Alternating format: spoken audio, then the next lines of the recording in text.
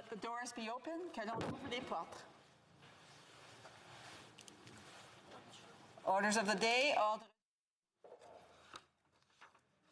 orders, government bills commons, resuming consideration at second reading of Bill C-21, an act to amend certain acts and to make certain consequential amendments, firearms. The honourable member for Lakeland, resuming debate. The honourable member for Lakeland had 3 minutes left. Oh, sorry, through questions and comments. Questions et commentaires. The honourable member for Leeds, Grenville, Thousand Islands. Well, thanks very much, Madam Speaker. And to my colleague from Lakeland, I'm wondering if she could tell the House about the negative impacts that that this legislation is going to have on people who have decided to become law-abiding firearms owners, and if she'd like to contrast that negative impact against the lack of a positive outcome for those folks as a result of this legislation. The honourable member for Lakeland.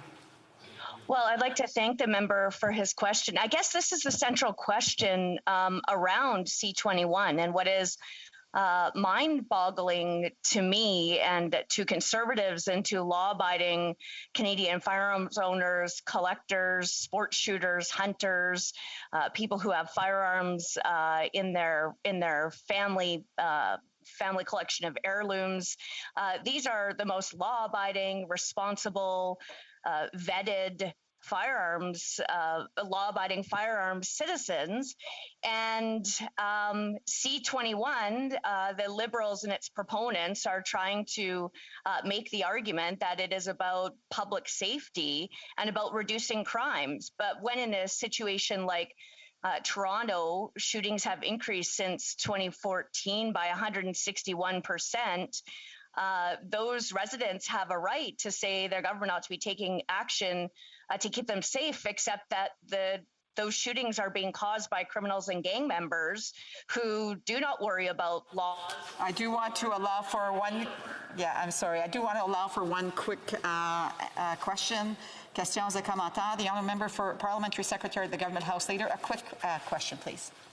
Yes, Madam Speaker, much like we saw the Conservatives on the price on pollution do a lot of backflipping and ultimately understanding what Canadians expected, I'm wondering if the member would not acknowledge that there is a need. The public is actually wanting to see the issue move forward. Will the Conservatives do some backflipping on this issue and ultimately recognize the safety of Canadians? Brief answer from the member for Lakeland.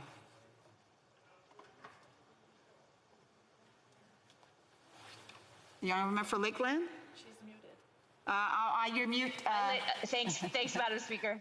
I literally just said that residents in cities like Toronto and other places where there are gangs shooting up their streets deserve action from the government to keep them safe. But here's what the Liberals are actually doing. They're repealing minimum penalties for unauthorized possession of a prohibited firearm, possession of a prohibited or restricted firearm with ammunition, possession of a weapon obtained by crime, weapons trafficking, possession for the purpose of trafficking, reckless discharge with intent to wound or endanger, robbery with a firearm. And C-22 also will allow relaxed penalties for sexual assault, kidnapping, traffic in persons for material benefit, abduction of persons under 14, motor vehicle theft, and arson for fraudulent purposes. So what is mind-boggling to every Canadian who agrees that government should be protecting their safety and security is that C-21 does nothing about that except targets law-abiding firearms owners. Unfortunately, I do have to go over to the next speaker. Resuming debate, reprise de débat. The Honourable Parliamentary Secretary to the Minister of Public Safety and Emergency Preparedness. Oui, merci beaucoup, Madame. Yes, thank you very much, Madam Speaker. And just before I start, I'd like to seek the House's unanimous consent to share my time with the member for Oakville, North Burlington. The honourable member does require unanimous consent to share his time. Does he have unanimous consent? Agreed? Agreed and so ordered. Resuming debate. The Honourable Parliamentary Secretary. Super, merci beaucoup. Great, thank you very much, Madam Speaker. And I won't be talking about this in the speech, but just to go back to what I heard from the Conservative member, you know, in C-21 there are significant measures that will increase maximum sentences for certain offenses, for example, gun violence related to trafficking. So I think it's important to keep that in mind as we analyze C21. I'm very pleased to have the opportunity to speak to the bill at second reading. I believe it's one of the most important pieces of legislation ever introduced in Canada when it comes to gun violence. It proposes a wide range of measures to help protect people and fulfill the promises made to Canadians on gun policy during the last election. These measures are urgent and necessary because gun violence remains a grim reality in our cities and regions. Last December, we marked the 31st anniversary of the massacre of women at l'École Polytechnique. On January, we marked the anniversary of when a gunman came in and shot 6 Muslim men who were praying at their mosque. Of course, we're all remembering what happened in Nova Scotia last year. I think no one should have to die pointlessly and tragically in our country, and their loved ones shouldn't have to lose them because of gun violence. That's why our government is making the protection of Canadians from gun violence a priority, notably by strengthening Canada's gun laws. Last May, we made significant progress in protecting Canadians by banning more than 1,500 assault weapons and their variants. This prohibition included weapons used at the École Polytechnique and other tragic shootings in North America. The vast majority of gun owners in Canada are responsible, law-abiding citizens, but these powerful and dangerous weapons were not designed for legitimate activities such as hunting or sport shooting, the ones that we prohibited in May. Rather, they were designed for use on the battlefield. They have no place in our cities, streets, and lives. With Bill C-21, we're going to go even further to protect Canadians. To finish what we started last May, Bill C-21 proposes to amend the Firearms Act to provide a non-permissive storage option for owners of firearms subject to the May 1st prohibition. This means that an owner could choose to keep their firearms, but would not be allowed to use, sell, give, or bequeath them. So this is much more restrictive than the grandfather clauses that accompanied previous gun bans in Canada. Under those grandfather clauses, owners were grandfathered into buying and selling from other owners who were grandfathered in. Some firearms covered by these clauses were also allowed to be used at shooting ranges. None of these rights will exist with respect to the assault weapons prohibited last May. Those would have to be stored securely, kept under lock and key. This approach would essentially block the market for these firearms while treating current owners fairly. Over time, the number of prohibited firearms in Canada would be significantly reduced and eventually eliminated. To speed up this process, and unlike what was done in previous bans, the government also intends to introduce a buyback program as soon as possible. Owners who wish to dispose of their firearms for a fee would be able to do so under the program. It's impossible to know how many people will take advantage of the government offer, but it's likely that some owners will want to keep their firearms for sentimental value or as part of a collection. These owners would be responsible for ensuring the safe storage and non-use of these firearms.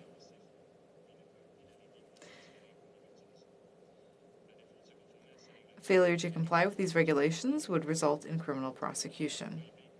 Any prohibited firearm remaining in a person's possession would also have to be registered. That's very important. And that includes those previously classified as non-restricted. Regulators and police organizations would know exactly who those owners were and where their assault weapons were located. Additionally, Madam Speaker, owners who choose to keep the firearms will have to comply with additional requirements. For example, passing the Canadian Restricted Firearms Safety Course and obtaining a Restricted Firearms Possession and Acquisition License and paying all associated fees. The requirements I just mentioned and the prohibition on using or transferring the firearms for any reason would essentially render these firearms useless. So these obligations would be a significant incentive to participate in a potential buyback program. One of the main goals of this bill is to remove powerful assault weapons from our society, but it's also important to immediately remove all firearms from any situation that could be dangerous. For example, domestic violence. This is a major problem that the pandemic has actually made worse. There have been a number of tragic examples in Quebec over the last year. Now, there are also situations where a person has suicidal thoughts, or has openly declared their hatred, or has made threats toward an individual or group. For example, we know that the shooter at the École Polytechnique was motivated by misogyny. This would make it easier for a person who feels threatened by the presence of a firearm in his or her home, or by a person who owns a firearm, to act to protect himself or others. The red flag regime would allow anyone, not just police officers, to apply to the courts to have a person's firearm removed immediately when they pose a danger. Similarly, the yellow flag would allow anyone to apply to the chief firearms officer to suspend and review an individual's license if there's a reasonable suspicion that the individual is no longer eligible for a license.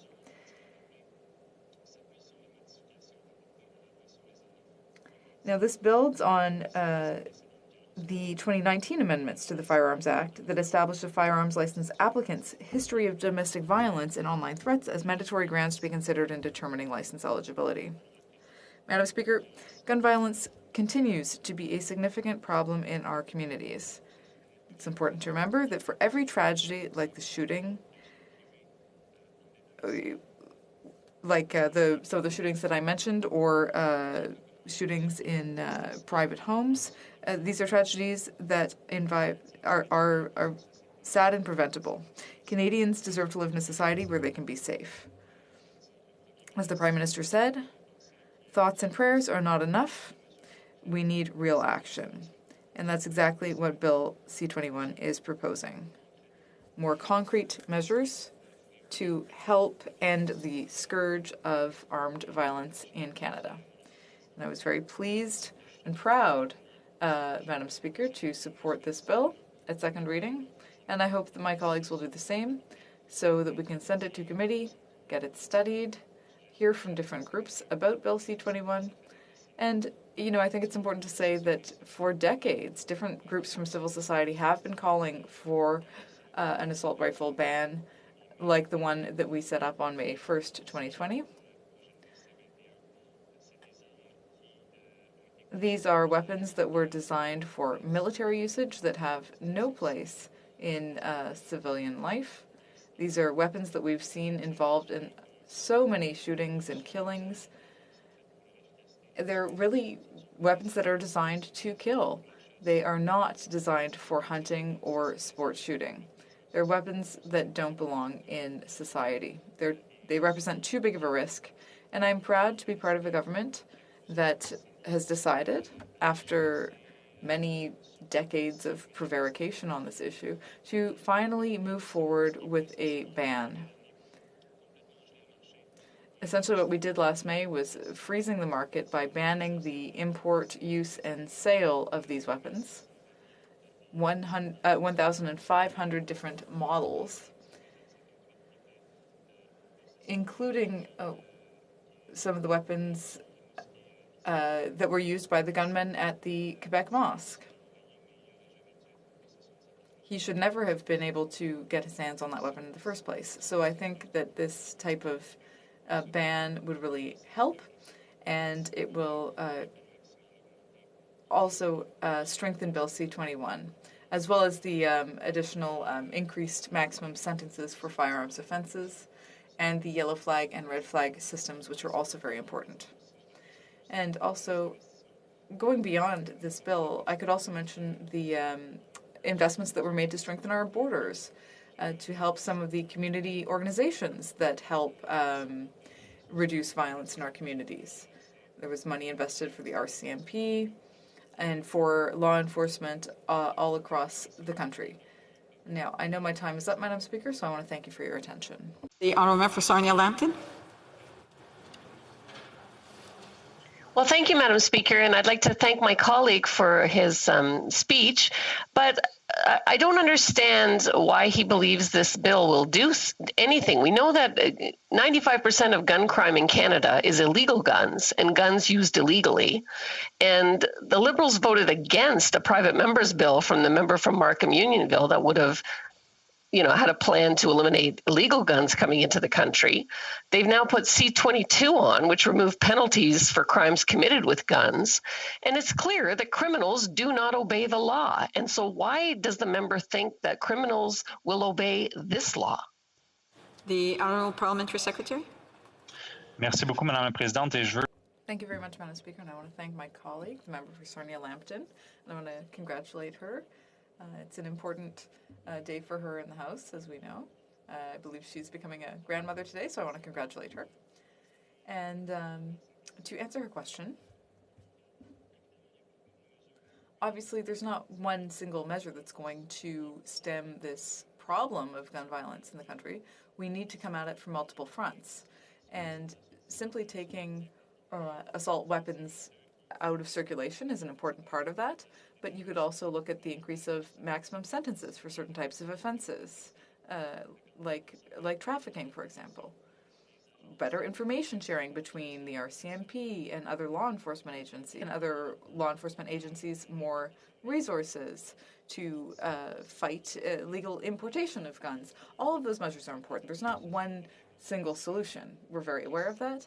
And C-21 really comes at it from multiple fronts. Questions and comments. The Honourable Member for Saint-Jean. Thank you, Madam Speaker. I want to thank my colleague for his speech. I have a question that is more about the handgun issue. We saw that this is something that was going to be delegated to the municipalities, but finally it turns out that the provinces are kind of interested.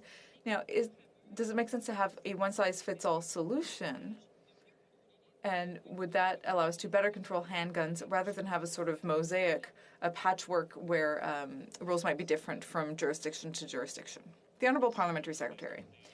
Yes, thank you, Madam Speaker. Now, that's one of the commitments that we had made in response to what we had heard from stakeholders across the country.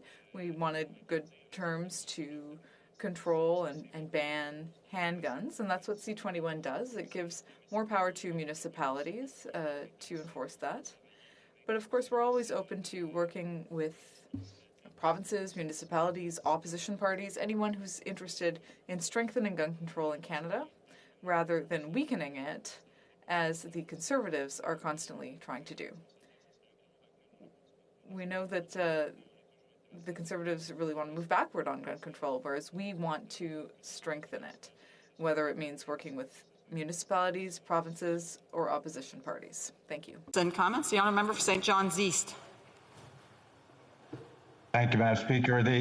I thank the member for his speech, and I know he wants to remove these dangerous firearms for society, but many are raising the question as to how effective that would be if people can keep their guns for 30, 40, 50 years, or wait till the Conservatives get in power, and that they've already are on record of saying that they would reverse this ban. So how effective or how long-term will this ban actually be without some other measures? L'honorable secrétaire parlementaire a 1 minute. The Honourable Parliamentary Secretary, 1 minute to answer, please. Thank you, Madam Speaker. I'd like to thank my colleague for his question. We have based our approach on the New Zealand's mandatory buyback program, with estimates of the amount of these weapons that were in circulation. They managed to recuperate about a third. Now, our approach is somewhat different, because those who decide to return their weapons will eventually be compensated fairly by the government, but the others will not only have to register the weapons, but they won't be able to use them or have them be inherited. So these weapons will become unusable. It's important to have them registered, though, so we know where they are. I'm sorry, there seems to be an issue. Of order? On the English translation, it was coming through as French, and I didn't hear the response from the Parliamentary Secretary, and I actually really wanted to hear that, Madam Speaker. I don't know if it can be fixed and he can repeat his answer to that. Est-ce que la traduction fonctionne? Is the interpretation currently working? Is the interpretation currently working? Is the interpretation working on the English channel? I'm going to speak French. That way, you'll be able to hear what I'm saying. Is it working? Yes. The Honourable Member for Kingston and the Islands is getting it. Excellent. The Honourable Parliamentary Secretary, please go ahead and repeat briefly. Thank you very much, Madam Speaker.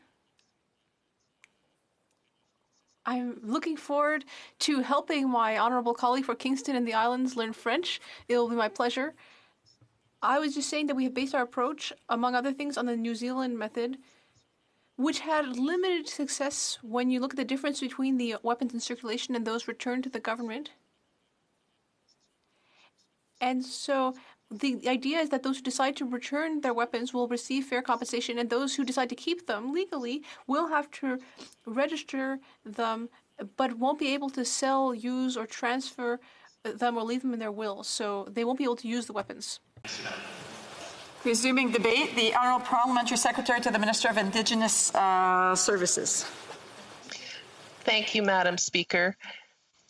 I'm pleased to join in this important debate, and I'm proud to be part of a government that takes action on gun control to keep Canadians safe. In the last Parliament, I was able to work on Bill C-71. I'm proud of that work, and I'm proud to continue that work with Bill C-21. This legislation will introduce some of the strongest gun control measures ever seen in Canada. It would complete the prohibition on assault-style firearms. It would lay the foundation for a buyback program, and it would take needed action in a number of areas critical to improving public safety, including limiting or prohibiting access to firearms to those who pose a risk to themselves or others, fighting gun smuggling and trafficking by strengthening measures at the border, increasing maximum penalties for certain firearms offenses under the criminal code, combating the unlawful use of firearms and diversion to the illicit market, and strengthening the rules for those firearms that are indistinguishable from legitimate ones. Bill C-21 is good news for the public safety of our communities, our institutions, and our most vulnerable citizens. It also adds new tools that can be used towards reducing needless deaths resulting from family violence and suicide. Madam Speaker, I'd like to recognize the work of those who have repeatedly stressed that the focus of action on firearms needs to be on those who die by suicide and are victims of femicide and domestic violence. The Canadian Women's Foundation notes that in Canadian households, the presence of firearms is the single greatest risk factor for the lethality of intimate partner violence. In conversation with the Lethbridge YWCA, they told me every single woman who came to their shelter had been threatened by a partner with a firearm. Over the past 5 years, nearly 2,500 women were victimized by partners with a firearm. Working with local organizations in my riding and across the country has helped to shine a light on the dangers of gun violence. Many women are afraid to report the threats of gun violence they face or the illegal guns their partners own. And while shelters like Halton Women's Place provide supports for women while they're at the shelter, women are at their most vulnerable for gun violence once they leave. Bill C-21 is the first step in removing guns from the hands of abusive partners. But we must remain committed to engaging and encouraging women to report illegal guns and abusive partners and ensuring that they have the support needed. Too often survivors are without support in the justice system, and this must change. Our government has proposed to invest $85 million to help ensure access to free legal advice and legal representation for survivors of sexual assault and intimate partner violence, no matter where they live. This investment is good news, but we must also continue to work with women's organizations that help survivors of domestic abuse and gun violence find safety from abusive partners. Intimate partner violence accounts for 28% of all police-reported violent crime in Canada, and that number has risen during the pandemic. Of 945 intimate partner homicides which occurred between 2008 and 2018, 8 in 10 involved females. One woman or girl is killed in Canada every other day on average, according to the Canadian Femicide Observatory for Justice and Accountability. We have it in our power to help reduce these senseless deaths and this tragic violence. Bill C-21 is not a panacea, but it is a tool that we must use in conjunction with investments like a national gender-based violence strategy to reduce this hateful violence. 580 individuals, overwhelmingly male, overwhelmingly white, and overwhelmingly rural, died by firearm suicide. Dr. Alan Drummond and Dr. Eric Latofsky of the Canadian Emergency Room Physicians have been vocal in saying we must do more. Over 75% of firearm deaths are deaths by suicide. Introducing a mandatory reporting mechanism for doctors to call the police to remove guns from at-risk patients immediately is a recommendation I heard from them, and it's worth exploring if it's in a federal jurisdiction. The bill contains key new measures that can limit or prohibit access to firearms for those who pose a threat to themselves or others. Bill C-71 took important steps in that direction, with lifetime background checks that take into account intimate partner violence and online behavior. These provisions must be implemented as soon as possible. But there are still insufficient methods for preventing a dangerous situation from becoming deadly. If someone suspects an individual with access to firearms might pose a danger to themselves or others, authorities only have limited power to intervene. With Bill C-21, we will introduce red and yellow flag laws. A red flag regime under the Criminal Code would empower both law enforcement and all Canadians, including those organizations that support survivors of abuse, to take action. If someone is aware of a potentially dangerous situation, they would be able to apply to a court to order an immediate temporary weapons prohibition order, along with judicial discretion to order the immediate seizure of firearms. That means any member of the public, including a family member or caregiver, can take action if there are reasonable grounds to believe an individual should not have access to firearms. This includes online behavior. They would also be able to apply to a court for a temporary access limitation order to prevent a person who is subject to a weapons prohibition order from accessing firearms possessed by another individual. The weapons prohibition order could require the individual to surrender to law enforcement the firearms in the individual's possession. It could also be accompanied by a search and seizure order.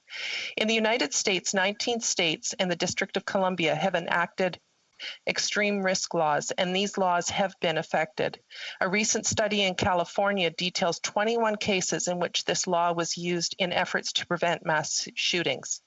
Recently, I hosted a roundtable on Bill C-21 with the Minister of Public Safety and Emergency Preparedness, with stakeholders in my community. We heard from Sheridan College, a local post-secondary institution, who voiced their concerns about how areas of congregate settings like colleges are vulnerable to mass shootings and gun violence. Bill C-21 is a good step towards protecting our students on campus. Those at the roundtable expressed some concerns about the need to do more. They talked about the need for judicial education on domestic violence and coercive control if these red flag laws are to be effective. I've heard from a number of individuals and organizations who've either lost someone to gun violence or who support survivors who say these red flag laws need to be strengthened. I'm committed to learning from them, and I'm grateful for their future contribution once we start to study this legislation at committee.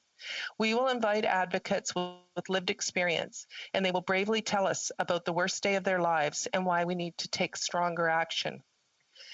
It's incumbent upon everyone at that committee table to listen with open hearts, to hear about what we as parliamentarians can do to make sure other families are not faced with the same devastating news that they have lost a loved one due to preventable firearms violence. These red flags provisions are but one tool, Madam Speaker, that aligns with Canada's strategy to prevent and address gender-based violence. It builds on current federal initiatives, coordinates existing programs, and lays the foundation for greater action on this critical issue. The strategy is organized across 3 pillars: prevention, support for survivors and their families, and promoting responsive legal and justice system. Gender-based violence is one of the most pervasive, deadly, and deeply rooted human rights violations. This is paramount to the creation of strong and safe communities for everyone, and we have seen support for these measures. Jan Reimer, a former Edmonton mayor and now executive director director of the Alberta Council of Women's Shelters, said, and I quote, "This legislation proposed is a step in the right direction. We see women being threatened with a gun. It's one of the major, if not the major, causes of death for women in domestic violence relationships. Better control doesn't take anybody's rights away, but it does protect women's rights to safety." Madam Speaker, Bill C-21 is one more tool we can use to prevent gun violence across our country. I look forward to testimony at the Public Safety Committee from advocates who push us to create and strengthen legislation that protects our communities from gun violence.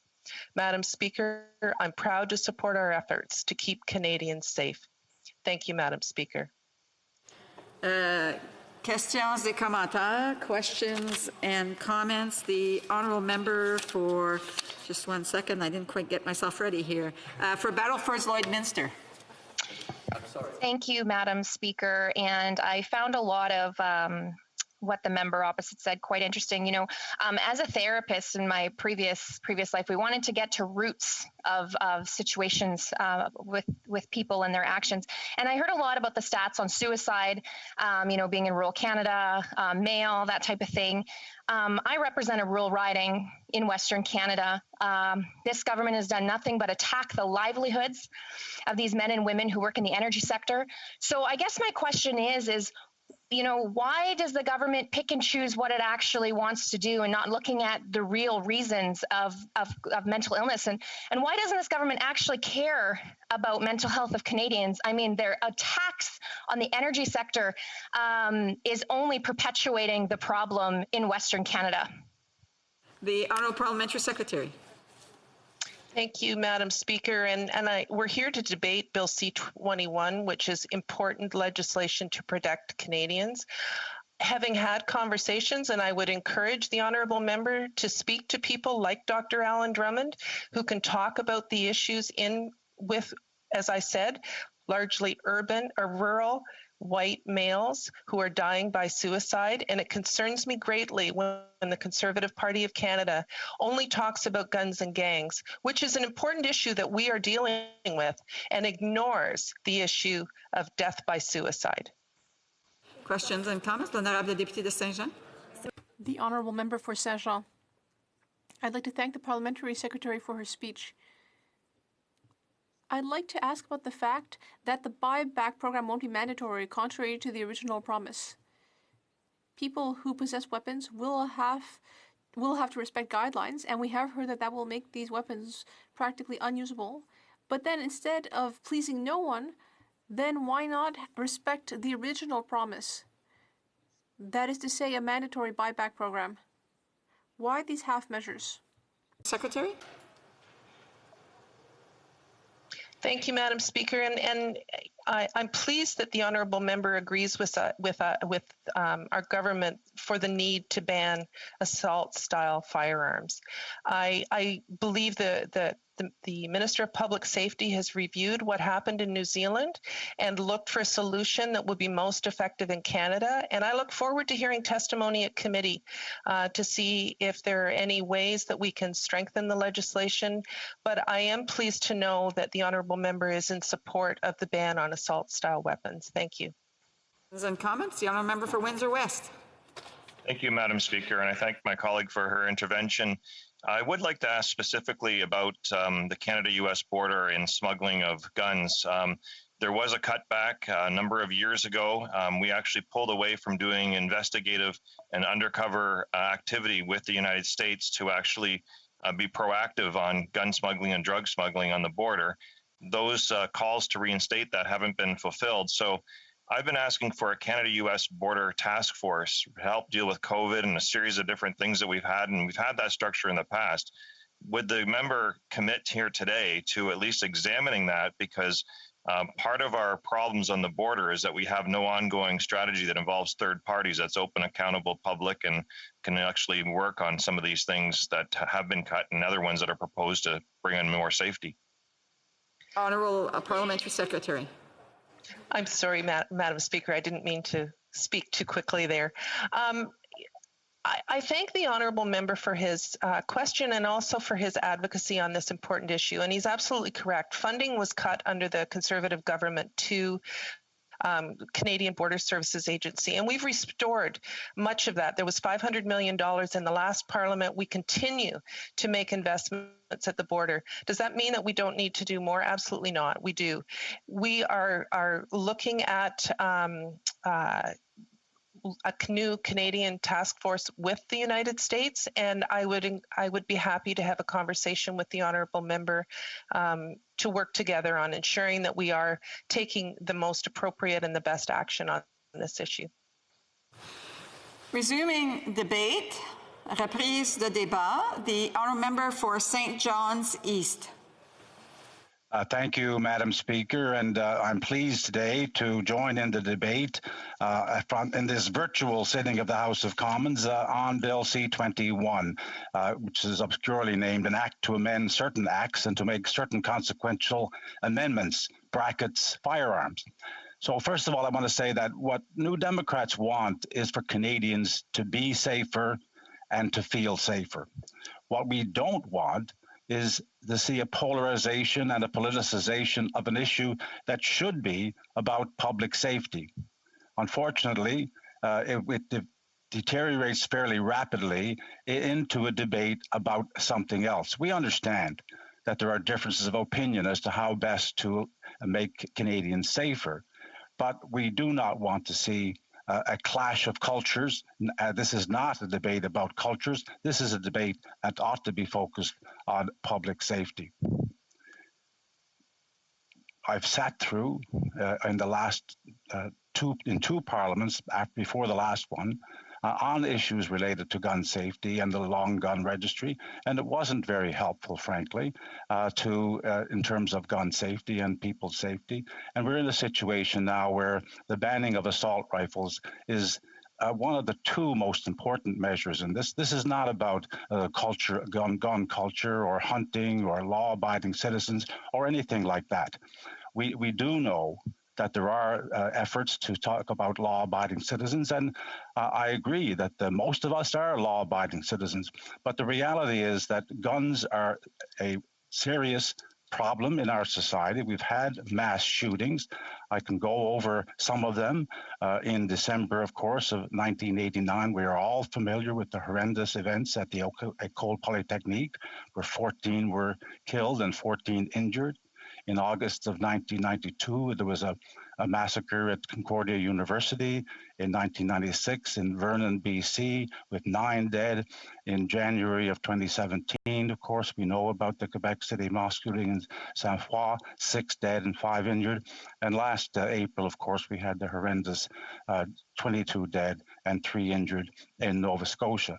So we know that these things happen, and we know that they're likely to happen again. And if something can be done to reduce the dangers of this happening,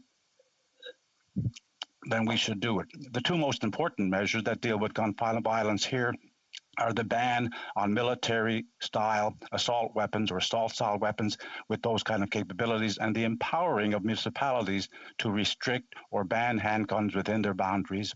Our measures, both of them, are ones that we have long supported, and in the case of the municipal hand ban, have even been the first to advocate. These measures will provide some support and some defense against the possibilities of someone who, in the case of the assault rifles, who maybe have an obsession or a grievance or a hatred or has some form of mental imbalance or anger associated with that could cause mass death in a very short period of time, and causing significant and horrendous death and loss of life to innocent people. As has been pointed out, these guns have no use in our civilian society. These are military weapons which are designed to be effective killers of people. And we support the ban of these weapons. We also want to see this legislation receive the largest support that's possible in the House of Commons, and also the largest level of acceptance in the general public. We do know that there is significant public support for legislation or for a ban on the assault rifles. A May 2020 poll says that 82% of the people support a ban on the possession of assault-style weapons by civilians. 87% of women and 88% of older Canadians aged 55 plus support a ban on military style assault weapons. There were also 87% of Canadians agree that the federal government should increase funding to suppress smuggling of assault-style guns into Canada. Of course, this is another measure that we have been advocating for at least a decade, that the smuggling laws, smuggling enforcement has to be considerably improved. I know we hear of the parliamentary secretary to the Minister of Public Safety say that measures have been taken, but they're very late in coming and they're not even installed properly yet. And in fact, going back to 2014, over 1,000 Canadian Border Service agents were removed from service and not been replaced by this government since it's been in power since 2015. And that's something that's seriously deficient in the response that's taken place.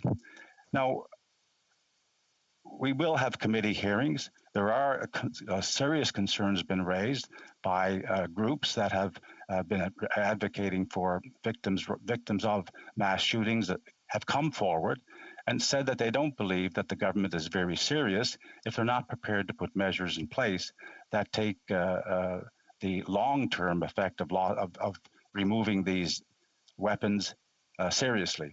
The grandfather clause, so-called, that allows people to keep weapons for potentially 20, 30, 40, 50, 60 years, despite the fact that they are prohibited weapons, is something that causes people to be concerned about how serious this government is in actually changing things, particularly when we already have a commitment from the Conservative Party to reverse that ban, and therefore the lobbyists lobbyists are encouraging people not to participate in a voluntary buyback program. The minister's parliamentary secretary pointed out, and the previous speaker suggested that a study of the New Zealand situation proved that only 40% of guns were actually returned in a voluntary buyback program. I don't believe that that's an effective and proper analysis of the facts. The only figure that's based on is a figure put forth unverified by the gun lobby, suggesting that there were 170,000 assault-style rifles in place. The other evidence shows that as a result of the buyback program, there has been no change in the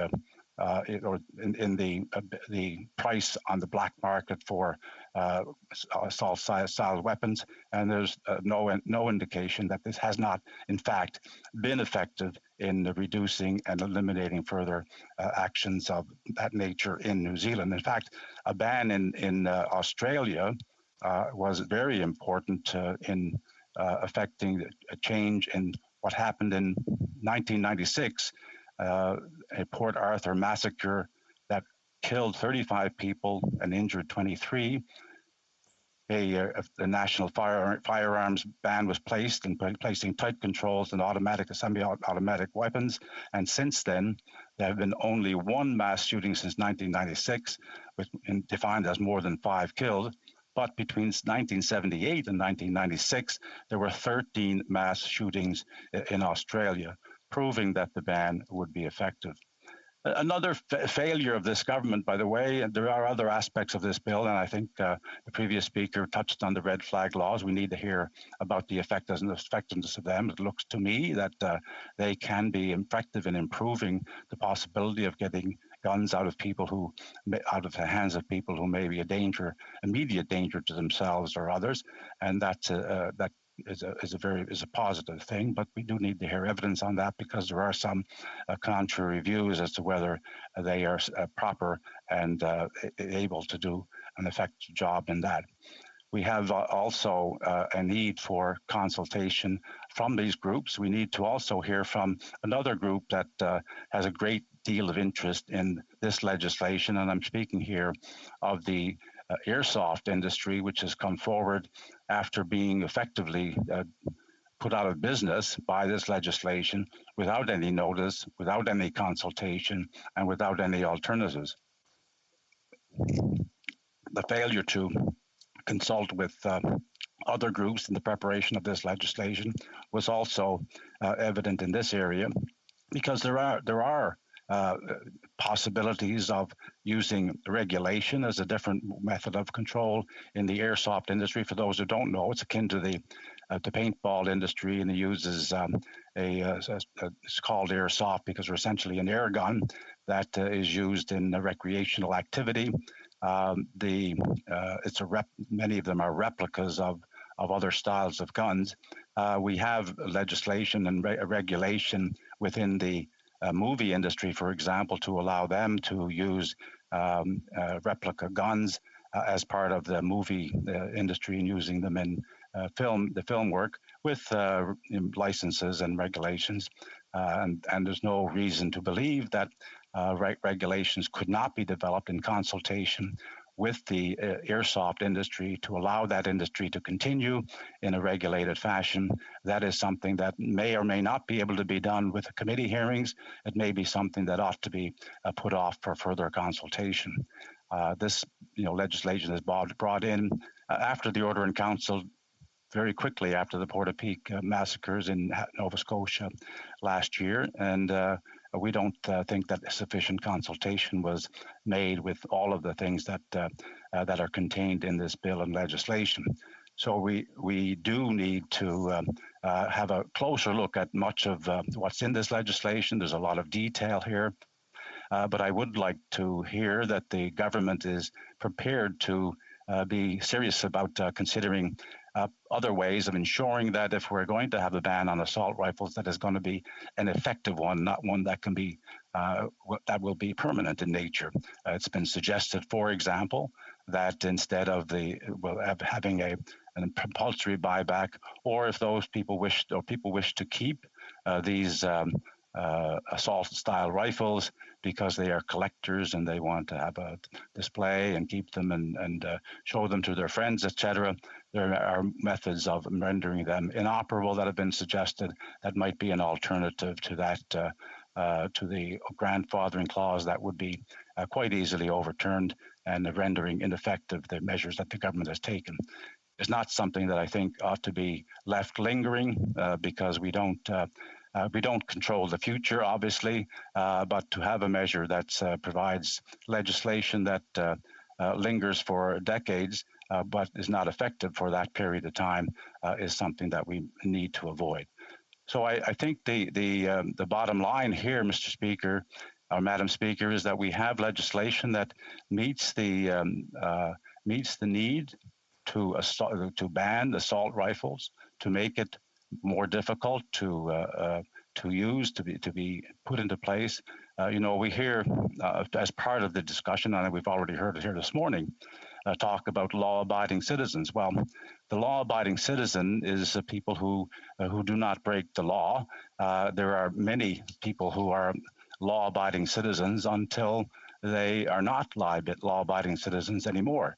The research on gun violence shows that, for example, in the 16 deadliest mass shootings in Europe, now this is old, this is 5-year-old evidence, but between 1987 and 2015, 86% of the victims were shot by a licensed shooter.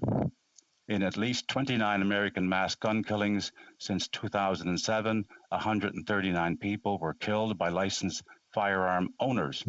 And to look back to Canada, of the firearms seized from Canadians who were violent, had threatened violence, or were subject to a prohibition order, 43% were registered to licensed gun owners. In New Zealand, and another example far away, half the perpetrators in both non-fatal firearms-related domestic disputes and in gun homicides have been licensed gun owners. So it's not a panacea to say that we're dealing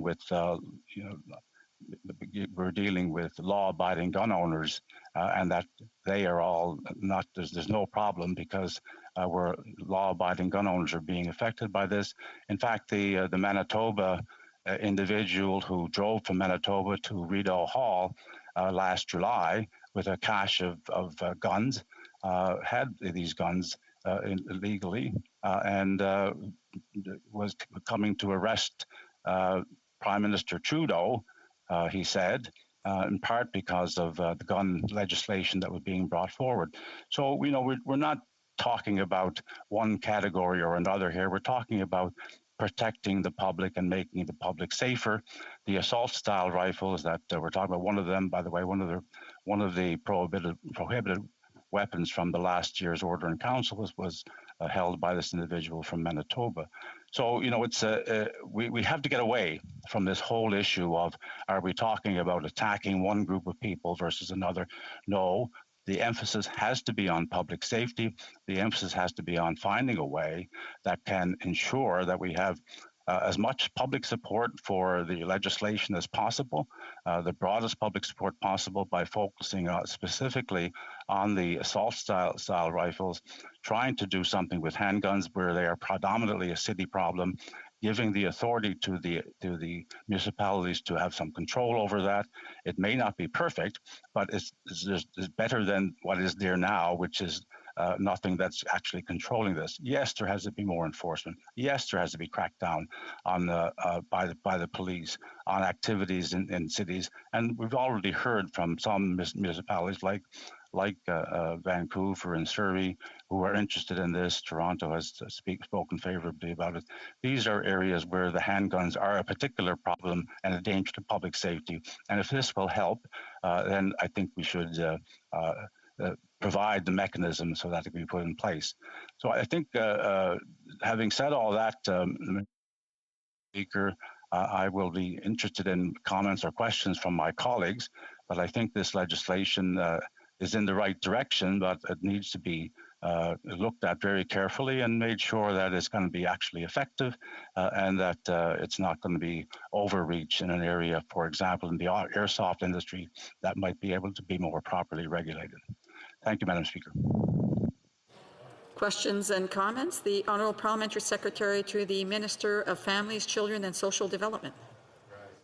Well, thank you very much, and I thank my colleague from the East Coast for his good words, and I share his analysis that we need to work through a consensus-based approach in Parliament to do what we can to make Canadians not only feel safe, but in fact be safe.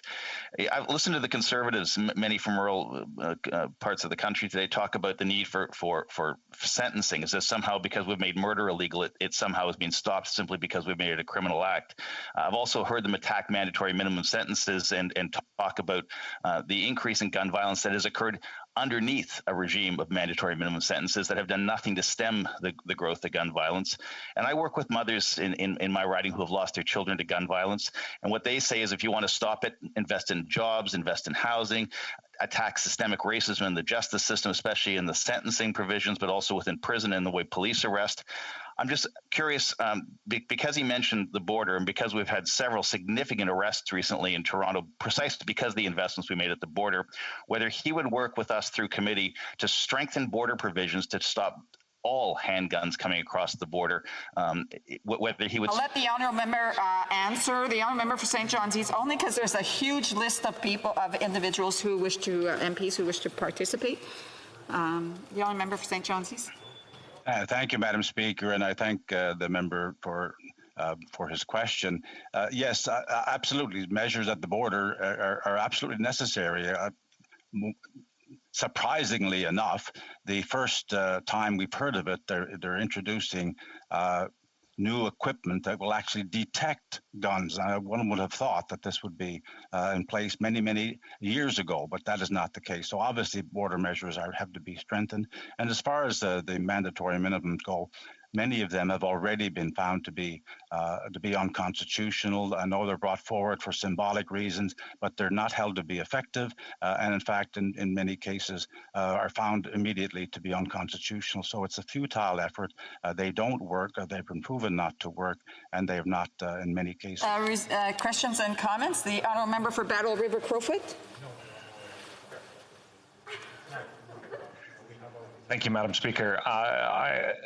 I listened with great interest to my colleague's speech and some of the Liberal speeches before, and I find it interesting that this debate is around let's have a lot of consultation with those who agree with us, and then bring forward this legislation that somehow deals with what is certainly a problem. But my question is quite a practical one to the member from St. John's East, and that is if he could assist in this conversation to simply define what an assault-style firearm is, because certainly there's a lot of ambiguity around that. The government has been unable or has chosen not to define what that exactly is, and it's led to a significant amount of confusion about what is actually even being discussed here when we talk about so-called assault-style firearms.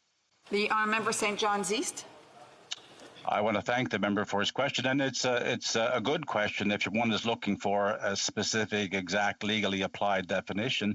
But I think it's there in the list of type of weapons that are actually been specifically banned, and I think it's something that if there needs to be an improvement in the specific definition, that's something that could be handled at committee, and I would welcome any suggestions for making. Opening up the areas of ambiguity so that we could look at them and perhaps amend them to ensure that the definition is accurate. Questions and comments. The honourable member for Shefford. Thank you, Madam Speaker. I'd like to thank my colleague for his speech. He mainly discussed assault weapons, and in terms of hand arms, some large cities are interested in this, particularly in Quebec. The National Assembly has said it's up to the provinces to handle hand arms. Like some groups have suggested, should we not ban the importation of hand arms? So what type of solutions does he think? East? I personally would be supportive of that, and I as to the government of Quebec wanting to pass regulations in relation to handguns that within the jurisdiction, then I'd be happy to see that as well. That's something that's certainly permissible. The method being used in the legislation, we'd have to talk about it, but it may well be workable. It attaches the bylaws to the firearms certificate, and that's what makes it enforceable within under federal regulation. So it's a possibility of doing both of those things, and I would welcome any moves by the province of Quebec to assist in that within their jurisdiction to go beyond the municipalities. And comments, the honourable member for North Island Powell River.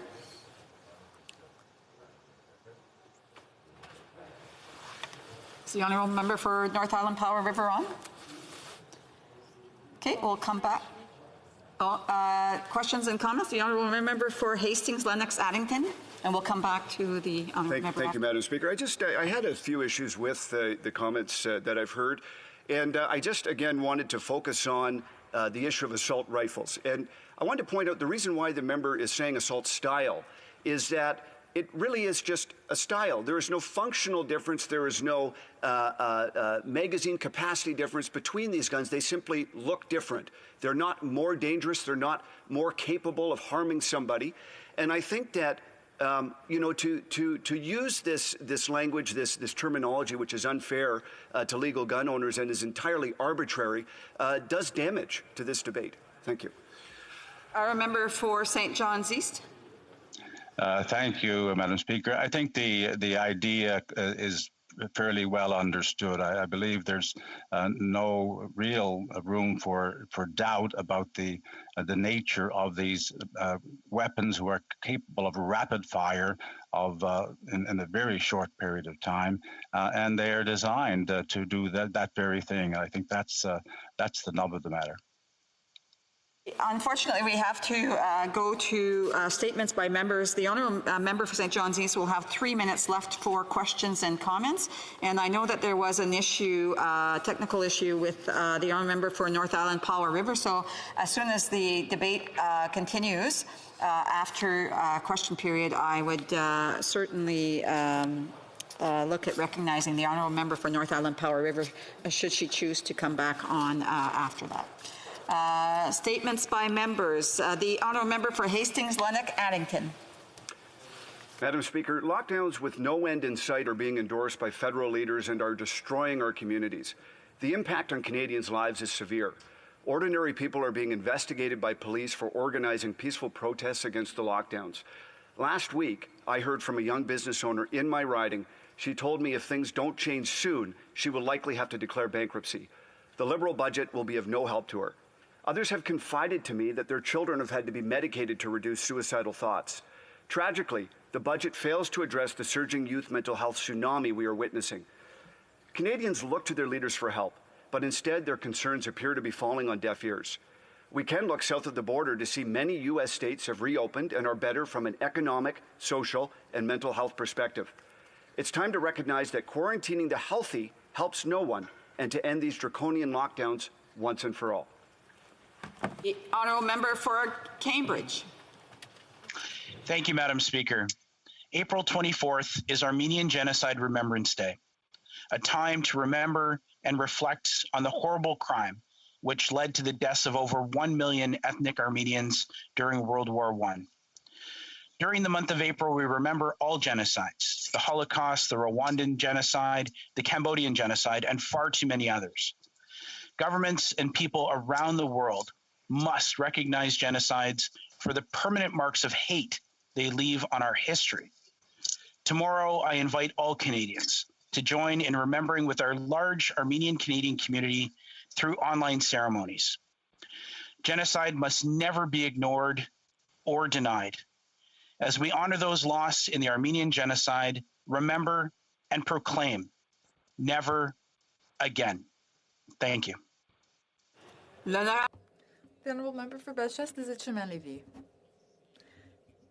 Thank you, Madam Speaker. I believe you've been muted. Could you start over and try again? Yes, of course. I'm sorry, Madam Speaker. I was just saying that in 1971, the Canadian government launched the second language summer program for young people across the country. It's in support of our official languages. 250,000 youth since then have benefited from this program, including myself at Glendon College in Toronto. We helped better understand our second language and understand Canada's linguistic reality. Today, in 2021, the program is in its 50th year, and I think that should be applauded. We should warmly congratulate all of the people who helped the program succeed over the years through its implementation, its management, and its execution, so that millions of, or rather thousands of Canadians can benefit. Let's continue to support Explore, which consolidates our identity and language. The honourable member for Avalon. Madam Speaker, today I pay tribute to the life of Kenny Williams, who recently passed away at the age of 69 after a long, dignified struggle with ALS. Kenny was a son, husband, father, and grandfather, a friend to everyone who knew him. But most people knew Kenny from his 30 years of service to the hockey community on the Southern Shore and throughout the province.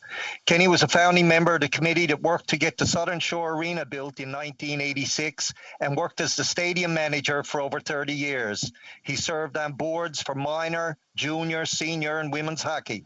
I'm sorry. Generally, we don't have points of order. Does the honourable member have a tie on? I can't quite see that, and a jacket.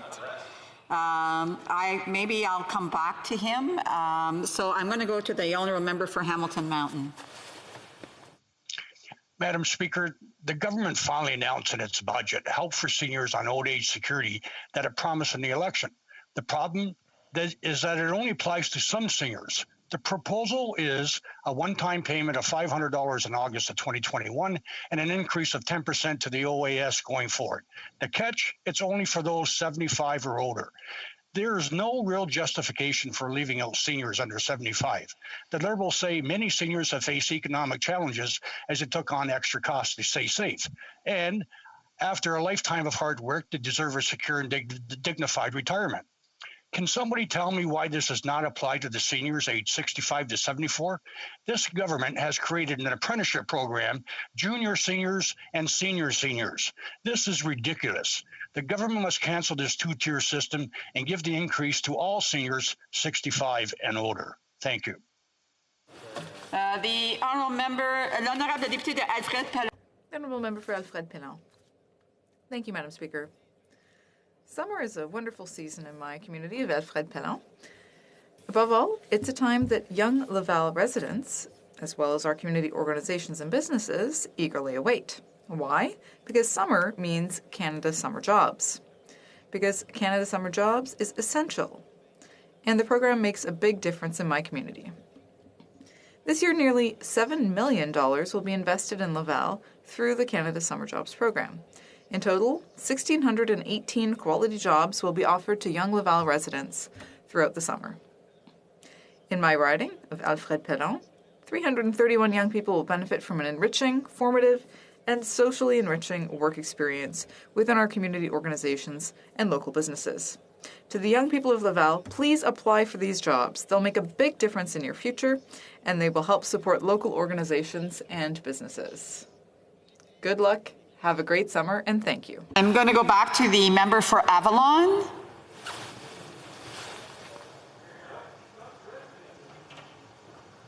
Thank you, Madam Speaker. I rise today to pay tribute to the life of Kenny Williams, who recently passed away at the age of 69 after a long, dignified struggle with ALS. Kenny was a son, husband, father, grandfather, and a friend to everyone who knew him. But most people knew Kenny from his 30 years of service to the hockey community on the Southern Shore and throughout the province. Kenny was a founding member of the committee that worked to get the Southern Shore Arena built in 1986 and worked as the stadium manager for over 30 years. He served on boards for minor, junior, senior, and women's hockey. In 2005, he received the Gold Stick Pin for his years of service on the board directors with Hockey NL. He was inducted into the Newfoundland Hockey Hall of Fame in 2015. He became a life member of Hockey NL and received Hockey Canada's Order of Merit in 2017. Kenny was passionate about hockey and about giving back to his community. I want to honour his legacy and thank him for a life of service to his community and indeed our province. Thank you. The honourable member for Port Moody, Coquitlam. Madam Speaker, I am blessed to live in beautiful Port Moody, Coquitlam, Anmore, and Belcarra, where we have mountains, dense rainforests, and salmon streams. Our local First Nations streamkeepers, Burke Mountain Naturalists, Coquitlam River Watershed Roundtable, hatcheries, and other community groups work hard to protect our environment. But with climate change, BC's diverse biosphere is at risk. A year ago, I asked the Minister if Canada has a COVID-19 wildfire evacuation plan for communities. And lately, I've been monitoring local infrastructure because sewage overflows from torrential rainfalls contaminate creeks inhabited by endangered species. Madam Speaker, climate change calls for stronger infrastructure and emergency plans. That's why I'm pleased our party Secure the Environment plan includes investing in technology to improve early detection of wildfires and better predict their behavior. It also includes investing in the building of infrastructure that is extreme weather resilient and will help communities prepare for emergencies. Thank you. The honourable member for Oakville, Oakville North, Burlington, yes. Thank you, Madam Speaker. Women entrepreneurs are crucial to Canada's economic success, and supporting their innovation is key to ensuring a strong, inclusive recovery from the COVID-19 pandemic. Last month, our government provided $235,000 in top-up funding for Haltech Regional Innovation Centre in Burlington, used to support women entrepreneurs. I'm sorry, Madam Speaker, someone's interrupting. Yes, I'll have the member restart in a second. I do want to remind members to make sure that all of their mics are completely off if they're not the ones that are up speaking. The honourable member for Oakville North, Burlington. Thank you, Madam Speaker.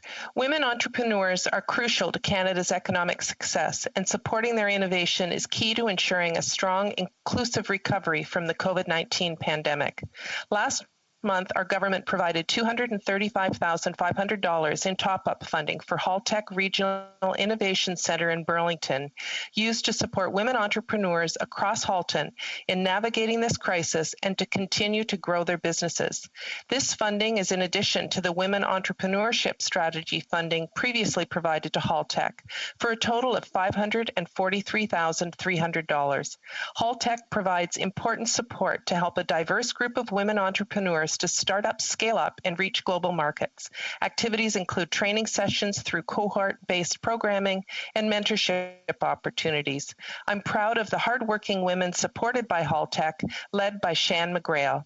These women entrepreneurs play an important role in stabilizing and growing our local and national economy. Thank you, Madam Speaker. Honourable Member for Winnipeg North. Thank you, Madam Speaker. Last election, we made a promise to seniors over 75. Budget 2021 proposes to introduce legislation that will increase regular OAS payments for pensioners 75 and over by 10%. Sorry, it would appear that the honourable members. Every year that follows. This August, a one-time $500 payment will be made to. Just one moment, please. There seems to.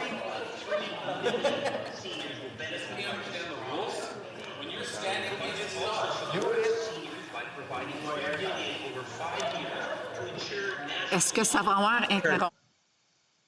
I did try to advise the honourable member that there was an issue with his mic. I see the boom is down. Can he maybe replug it in? And we'll start over. Yes, no, not that. And I would just ask all members who are virtual not to turn their mics on at all, no matter what. There's no, that's a lack of respect for the House. So unless you're being called on to speak, you're not to turn your mics on. So the honourable member for Winnipeg North. Hey, Madam Speaker, I can be here. Is it okay now? Good. Okay, let's start the clock. Madam Speaker, last election, we made a promise to seniors over 75. Budget 2021 proposes to introduce legislation that will increase regular OAS payments for pensioners 75 and over by 10% in July 2022, and it will increase every year that follows. This August, a one-time $500 payment will be made to seniors 75 and older.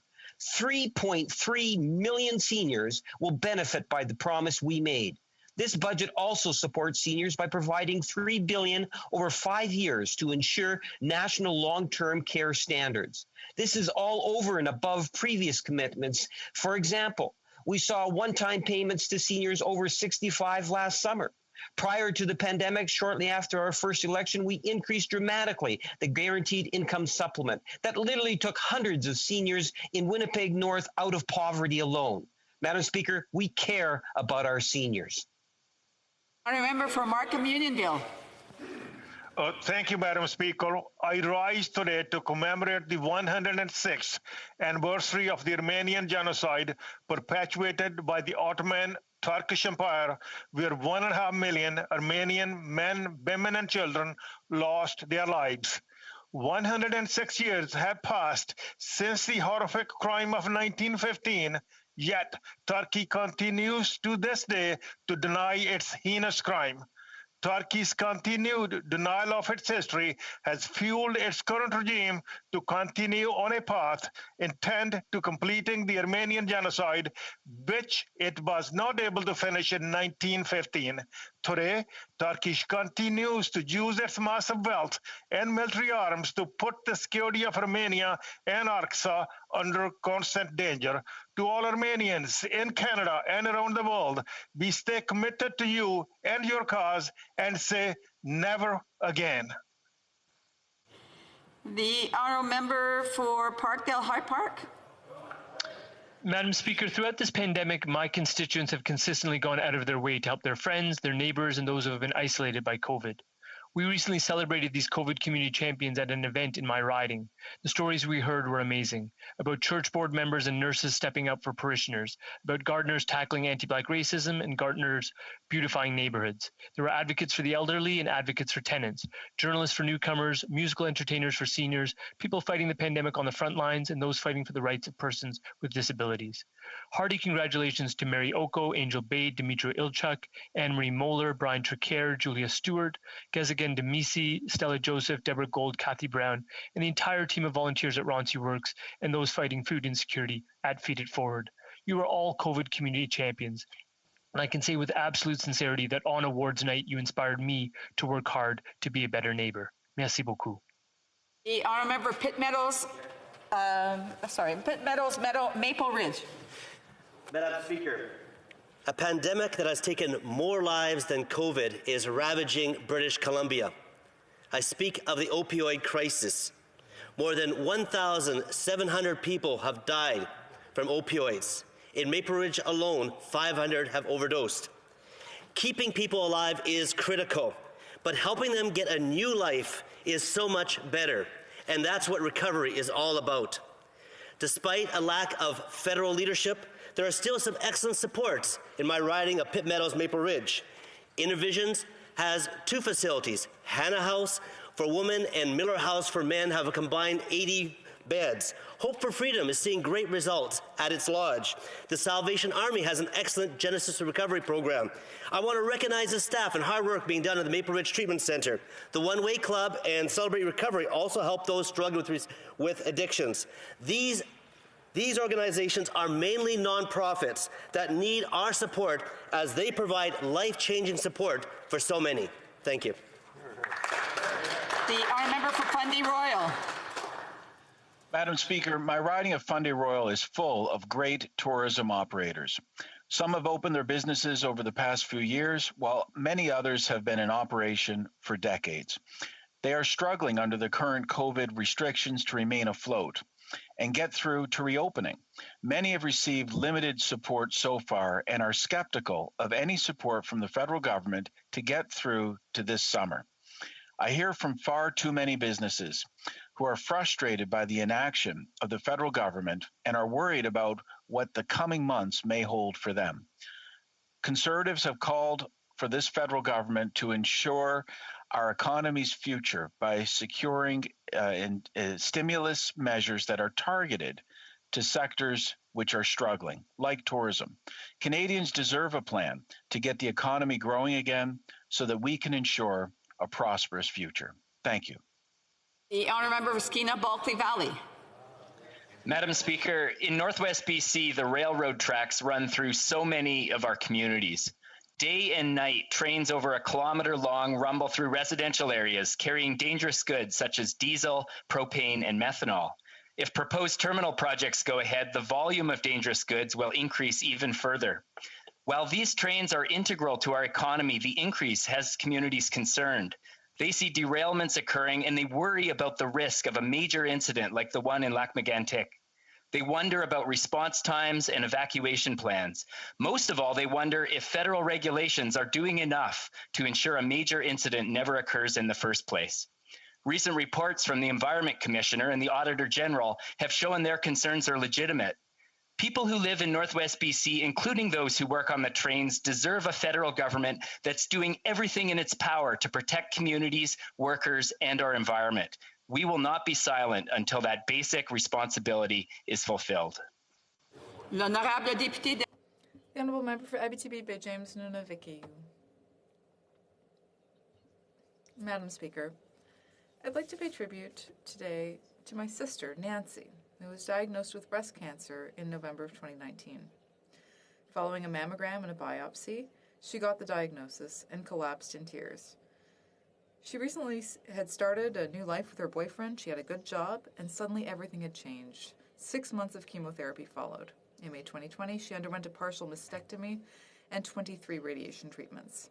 Nancy had to stop working in order to take care of her health. The 15 weeks of EI she was entitled to were ridiculously inadequate to help women like her who are facing the biggest challenge of their lives, overcoming cancer.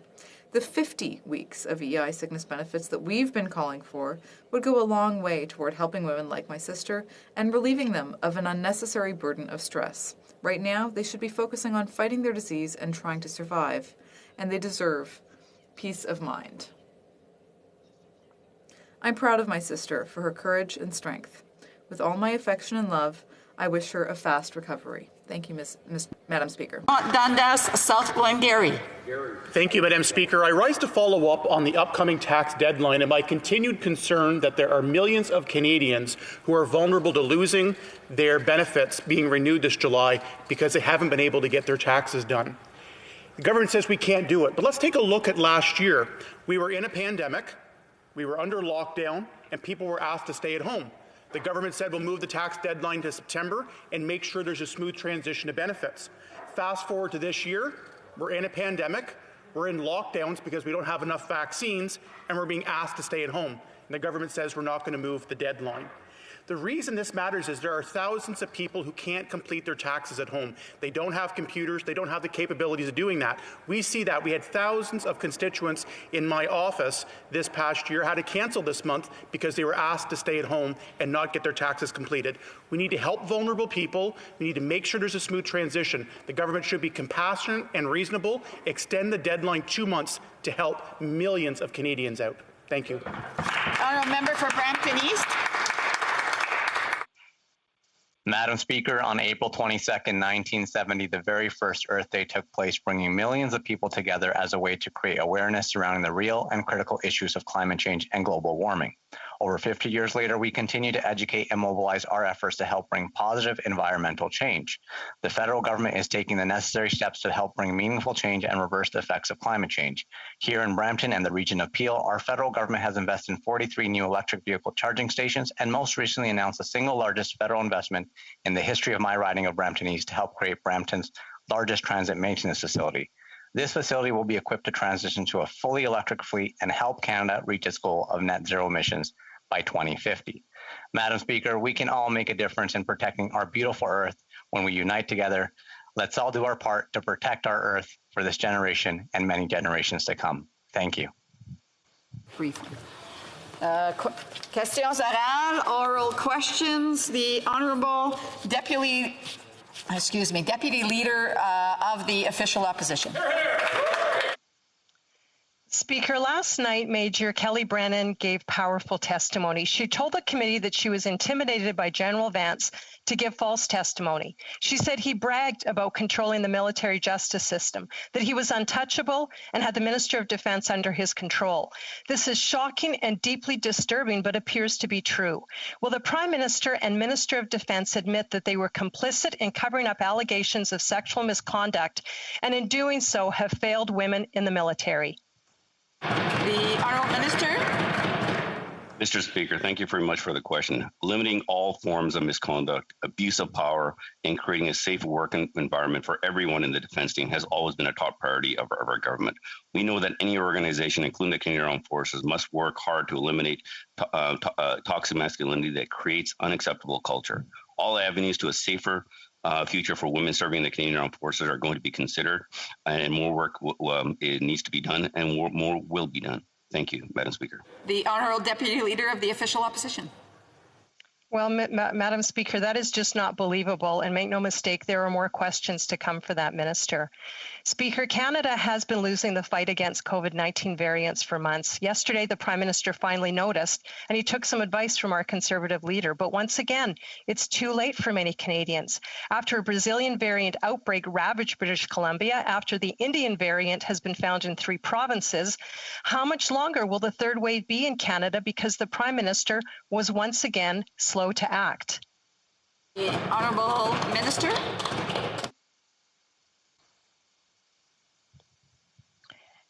Mr. Speaker, when it comes to protecting Canadians, we have stepped up every single step of the way. Mr. Speaker, we have taken measures to protect Canadians, to put in place some of the strictest border measures around the world, and yesterday was no exception. It shows that we are committed to continuing to act, to do whatever it takes for as long as it takes. And Madam Speaker, we are going to get through this third wave together because Canadians are committed to doing so. Honourable Deputy Leader of the Official Opposition. Well, a month ago, when the Prime Minister was asked if border measures worked, his answer was simple. No, it actually doesn't work. And then he doubled down on that. In fact, since January 2020, and including yesterday, when we asked the Prime Minister if he would start to control flights coming to Canada, we got no for an answer. Well, yesterday, late in the day, the Prime Minister finally got a small ounce of what's just common sense to most, and he suspended flights from India and Pakistan. How many Canadians are going to be affected by COVID-19 because the Prime Minister was dreadfully late once again in making the right decision? The Honourable Minister. Merci, Madame la Présidente. Je remercie ma collègue pour. Thank you, Madam Speaker. I'd like to thank my colleague for the question. On this side of the House, Madam Speaker, we will always base our actions on scientific data. We have temporarily suspended flights from India and Pakistan while we continue to monitor the situation in the region. Passengers also need to get a negative test at their point of departure before flying to Canada. We continue to discourage non-essential travel. Madam Speaker, Canadian security will always be our highest priority. The Honourable Member for Chicoutimi-Le-Fjord. Madam Speaker, it took a great deal of pressure for the Prime Minister to decide to close the borders yesterday night with countries with severe variant outbreaks. It is remarkable how long it took him to make this decision. When it's a matter of public health, it is critical that we not take chances. The Prime Minister has been exposing Canadians to serious risks since the beginning of his mandate. He has delayed on vaccines, the border, rapid testing. Does he realize that he caused this third wave? The Honourable Parliamentary Secretary. Thank you, Madam Speaker. I'd like to thank my colleague for his question. Madam Speaker, we have the strictest measures in the world currently. While COVID cases increase all over the world, we are taking the measures that we need in order to protect Canadians from COVID and the variants. Yesterday, we temporarily suspended commercial and passenger flights from India and Pakistan for 30 days. We will continue to discourage non-essential travel because our government will always prioritize Canadian safety. The Honourable Member for Chicoutimi-Le-Fjord. Madam Speaker, what's hard to understand is that the Prime Minister had already experienced the issue of the borders during the first wave. But once again, he is late to act. Doesn't he learn from his mistakes? It took pressure from the Conservatives, the provinces, and the media for him to finally decide to close the borders to protect Canadians. There are other countries where the situation is getting worse. Can the Prime Minister assure us that he will not delay and endanger Canadians' safety again? The Honourable Parliamentary Secretary. Thank you, Madam Speaker. I'd like to thank my colleague for his question. Since the beginning of the pandemic, we have discouraged all non-essential travel. We have taken action on multiple fronts to protect Canadians. We will continue to base our measures on the judicious advice of our public health experts, and we will not hesitate to change our measures if needed. The Honourable Member for Manicouagan. Madam Speaker, the government has decided to start a universal childcare system in Canada, like we already have in Quebec. The problem here is that the Prime Minister seems to want to tell Quebec what to do with its share of the funding. He said that the budget proposes creating an agreement with Quebec which would improve the Quebec system. Madam Speaker, Quebec has been managing its child care system for nearly 25 years. It does not need advice from the federal government. Will the government agree to transfer these sums to Quebec without strings attached? The Honourable Minister. The honourable member for her question, and I'd like to point out that for the first time in our nation's history, we are moving forward with a national plan to ensure that every family in Canada has affordable access to an early learning and childcare opportunities. We know from Quebec's leadership that this is not only going to improve the learning outcomes for young children in our communities, but allow more women to take part in the economy. Madam Speaker, as we go forward, we're going to engage in a collaborative way with the provinces to ensure this money is used at its most productive way, so more women can take part in the Canadian economy as they have been able to in Quebec. The honourable member for Manicouagan. Madam Speaker, I didn't get an answer to my question. I repeat, Quebec has been managing its childcare centres for 25 years nearly. We invented the model. To date, there are 0 federal childcare centres. None. So what experience is the federal government going to draw on to tell Quebec how to manage its childcare funding? The Prime Minister was unnecessarily ambiguous when I asked him a question on this topic, so I'm looking for clarification to avoid a dispute that will not serve anyone. Will this government commit to transfer the funding to Quebec without strings attached? The Honourable Parliamentary Secretary. Madam Speaker, the Bloc Québécois could be praising the budget, a budget that delivers for Quebec. In aerospace, the Quebec-Toronto high-speed train,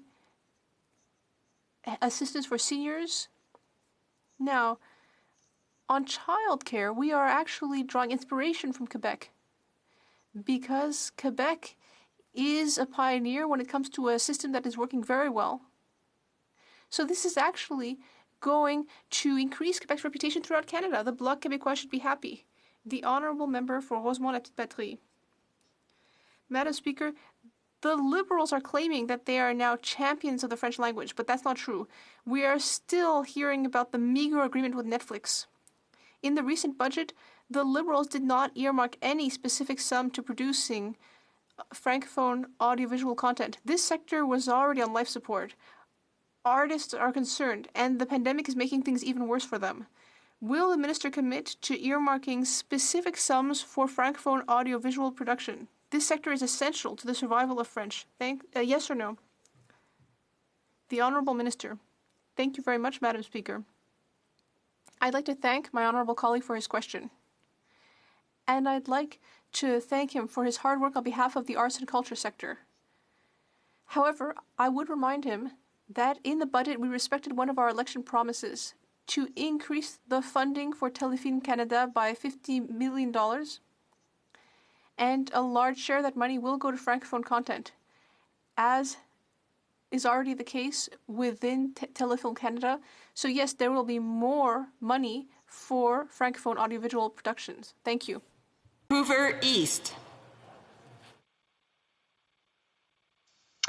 An urban, rural, and northern housing strategy for Indigenous by Indigenous has been in the minister's mandate letter since 2019.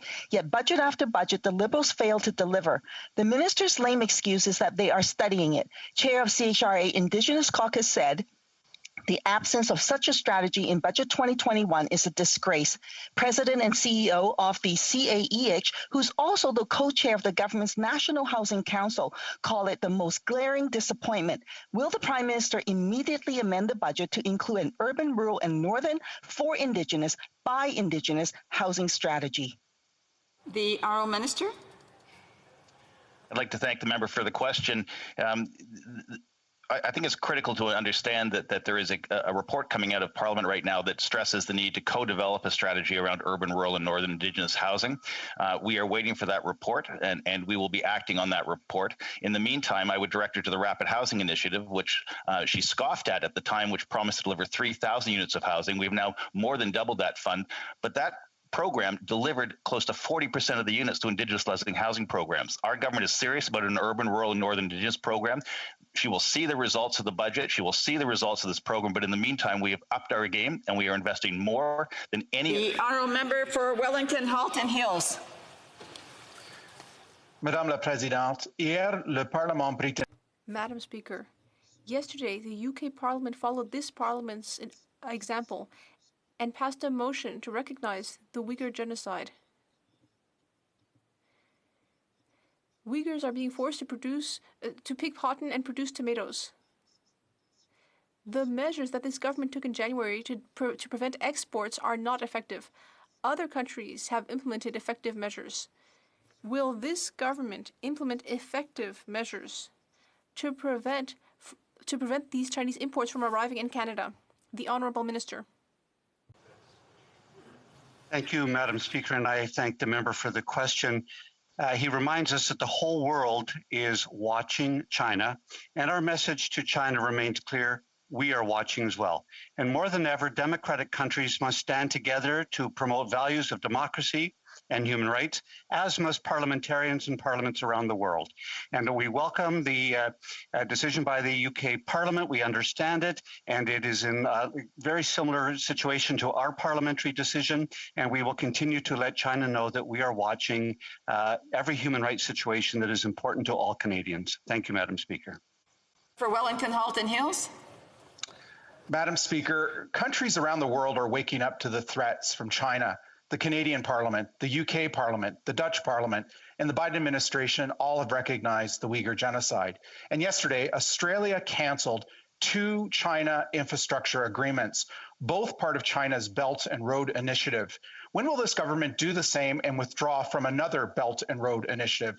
When will it indicate it wants to play no part in exporting China's authoritarian model and withdraw from the China-led Asian Infrastructure Investment Bank? The Honourable Minister. Thank you, Madam Speaker. As we have said repeatedly in this House, the relationship with China remains to be complex and multifaceted. We will stand up for Canadian human rights and values around the world, including with China, and every action that we take with China will be in the best interest of Canada and Canadians. And we remind again the House that we are watching China on every aspect. Thank you, Madam Speaker. The Honourable Member for Carleton. Quote, a budget that needs 700 pages of red ink says a lot about government motivations. After doubling our federal debt in only 6 years and spending close to $1 trillion, not moving the needle on long-term growth would be the worst possible legacy of this budget. Who said that? Robert Aslan, former top advisor to the Prime Minister, and Bill Morneau. If even Liberal advisors are starting to freak out about the forthcoming debt crisis, shouldn't Canadians be concerned as well? Hear, hear. The Honourable Minister.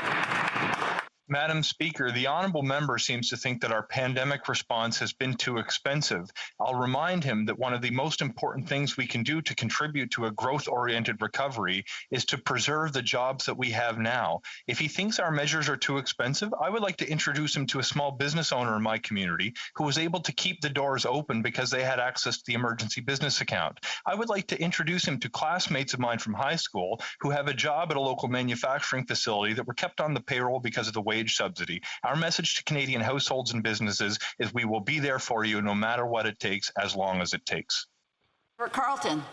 Well, I'd like to introduce him to the 300,000 people who don't have jobs and the tens of thousands of small businesses who can't operate because his government failed to close the border and keep the virus out and failed to speed up and bring vaccines in. Right. As one businessman said the other day, this government has first world inputs, but third world outcomes. Why is it that this government thinks that it can only judge success by how expensive they can be rather than by the results that Canadians experience? The Honourable Parliamentary Secretary. Madam Speaker, I'd like to take this opportunity to thank the thousands of small business owners that have done the right thing to protect the public's health by closing their doors when it is necessary to prevent the spread of COVID-19. Indeed, that strong public health response is what will enable us to rebound successfully.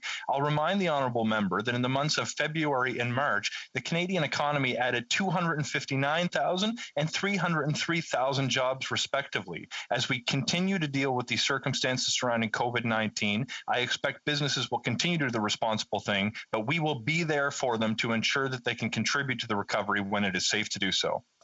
The Député de Charlebourg-Haute-Saint-Charles. The Honourable Member for Charlebourg-Haute-Saint-Charles.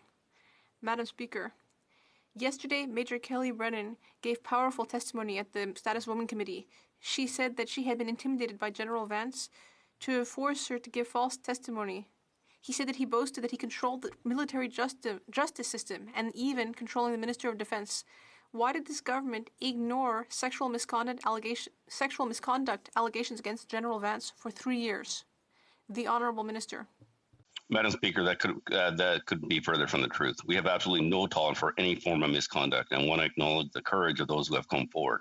We have always taken any allegations that were brought to our attention very seriously and taken immediate action. We will ensure that their full, thorough investigation is conducted. We also know there needs to be a total culture change in the Canadian Armed Forces, and that is why in Budget 2021, we have added $236 million that's committed to this budget to eliminate any form of sexual misconduct. Thank you. The Honourable Member. Madam Speaker, thank you. Now, what I would say is that political leadership is very important. Now, experts are telling us that to obtain herd immunity, at least 70% of the population needs to be immune to COVID-19. In Quebec, vaccination efforts are very orderly, and there is a capacity to vaccinate more than 100,000 people a day. Same thing for Ontario, and at that pace, the province could already have vaccinated 10 million people, enough to reach herd immunity. Could the minister admit that Canada could already have reached herd immunity if the Liberal government had provided enough vaccines? The Honourable Minister. Madam Speaker, it's important to know that Canada is actually in the top 3 in the G20 of administration of vaccines, but Madam Speaker, it's also important that Canadians have worked hard to stop the spread of COVID, and there is still more work to be done, which means we have to continue to follow public health measures to ensure that Canadians are kept safe. In my home province of Ontario, we are seeing the spread of the variant, and I want to thank the healthcare workers for the incredible work that they do, and we need to support them and ensure that Canada can get hold of this crisis. Thank you, Madam Speaker. The Honourable Member for Avignon-La-Métis-Matane-Matapédia. Madam Speaker, in 2008, Stephen Harper, in his Green Plan, proposed the following measures: to get out of coal, to invest in carbon capture technology, and to create the Clean Fuel Standard. This week in the budget, the Liberals proposed the following measures: 1, get out of coal; 2, invest in carbon capture and storage technologies; and 3, improve the fuel standard. Ottawa is still trying to pass off oil as a green energy. Madam Speaker, I am all for recycling. But can we make an exception for Harper environmental policies? The Honourable Minister. We have a credible and tested climate plan that's already delivering results. We've made historic investments, more than $100 billion to build a cleaner, healthier economy with more good jobs for Canadians. This includes $17.6 million for climate and the environment in Budget 2021, $15 billion through the Strengthened Climate Plan, $15 billion in dedicated transit, and $60 billion in the Pan-Canadian framework. We will continue to fight for climate change, invest in a cleaner future, and create a stronger economy. The Honourable Member for Avignon-La-Métis-Matane-Matapédia. Madam Speaker, I'm asking this because Canada's strategy seems to be identical to the one that Stephen Harper proposed 13 years ago, which was not a success. By trying to treat oil as a form of clean energy, Canada failed to reach the Kyoto targets in 2012 and the Copenhagen targets in 2015, as well as the Paris Agreement targets in 2020. How can the Liberals confirm that with the same strategies, they're going to reach a different result? Secretary.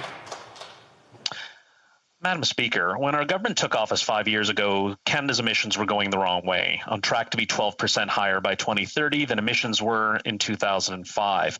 We've flattened the curve on pollution. We've negotiated Canada's first climate plan, a plan that is delivering the biggest projected cut ever to Canada's emissions. We're seeing the results. The target we've set is both ambitious and realistic, beyond our current grasp, but not out of reach, and it keeps us on a credible path to net zero by 2050. The Honourable Member for Aurora, Oak Ridges, Richmond Hill. Sorry. Mr. Speaker, COVID-19 has left our frontline workers stretched to the limit. Retired nurses from across Canada have come out of retirement to lend a hand. But because they're currently receiving pensions, portions of their old age security benefits will be clawed back as they breach the threshold. Their skills and knowledge are invaluable during this pandemic, but they're being forced to choose between receiving benefits and providing care. Could the minister ensure retired nurses are not punished financially as they serve in Canada's hour of need? The Honourable Minister.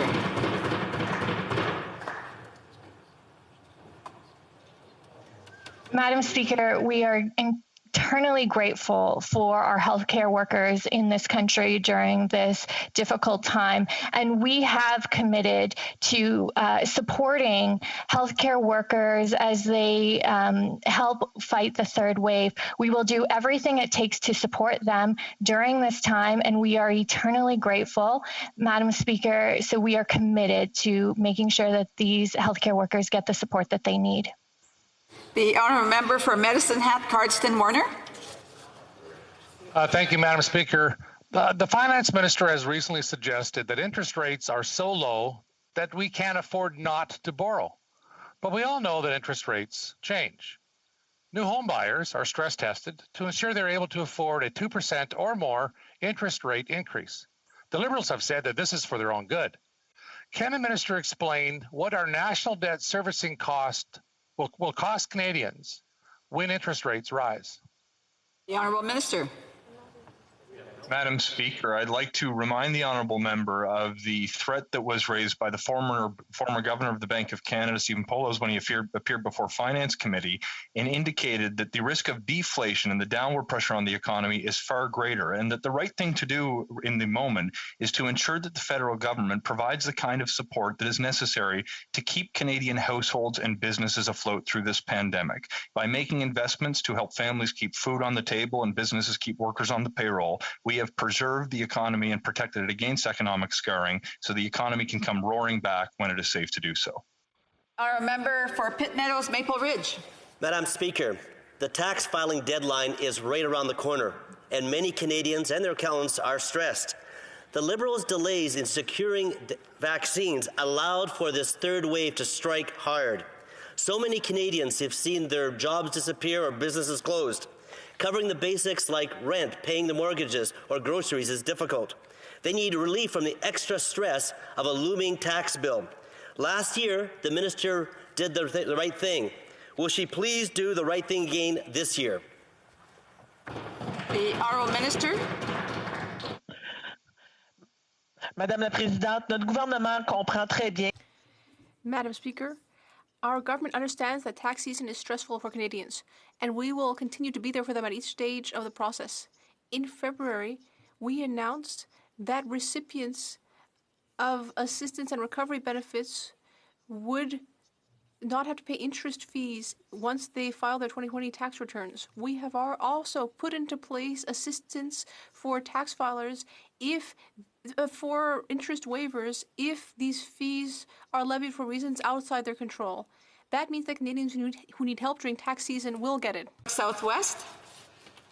Madam Speaker, Monday's budget included a remarkable admission that veterans are unable to access programs because disability benefits are not being confirmed. An Afghan veteran in my riding has undergone multiple surgeries after being injured in an IED blast. For the past 6 years, he's been denied the critical injury benefit. 2 years ago, the Veterans Minister visited my riding and met his family. Instead of deciding, the minister suggested they appeal again. But the minister sets policy, so we ask again, are multiple invasive surgeries complex treatments? The Honourable Minister. Madam Speaker, this budget that we brought forward is a budget that supports veterans and their families. We've invested $140 million to immediately cover mental health treatment costs while applications are being processed. An additional $15 million for the Well-Being Fund for organizations that are supporting veterans. We've also invested $45 million to reduce veterans' homelessness. Our government has and will continue to invest to improve the lives of veterans and their families. Thank you, Madam Speaker. Member for Windsor West. Madam Speaker, my home province of Ontario is deep into a devastating third wave. In Windsor, Essex, where many people work as essential workers, we need to cross over into the United States, and there have been calls to get them vaccinated urgently in the United States. As we have seen, a deal has been arranged between Manitoba and North Dakota. We need to assure our essential workers are protected so they can perform their vital roles for all of us. Will the PM use the strength of the Canadian Consul General offices and trade offices to help set up vaccines for essential travelers and workers going into the United States? The Honourable Minister. Madam Speaker, I thank my honourable colleague for this question, and we actually are grateful and implore more community partnerships to help ensure even more Canadians are vaccinated. We are absolutely committed to working with provinces and territories to ensure that essential workers are vaccinated, are prioritized, and we will continue to advocate for that. We will also are open and willing to work with additional partners that can help us, because, Madam Speaker, we know vaccines are an important part of stopping the spread, and we thank our essential workers for their hard work. Our member Skeena Bulkley Valley. Madam Speaker, later today, the government's infrastructure bank is holding its annual public meeting. Only it's not a meeting at all. It's, wait for it, a series of pre-recorded promo videos. This bank has $35 billion of public money and yet can't deliver even the most basic level of accountability. No local government in Canada could get away with calling a pre-recorded video a public meeting. Is the minister worried that an actual meeting might raise questions about why the bank hasn't completed a single project in 4 years? The Honourable Minister. Madam Speaker, smart investments that create good jobs require thoughtful planning, and when done right, they can be nation building.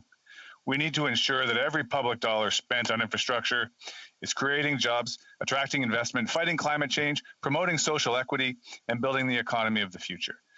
Madam Speaker, Efficiency Canada and other national organizations welcome the CIB's work in its recent growth plan, retrofitting our entire economy and creating more than 100,000 jobs every single year. Thank you, Madam Speaker. The Honourable Member for Miramichi Grand Lake. Thank you, Madam Speaker. Since the very beginning of this pandemic, this government has been listening to small businesses and giving them necessary support. With the 2021 budget focused on a strong and inclusive economic recovery from COVID-19, can the Parliamentary Secretary tell us how much this budget will help Canada's small businesses not only to survive, but to thrive? The Honourable Parliamentary Secretary. Thank you, Madam Speaker. I'd like to thank my colleague for his question and for his strong defense of small businesses. Our government has extended the wage and rent subsidy until so we can continue to support businesses, and we introduced a new program for a recovery hiring program, and we're investing in small businesses of tomorrow, whether it's in aeronautics, clean tech, or artificial intelligence. We are investing in our small businesses of today and tomorrow. Thank you. Member for Souris Moose Mountain. Madam Speaker, rural Canadians are being put at a greater risk of getting COVID because of this government's inability to get vaccines in a timely manner. Recently, the drive-through vaccination center in Weyburn, Saskatchewan, had to close because there simply weren't enough injections available to keep it running. In many cases, rural Canadians are now having to drive 200 plus kilometers into lockdown communities to get a vaccine, risking higher exposure. Does the minister realize her failure to get vaccines to the provinces is disproportionately affecting the health of rural Canadians? The Honourable Minister. Well, Madam Speaker, we of course want to thank all of the provinces for their collaboration and for their mobilization. My home province of Quebec is now, I think, over 30%, and I know Saskatchewan is approaching that number of at least one dose in the arms of our citizens. We have lots of vaccines coming in, 2 million Pfizer doses throughout the month of May, 2.5 million a week coming in during the month of June. We will have up to 50 million vaccine doses circulating in Canada by the end of June. And I know, Madam Speaker, the member joins with me in hoping that everyone signs up for a vaccine, does it soon, and that we can get this over with quickly. The Honourable Member for York Simcoe. Madam Speaker, the Deputy Prime Minister has told Canadians they will need a booster shot every year to counter the new and deadly variants of COVID-19. But right now, the vast majority of Canadians have yet to receive any vaccine at all. And those who have are waiting months for their second dose. The Liberal government has failed to procure vaccines and has failed to increase our domestic production capacity. Can we expect the Liberals to fail in rolling out these booster shots too? The Honourable Minister.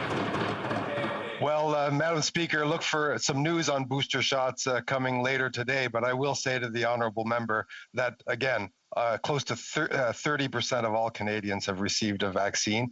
Over 13 million vaccine doses have already been distributed in Canada. We will have 50 million doses up to by the end of June. We will have more than enough vaccines to cover all of Canadians, and I know, join with the honourable member in encouraging Canadians to sign up as soon as their turn comes to get a vaccine. Honourable member for Kelowna Lake Country. Madam Speaker, vaccine supplies in Kelowna Lake Country are drying up. Lakeside Medicine Centre, a local pharmacy in Kelowna, told local media that they could only guess when the next supply of vaccines would arrive, and they've heard nothing if any more are on the way soon. In BC, we are facing a third wave of COVID-19 and stronger lockdown measures due to the Prime Minister's failure to get vaccines to Canada faster and earlier. How can the Liberals be so out of touch with my constituents who are once again getting laid off, closing their businesses, and cannot see their family? The Honourable Minister. As the member knows, all the provinces are devising innovative distribution and all kinds of channels to get vaccines to citizens more rapidly. One thing is for sure, that the vaccine supply continues and is indeed going to increase over the coming weeks, with over 2 million a week of Pfizer vaccine alone during May, 2.5 million a week during June. That will bring us up to 50 million doses of vaccines available for British Columbians and all Canadians through the end of June. And I know we're all eager for Canadians to get vaccinated. For Yellowhead. Madam Speaker, as other countries are coming out of this pandemic, small communities in my riding, such as Breton, are just beginning to receive their first doses because of the Liberals' failure on procurement. Many of these communities have expressed concerns with delay and uncertainty of the timeline getting their first and second dose. In March, witnesses at the Health Committee confirmed the off-label interval was a decision exclusively based off procurement schedules. Madam Speaker, when will we get enough vaccines so we can stop rationing and use the manufacturer's recommended interval? The Honourable Minister. Madam Speaker, I know that the member will join me in hoping that the citizens of his riding in Yellowhead and indeed all Canadians have access very soon to the dose, and the evidence is that that will be coming very, very quickly to their first dose.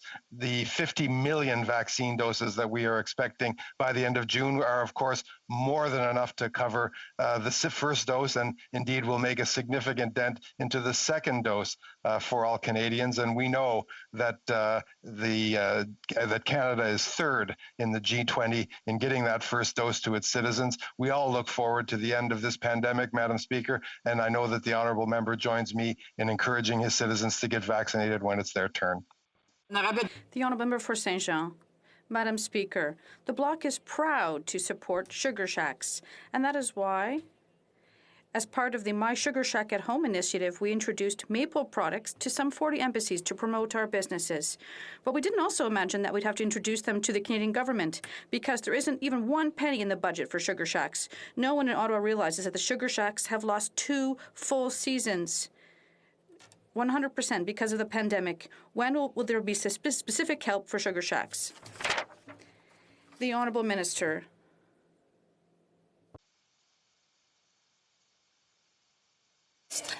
The Honourable Minister.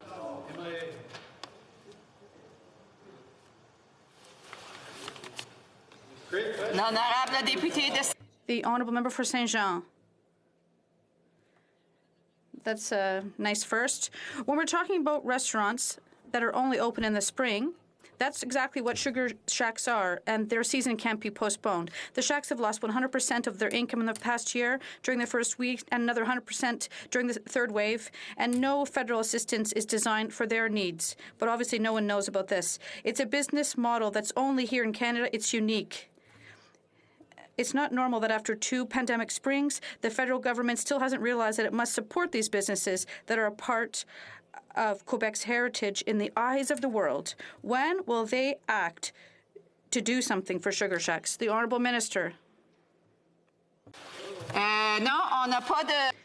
We have no sound. Is your microphone plugged in? Yes. Listen, Madam Speaker, I'd like to answer both questions if I may. I think I'm allowed to because there was a technical issue. Yes, there was a technical issue. There was also a lot of noise. So please start your answer again, the Honourable Minister. I'd like to be able to answer to both questions, if I may, Madam Speaker, given the circumstances.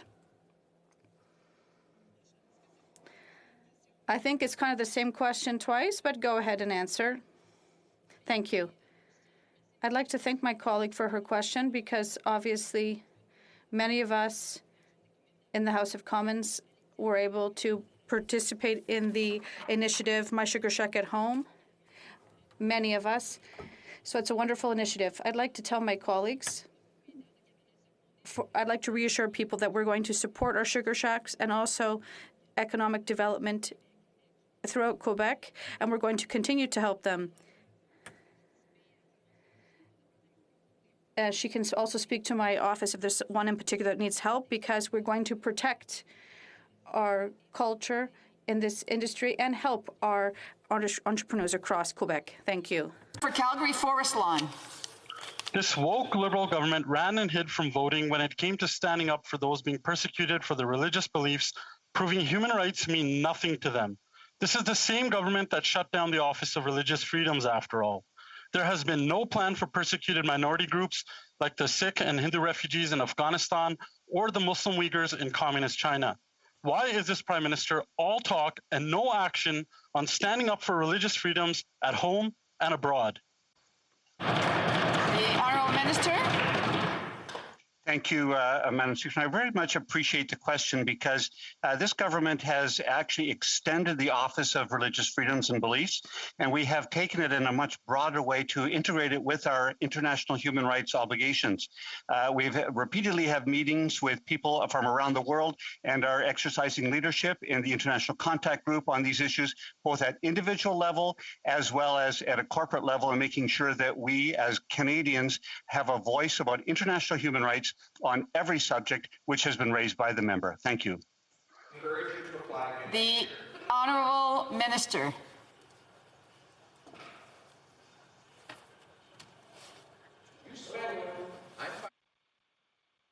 The Honourable Member for Richmond Centre. Thank you, Madam Speaker. This past weekend, Richmond lost another small business. After nearly 50 years of faithful services to the community, Hanson Travel was forced to permanently close its doors due to the ongoing COVID-19 pandemic.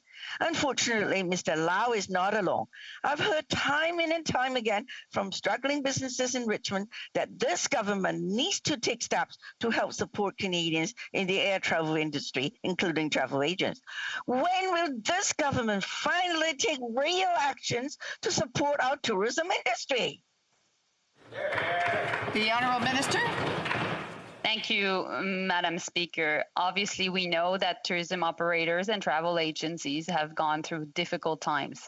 But that being said, we've been there since the beginning for them, and there's good news for them also in the budget. So I hope that my colleague will be able to share the good news, $1 billion to support the tourism sector, making sure that they can have access to the wage subsidy until September, the rent relief program until September, but also a lot of support through the Regional Development Agency. There will be a new one in British Columbia, so that's also good news for tourism operators in her home province. Thank you.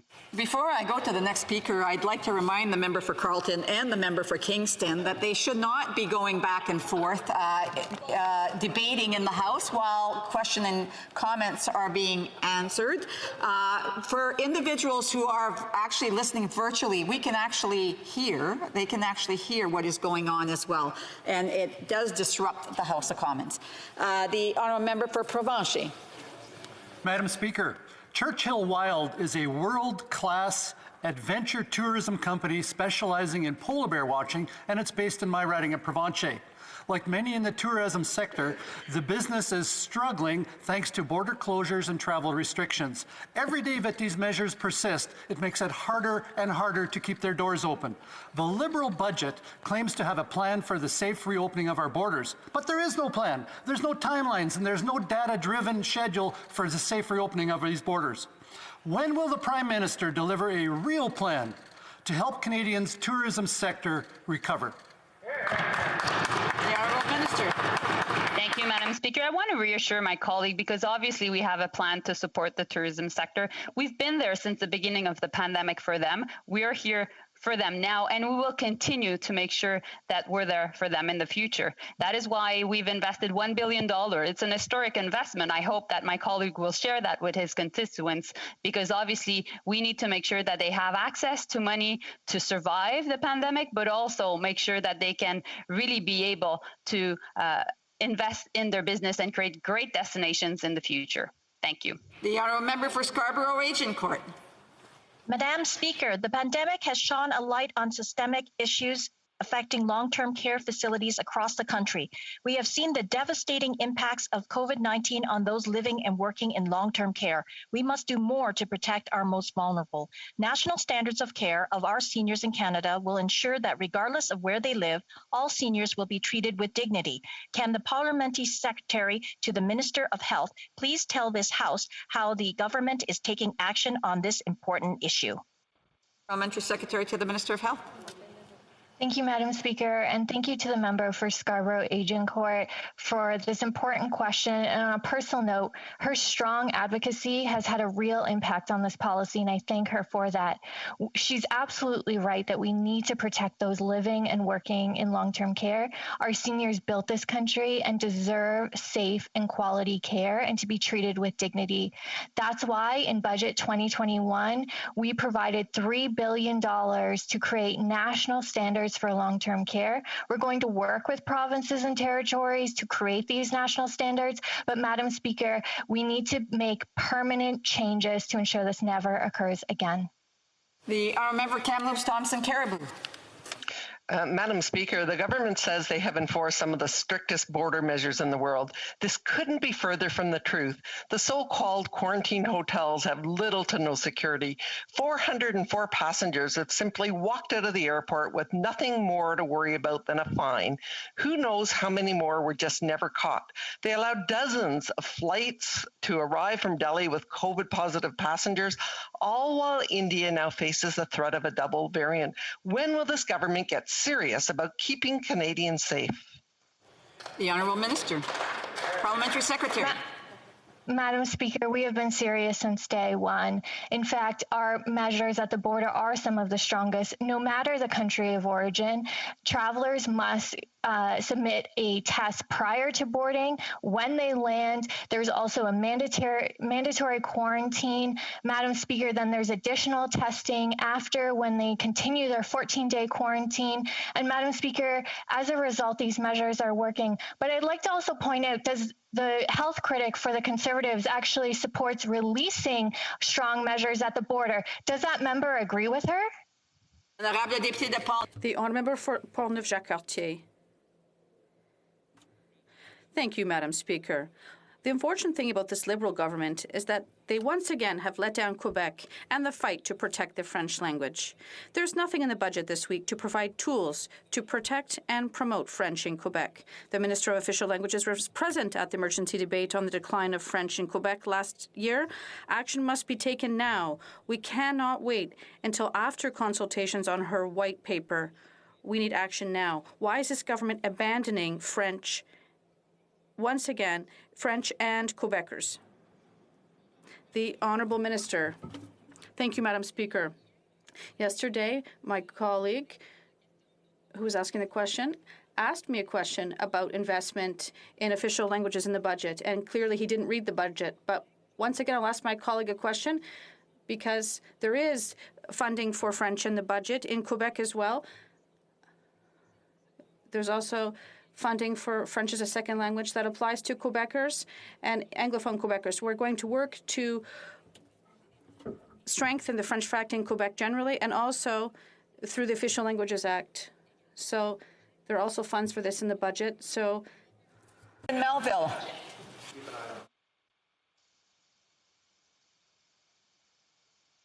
Yorkton Melville. Oh, thank you, Madam Speaker. Our veterans and members of the Canadian Armed Forces have put their lives on the line for Canada. Those that have experienced sexual trauma while in the military should not have to fight their government for compensation. The CAF DND sexual misconduct class action settlement is scheduled to close on November 25th, and for too many, the claim process is so painful that this deadline will limit the number of victims able to come forward. When will the minister extend the deadline for the class action and allow victims to come forward with a claim on their own time? The Honourable Minister. Thank you, Madam Speaker, and I want to thank my colleague for her question. We understand that it's important to invest in veterans, and our government has done that. That's why, after a decade of slashing and cutting the budget from the previous government, we spent $11 billion in new benefits and services. We have reopened the offices that the Conservative closed, and we have rehired 1,000 veterans that were fired by the last government. This government has supported veterans and their family, and we will continue to do so as we move forward. Thank you, Madam Speaker. Malpeck. Madam Speaker, my question is to the Minister of Public Safety and Emergency Preparedness. There continues to be some confusion on the government's strategy to keep our communities safe and to improve public safety from gun and gang violence.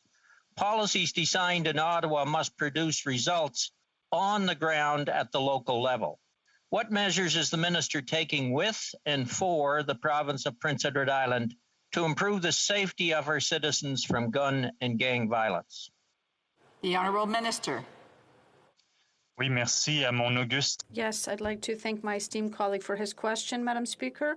We know that many communities, both urban and rural, have had to deal with firearm issues over the past years, and we are presenting stricter legislation to better control firearms, but we're also going to continue to invest to fight against domestic violence and those who commit such crimes. There's $1.5 million to support very concrete measures to make our community safer. Thank you. South Okanagan, West Kootenay. Madam Speaker, 1 in 5 Canadians live in energy poverty, paying more than 6% of their income on home heating. They can't afford the upfront costs of a home retrofit rebate program or take on more debt in the form of retrofit loans. Yet that is what the government is offering. The Liberals could have created a no-cost, turnkey, low-income program, just like the 2004 Jack Layton plan or the U.S. Weatherization Assistance Program. Why won't the Liberals use the billions of dollars that subsidize the oil and gas industry to help low-income Canadians? Well, Minister. Thank you very much, Madam Speaker. We're taking action to fight climate change and grow the economy, and Budget 2021 is a critical step forward. Budget 2021 represents $17.6 billion that will help for a cleaner and more sustainable future. That includes $4 billion for the protection of our lands and oceans, over $600 million to protect and restore Pacific salmon, and $5 billion to support Net Zero Accelerator to help decarbonize heavy industry. Madam Speaker, we have an ambitious plan for climate change that will help all Canadians, including those in the honourable member's constituency. Thank you. Honourable Member for Brampton Centre. Madam Speaker, in spite of being fully capable, our government failed Canadians on domestic vaccine production in a timely manner. Canada is in the middle of serious situation of pandemic, but government keeps on bragging announcements of millions of dollars with no end result. How this government is going to justify slackness to the Canadians? Thank you. The Honourable Minister. Thank you, Madam Speaker. Our government has invested significantly from day one in biomanufacturing, recognizing that our country didn't have the capacity to produce its own vaccines. So we've made investment after investment all across the country, hundreds of millions of dollars, and now through Budget 2021, over $2.2 billion, so that Canadians are protected, not just now, but in the future, because we know Canadians need these vaccines and are going to need boosters in the future. So our government is prepared. We're making the necessary investments. Thank you, Madam Speaker. And that brings us to the end of question period. Tabling of documents. The Honourable Parliamentary Secretary to the Leader of the Government in the House of Commons. Yes, thank you, Madam Speaker. Pursuant to Standing Order 36, bracket 8A, I have the honor to table in both official languages the government's responses to 20 petitions. Introduction of government bills. Statements by ministers. Reports from interparliamentary delegations. Présentation de rapports. Presenting reports from committees. Introduction of private members' bills. First reading of Senate public bills. Motions. Présentation de pétitions. Presenting petitions. The Honourable Member for Rosemont-la-Petite-Patrie. Thank you, Madam Speaker. The last few months have shown how difficult it's been for Black communities in this country. That's why I'm tabling petition 3147 that calls for ending the marginalization of Black people in the labor force. It calls for an end to systemic racial discrimination, and it calls on the federal government to implement concrete reforms to improve the well-being of minorities in Canada. While Black people experience a higher unemployment rate, we want to end all employment discrimination. And the NDP supports Black communities in their fight for a distinct status when it comes to their employment status. Petitions, the Honourable Member for Port Moody, Coquitlam. Thank you, Madam Speaker. I rise in the House today to present 2 certified petitions from constituents. In light of COVID travel restrictions and over 12,000 travel advisors in Canada that continue to work without pay, the 25 petitioners on the first petition call upon the House of Commons to provide sector-specific funding for independent travel advisors and to extend qualifications of the RRF in urban areas to include sole proprietors. The 25 petitioners on the second petition call on the House of Commons to ensure financial assistance to airlines and travel companies are conditional on the protection of travel advisors' commissions and that clawed-back commissions be repaid to travel advisors in a timely manner. Thank you, Madam Speaker. The Honourable Member for Nanaimo Ladysmith. Presenting petition.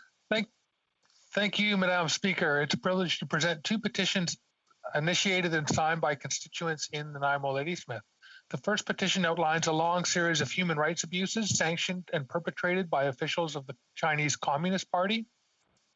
The petitioners urge the Government of Canada to deploy all legal sanctions against these perpetrators under the Magnitsky Act, including freezing assets and barring entry into Canada.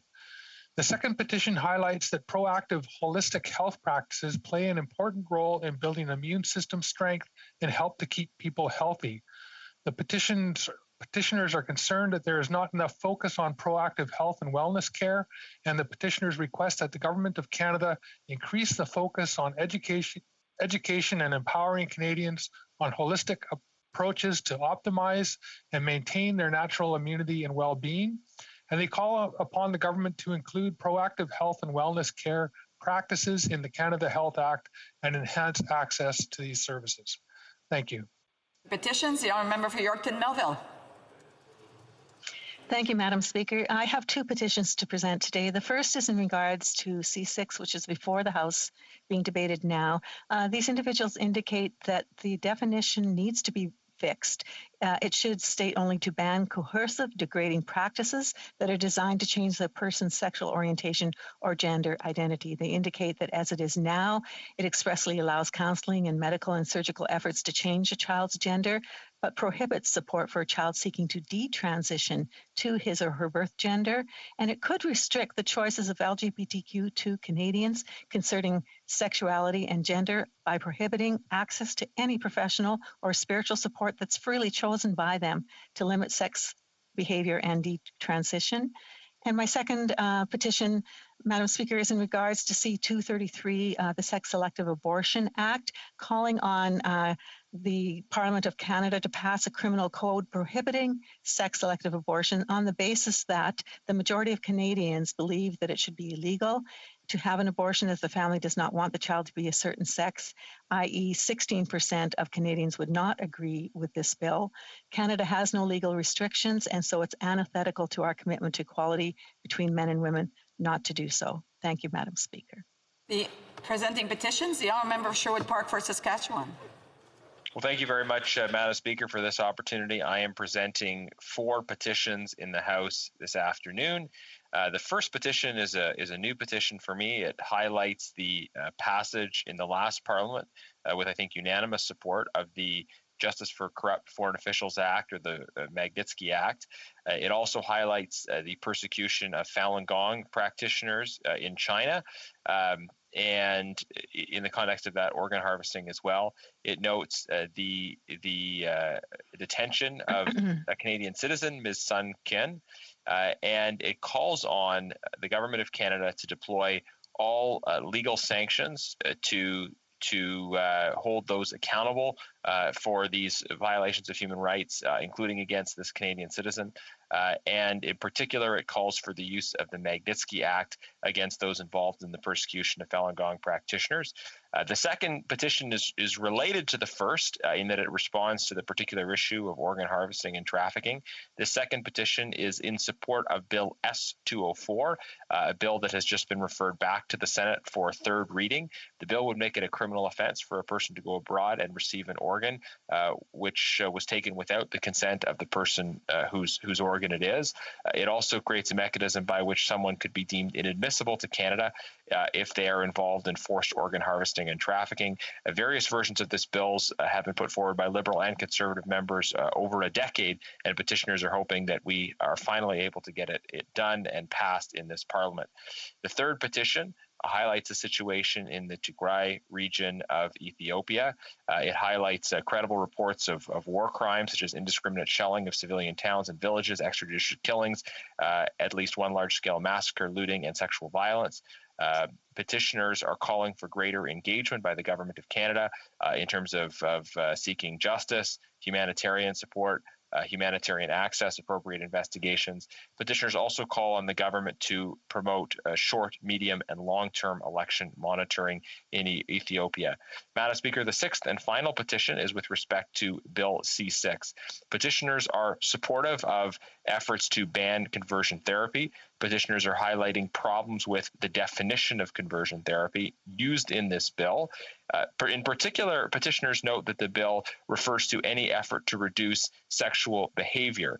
There may be many cases where people of any sexual orientation would seek counseling or support in the context of a desire to reduce sexual behavior, and petitioners argue that this should be a choice for an individual, but obviously have no tolerance for violent, degrading practices that would constitute conversion therapy. So petitioners want the government to ban conversion therapy and use a proper definition in the process. Thank you, Madam Speaker. I commend all 4 of these petitions to the consideration of my colleagues.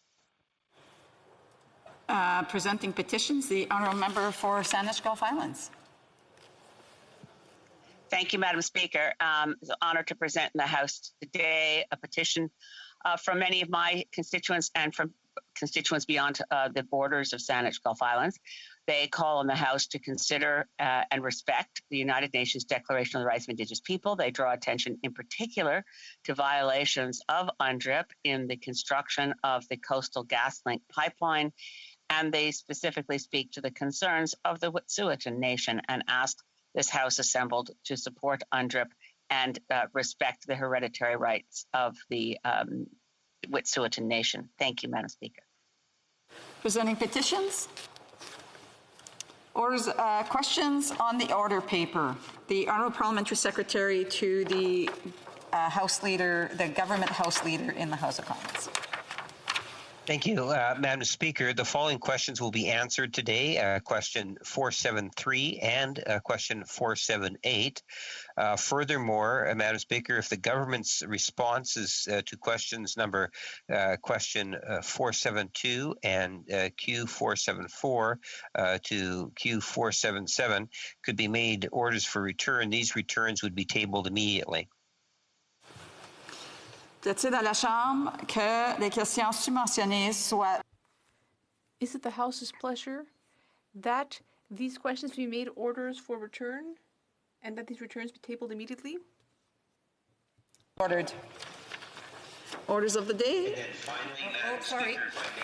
The Honourable Parliamentary Secretary. Ask that all remaining questions be allowed to stand at this time also, please. Does the honourable member have unanimous consent to see the following questions, remaining questions, to continue to stand? Sure. Agreed? Yes. Agreed. And so ordered. Orders of the day. Ordre du jour. Émanant du gouvernement, projet de loi émanant du gouvernement commun, resuming consideration at second reading of Bill C-21, an act to amend certain acts regarding firearms. The honourable member for St. John's East, resuming debate, had 3 minutes for questions and comments, questions et commentaires. The honourable member for Kingston and the Islands. Thank you, Madam Speaker. I know that the member serves on the committee, the Safety and Security Committee, and on February the 22nd, there was an interesting motion that was passed by the committee and reported back to the House, in particular as it related to the National Firearms Association and comments that they had made regarding some of the committee members and quite derogatory remarks at times. There was a motion to condemn their comments. I know that this member had to step out and somebody else voted, another member of the NDP voted for him, but I'm curious if the member wants to comment on some of the tactics that have been used by the National Firearms Association and the comments that they've been making, and how perhaps he can inform this House how he would have voted had he not had to step out. Honourable Minister, sorry, the honourable member for St. John's East. I'll get it there. Well, thank you, Madam Speaker, and thank you for the question. It's, I'm surely an interesting one, but I'll have to take the question under advisement because I wasn't present for the discussion of that. And in fact, I'm not fully apprised of the matters that were being discussed. So as sometimes the ministers say, I will take that question on notice and get back to him later. We have time. On a temps pour une autre question. We have time for one more question. The honourable member for Saint-Jean. Thank you, Madam Speaker. I heard my colleague talk about red flag measures where when someone poses a risk, something could be done. But wouldn't it just be more simple to simply ban weapons ownership? Because in some cases, trying to create a red flag could even trigger someone who might commit violence against others or themselves. John's East has less than a minute to respond.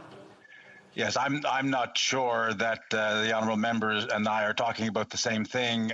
The red flag legislation that's proposed indicates an opportunity for a court to have guns or any firearm removed from a particular individual because of the individual circumstances, and it's something that there is access to now by the police, but this includes some other friend or neighbour or associate being able to make a similar application. Resuming debate, l'honorable député de Avignon, la Métis Matane, Matapédia. The honourable member for Avignon, la Métis Matane, Matapédia. Thank you, Madam Speaker. It's always a pleasure to speak in this House. And I'm very pleased to speak on behalf of my constituents, as well as the Bloc Québécois critic for public safety. Now, firearms is not a simple topic, and it's not a topic that is the object of a consensus. In fact, it can lead to strong reactions from some and brings back bad memories for others. It is a delicate subject, and it deserves to be addressed appropriately. Now, even though that doesn't make everyone happy, and there are different ways to do it, we have the social responsibility to control firearms, to keep our population safe. That is our duty as elected officials. We have been waiting for this bill because the Liberals clearly and unequivocally committed to regulate firearms during the 2019 campaign. This was a firm commitment that led to a feeling of hope in many people.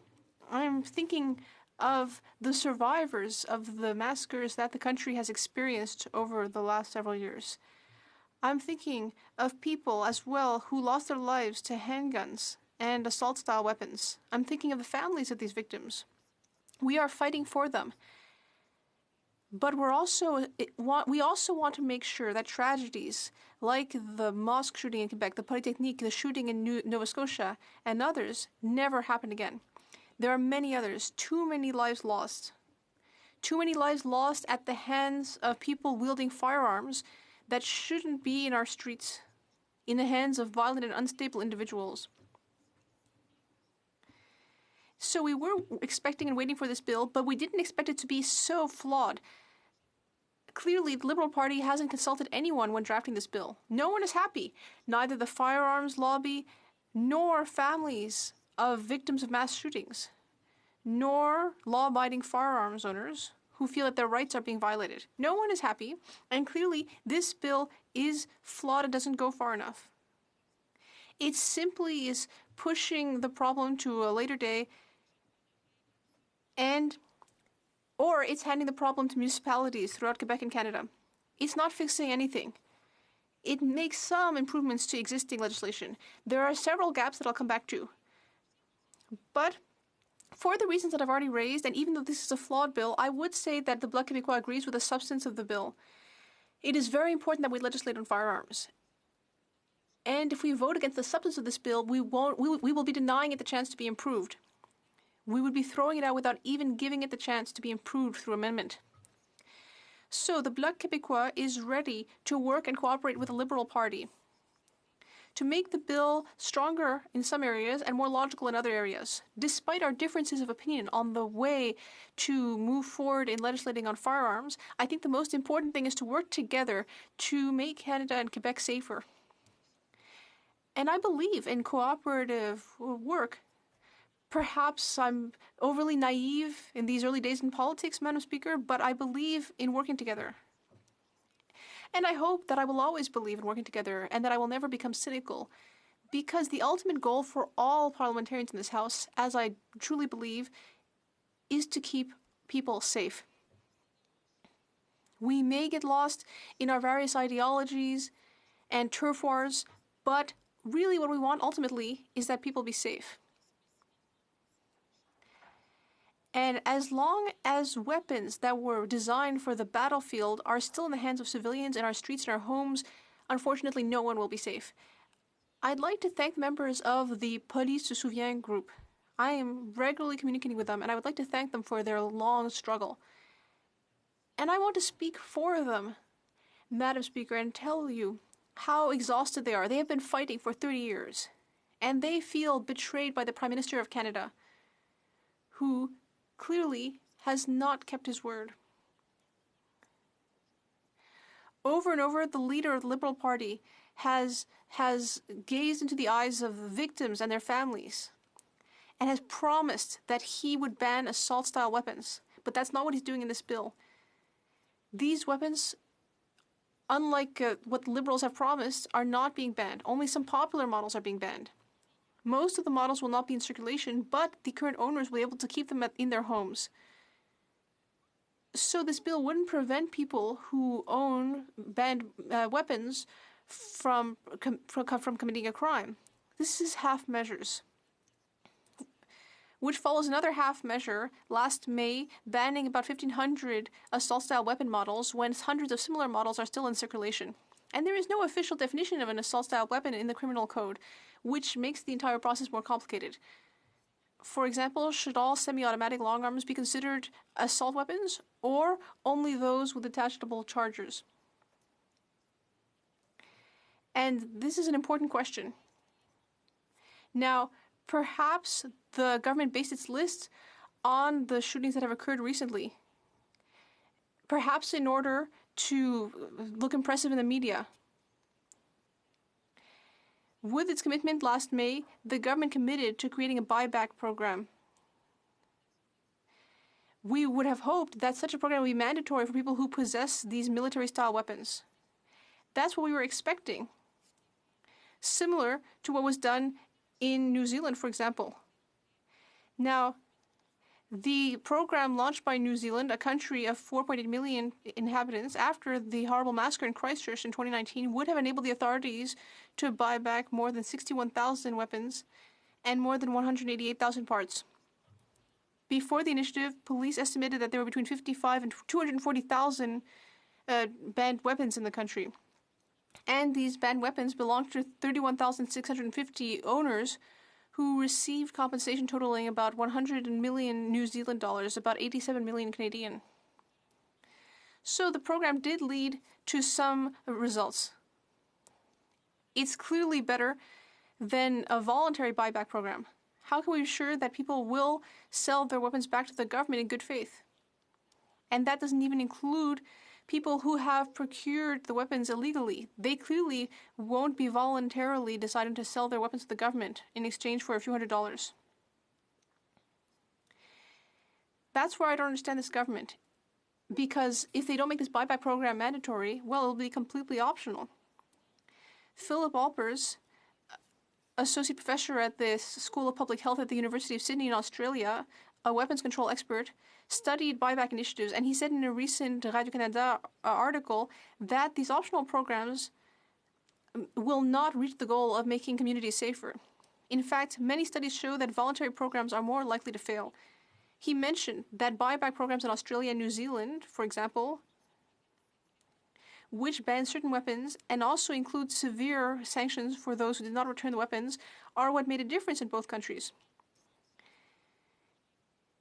It was important to have sanctions for those who did not give the weapons back. Currently, the way C-21 is drafted, it would enable owners to keep their weapons under certain conditions, including safe storage. This shows that it is extremely important to make the buyback program mandatory. At a press conference, the Minister of Public Safety said that the Canadian government does not know how many military-style weapons are in circulation in Canada, and that's why they haven't made the buyback mandatory. Which doesn't make sense, because if the government doesn't feel that the people will return the weapons, well, those people clearly won't register the weapons. And Police se souvient said that each weapon held in private hands is a risk and that more should be done. In addition, most perpetrators of mass killings in Canada were legal owners of weapons. That's something very important when thinking about whether to make the buyback program mandatory or not. In March, exhausted by this fight and struggle that's been going on for so many decades, the group said that if the Prime Minister did not substantially modify the bill, he would no longer be a weapon at ceremonies that commemorate the Polytechnique massacre. Police se souvient sees this bill as a smokescreen that will actually add a new burden to individuals. It unjustly targets responsible firearm owners, but not criminals, and I totally agree. And yet, this would have been a great moment to add to the original ban and to move ahead with a legislative ban on military-style assault weapons as promised by the Liberal Party in 2019. I will be frank. This shows that the Liberals are not worthy of trust in this file, and it shows that they aren't serious. They aren't keeping their word, and they keep saying that an optional buyback program will really end the scourge of firearms attacks in the country. Well, that's not convincing. The fact that if people decide to keep their weapon at home, it will be kept in the condition to be used makes it also an immense problem, because at least the weapons should have been in a state not to be used before being stored. They should have been dismantled so that they could not be immediately used. Now, even if under regulation the people can't use the weapons that have been banned, if when a conflict starts the weapon is right there, what's going to stop them from using the weapon to commit a crime? Nothing. And that's not the only thing that's completely illogical in this bill. When it comes to controlling handguns, we should all recall that during the 2019 campaign, the Liberal Party leader repeated that he wanted that what he wanted was to control firearms as opposed to the Conservative leader. That was a promise he made to distinguish himself from the Conservatives. Then, once it came to power, the Liberal Party wanted to find a way to keep its promise without necessarily upsetting certain individuals. And then they had a genius idea. They said, well, we promised to control firearms, but we're just going to hand it off to municipalities. And that way, if it works, good. Well, if not, we will blame the municipalities. So, in C21, the federal government is asking 5,600 municipalities in Canada to create their own methods to store handguns in their territory. The weapons could be kept at home or within the municipal area, and that could even include transporting weapons. That means that these 5,600 Canadian municipalities could decide to create completely inconsistent measures. In Quebec, there are 1,400 municipalities. In my riding, Avignon, Matapédia, there are 56 municipalities and 2 Indigenous territories. Within a dozen kilometers, we can go through Saint-Angèle-de-Mérici, which is inland, and then go to Sainte-Flavie, which is on the edge of the river, and while going between those 2 areas, you pass through Saint-Joseph-de-Lepage and the downtown of Montjoly, one of the biggest towns in my riding. That means that within a dozen kilometers, you could have up to 4 different types of regulation on handguns. It almost seems the government didn't even think before proposing this idea. And obviously, municipal budgets are limited. The government gets involved in their area of jurisdiction without asking them whether that's all right. And it would allow an entirely inconsistent system to appear, a patchwork, while divesting itself of all responsibility. The Liberal government clearly doesn't want to ban handguns. The City of Montreal criticized the federal government, saying that it had missed a wonderful opportunity to legislate and create clear and harmonized regulations throughout Canada. Mayor Plante asked the federal government for assistance to better control weapons after a 15-year-old lost her life in a shooting in the Saint-Léonard neighborhood. And that was the 5th homicide of the year in the area of the Montreal police. She was simply someone who was at the wrong place at the wrong time, according to the media. Now in Toronto, there have been more than 462 shootings in 2020. This issue, illegal weapons, which are often held by youth, has been mentioned frequently, and it's a real scourge, especially in the biggest cities of the country. And Bill C-21 will not fix the problem. It promises to fight weapon smuggling, but it doesn't actually give more resources at the borders because we know that our youth aren't putting their hands on these weapons by magic. In fact, nearly 250 banned weapons were seized at Dundee in March. A 24-year-old man was arrested. He had a house very near the border in an area that was well known for smuggling. It shows how real trafficking smuggling are, not just in big cities, but also in regions like Valleyfield. To go back to handguns, once again, we've seen that no one was consulted before this bill was introduced, certainly not cities. The Union des Municipalités in Quebec has also denounced certain provisions in this bill, including the fact that it transfers the responsibility to the cities in terms of handgun control, and clearly don't want to have to assume them. She added her voice to that of the FQM, which already denounced this move. Other voices, such as the mayor of Quebec City, Régis Lebaume, and the city of Gatineau, have also added their voices. They're also disappointed with Ottawa's intentions. And the National Assembly of Quebec unanimously voted a motion calling for the delegation of this power to Quebec rather than to the municipalities. It was a relatively well-received idea, which would be put in place regulation in Quebec sooner than thousands. But it would allow the federal government to shirk its responsibility. But it seems to be an ideal situation, but there is one downside to this. The Quebec government seems to have adopted the motion in haste and may not be so inclined to re-engage in this debate after intense negotiations on the gun registry a few years ago.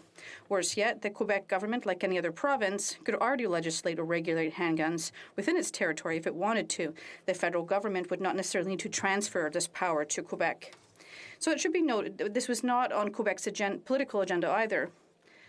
As a bloc member, I would normally be in favor of more delegation of power to Quebec, but this time it bothers me. I have the impression that the federal government is shirking its responsibilities. They are the ones who have committed to handgun control, so they should be the ones to take action and not just toss it in everyone else's backyard. You have to keep your promises. And I go back to the issue of illegal guns. Most handguns used by gangs and criminal groups are illegal, whether they're stolen from people or not. And we must therefore reduce accessibility to these weapons and also work to fight the import of illegal firearms across the U.S. border. If we leave it up to the municipalities or provinces to ban handguns on their territory, this doesn't solve the issue. Ottawa would have to ban handguns across Canada to have some impact. But Ottawa lacks political courage and prefers to delegate. So I'd like to say that since the beginning of this speech, I've been talking about handguns and military-style assault weapons. Hunting weapons are not covered by the ban or by this bill. Hunters can continue to practice without fear. Killing an animal to eat it is quite different from using a weapon that has a capacity to fire dozens of bullets in a few seconds. And this is explicitly designed to take many human lives quickly. We're also talking about weapons that are easily modified to increase their lethality. These are weapons that we want to ban, and on this point, I agree with the government. I'd like to remind you that the bill misses the point. We want to ban assault weapons, not to prevent sports shooters from using them on shooting ranges, but to prevent killings and save lives. Unfortunately, this bill only prevents sports shooters from using their weapons safely without preventing massacres. I'd also like to touch on another issue with this bill. We're surprised to see that the government wanted to restrict the practice of paintball and airsoft by including a provision that would consider certain replica weapons used in these activities as banned weapons. Once again, the government's approach is kind of ad hoc and had not been done in consultation with those who are affected. Having spoken with the Fédération Sportive d'Airsoft in Quebec, I can confirm that they were not consulted. And neither were owners of gun stores who often sell their products to certain police forces. And they found themselves with hundreds of newly prohibited weapons overnight in their inventory without indication from the government as to what to do with them. And this bill came quite a long time after the ban in May, and even a few months after its introduction, owners are still in the dark. There are hundreds and thousands of dollars sitting on their shelves. It must be said that the government's desire to eliminate these assault weapons is not unfounded. Police officers risk using deadly force if they believe they're dealing with a real weapon during an intervention. It also poses a risk of collateral damage to innocent people. Our police forces are owed a great deal of support, but the government should be looking at what's done elsewhere. For example, in the U.S., where replica airsoft guns must have the end of the barrel painted orange.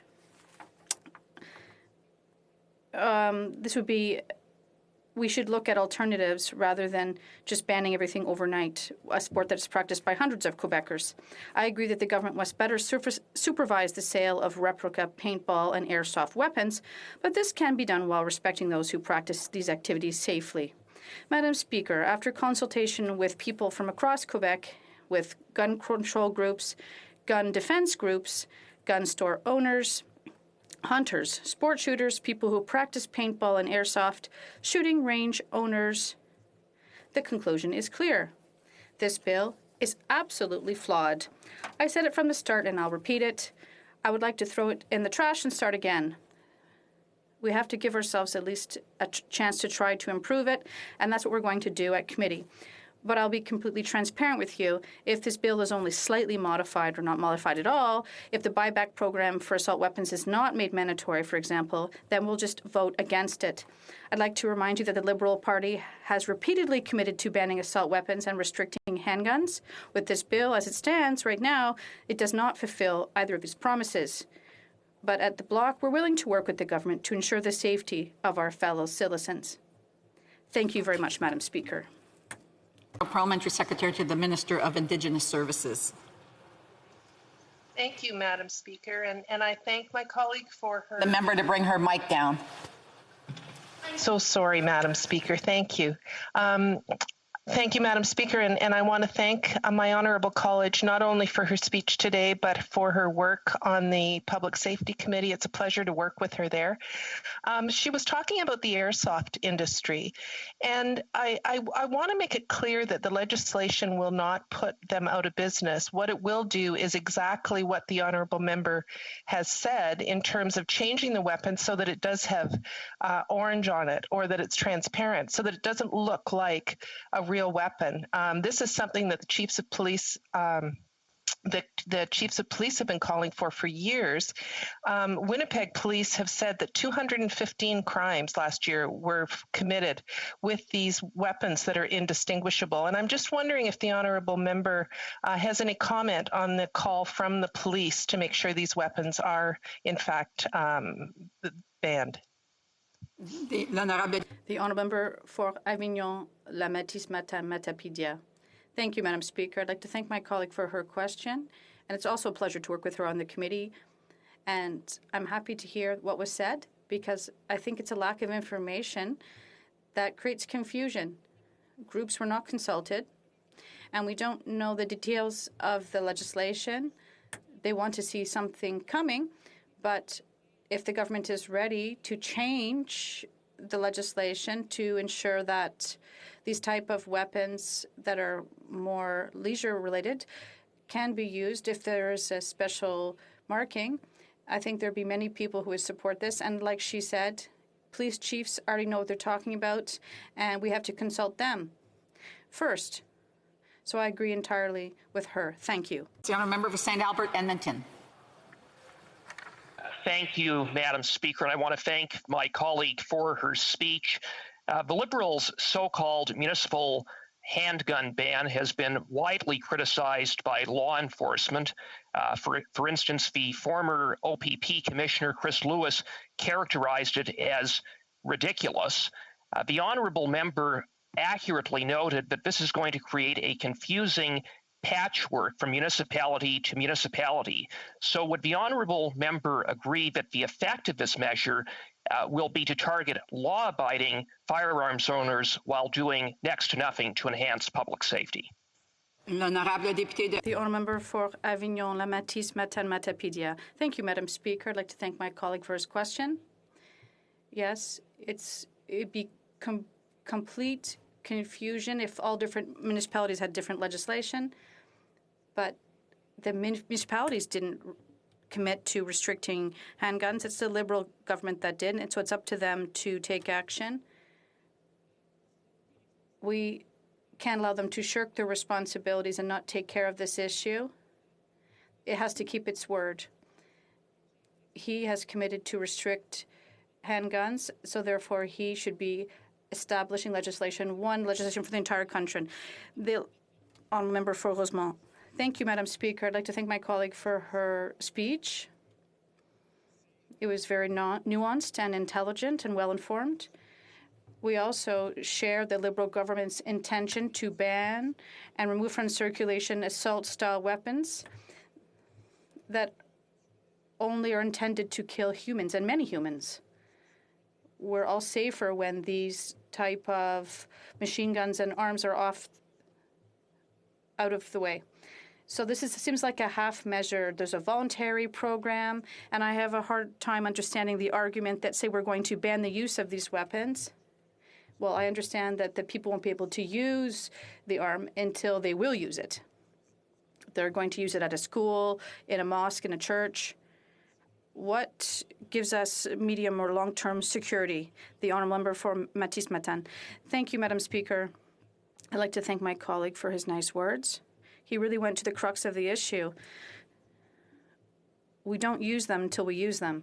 And there was a problem I mentioned in my speech earlier. The difference between having a gun at home or that is taken apart, sometimes it won't be used in a conflict as in reaction to something. If it's stored safely, so that won't happen.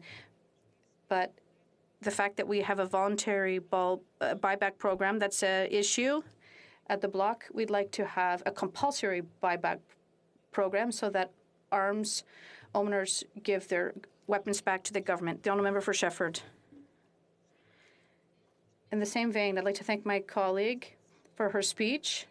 As she explained very well, it was very nuanced on such a difficult file. As the spokesperson for the condition of women, status of women, I also discussed firearms, but I'd like to hear more from my colleague about this buyback problem, which is voluntary instead of compulsory. New Zealand, for example, said that this compulsory program is not working, but there are other specialists that are saying in Australia that the voluntary buyback program is less likely to work. And there's misinformation out there saying that the New Zealand program didn't work. So I'd like to hear a bit more about what she has to say about that, because the government is using this issue to saying that the compulsory buyback program won't work. The honourable member for Avignon. Thank you, Madam Speaker. I'd like to thank my colleague. That's an excellent question. The misinformation campaign is saying that what's happening in New Zealand or Australia isn't working because they did recover thousands of weapons. If the program is voluntary, it means that some people will give them back, others won't, and there could be no arms recovered. So people who did that misinformation campaign, they are acting in good faith, poor faith rather, in general, if they're saying that these type of programs don't work. We have seen them bear fruit in New Zealand and elsewhere. Thank you. Yeah, Madam Speaker, I know that this member is on the committee and she was present during the February 22nd meeting when a motion was brought forward regarding comments that were made by the National Firearms Association after this bill had been introduced. Some of those comments were extremely disparaging and quite frankly, attacked members of Parliament, members of the committee, and indeed members of the community that have been advocates. I'm wondering if the member can comment on how she voted on that motion and what she sees as potential issues with that narrative coming out and people talking like that regarding legislation and the committee and committee members specifically. The honourable member for Avignon. Matisse. Thank you, Madam Speaker. I'd like to thank my colleague for his question. I was present at that committee last February when the committee received rather worrisome statements with respect to the safety of people who work on firearms control with the public. And we were asked to denounce these statements. I don't want to say something that wouldn't be true because I can't remember exactly how I voted, but I think I did vote in favor of that. So thank you. Yes, I did vote in favor of that because it was necessary to denounce those type of statements. And as I said, it is our responsibility socially, collectively, to control firearms, and we shouldn't be hearing those type of statements. We have time for a quick question. The honourable member for Sandwich Gulf Islands. Question, please. Thank you very much, Madam Speaker. I'd like to thank my colleague from Madame la Metapedia. I'm not sure, but I think there is an open question with respect to the efficacy of the program in New Zealand. There are many criticisms that in New Zealand their system is mandatory and it's not working properly.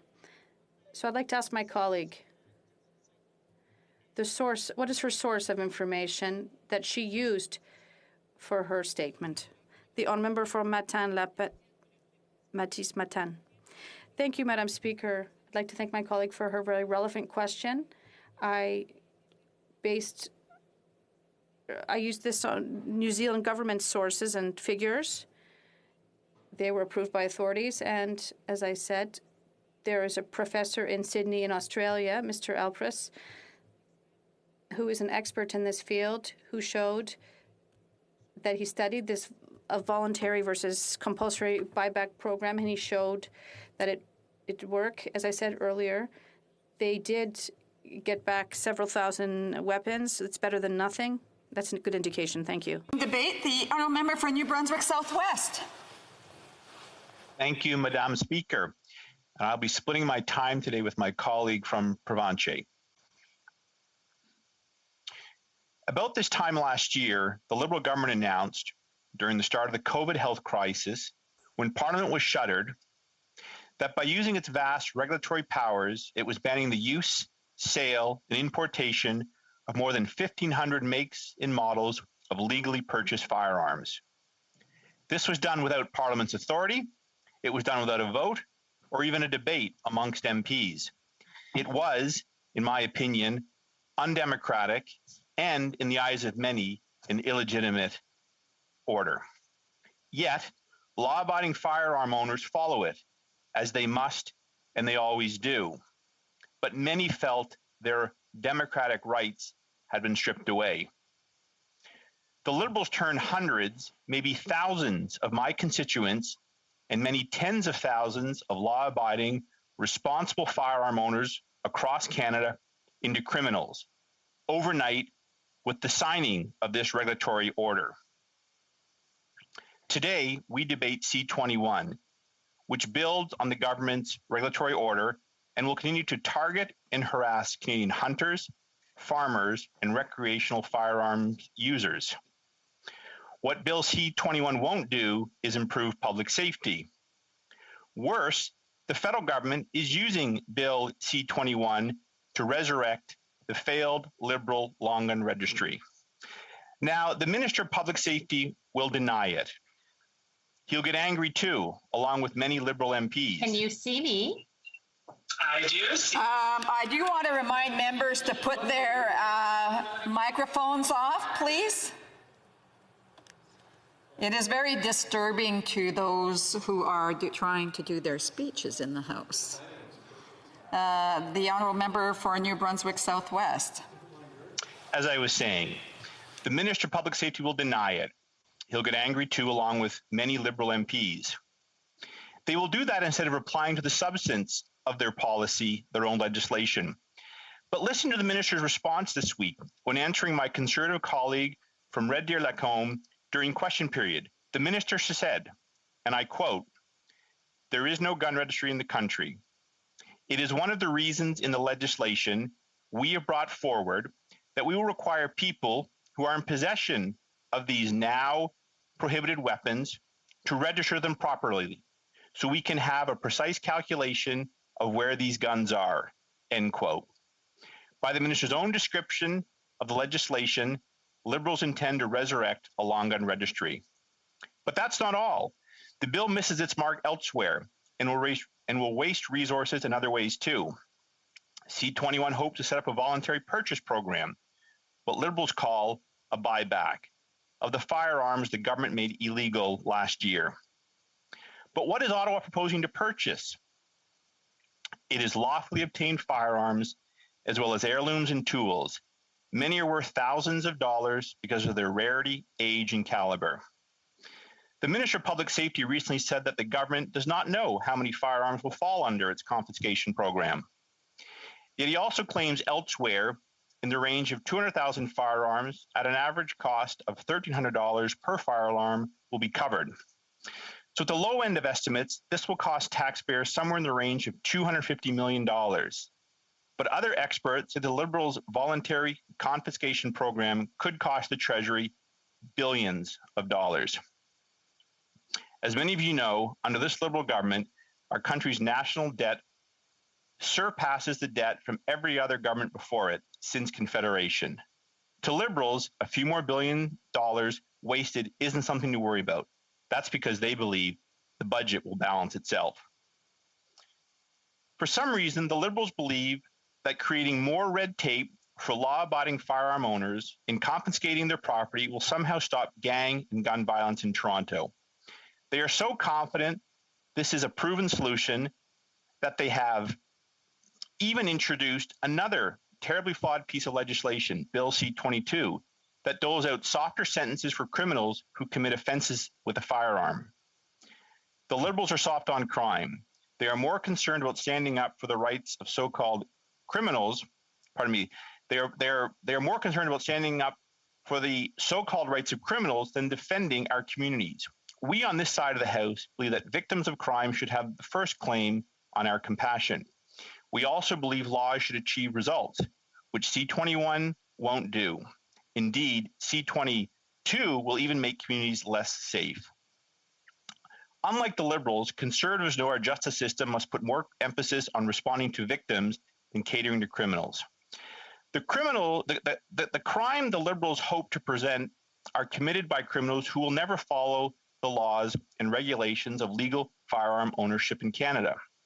Despite the Liberal Order in Council firearm ban last May, there were 462 Toronto shootings in 2020, an increase over 2018.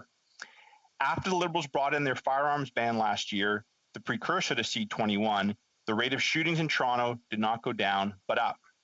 Why? Because law-abiding gun owners are not the source of gun crime in Toronto. Madam Speaker, as a Conservative MP in 2012, I was proud to vote to abolish the wasteful and ineffective long gun registry. It cost taxpayers almost $2 billion, and yet it didn't protect the public from gun crime. Instead, it needlessly targeted law-abiding Canadians and tied up police resources. Conservatives went further than simply abolishing it. We also enacted tougher pieces of legislation on the illegal use of firearms, something I know we tried to pass in this Parliament as well, but was voted down by opposition parties. As well, Conservatives also made changes when they were in government, but the data collected on firearm owners from the long gun registry was destroyed so that a future federal government could not resurrect it after promising not to do so. You could say that the Conservative government passed measures 10 years ago to stop Liberal tricks. I say tricks because the last election, we saw Liberals across the country, especially in rural ridings, promise that a re-elected Liberal government would not bring back the long gun registry. Yet, the Minister of Public Safety's answer in question period shows otherwise, that C21 will create a new registry. As a Member of Parliament for New Brunswick Southwest, I represent thousands of law-abiding firearm owners. Each was schooled on how to use firearms responsibly, how to care for them, and how to store long guns. Each was approved by the RCMP to purchase, own, and use their firearms legally. These law-abiding citizens already follow some of the world's strictest laws pertaining to firearm ownership. They are moms and fathers, grandparents, sisters, brothers, and in some cases, kids. They are friends, they are neighbors. They pay their taxes and follow the rules. They enjoy spending their leisure time at a range or hunting deer, birds, and moose in the wood. These law-abiding firearm owners strive to follow all the rules and regulations on firearm ownership as outlined by the RCMP. Safety for them is not an afterthought, but the chief objective whenever they use a firearm. I have seen this firsthand as I've gone shooting with them on many occasions. Don't take my word for it. Go to the range yourself and watch for every single person. It's safety first. It's always about safety first. Why? Because they are responsible Canadians. But as well, many of them are legally allowed to possess restricted firearms as well. And under the Firearms Act, the RCMP scans their names through the Canadian Police Information Centre every single day. Madam Speaker, I did not misspeak. Every single day, checks are made. Unfortunately, to the Liberals, these men and women are threats. They are practically criminals in their eyes. The act of them legally purchasing a firearm is seen as dangerous. The Minister of Public Safety has taken it upon himself to overreach into provincial authority and attempt to confiscate legally purchased property at taxpayer expense. C21 as well as C22 are flawed bills that are poorly thought out and make our communities unsafe.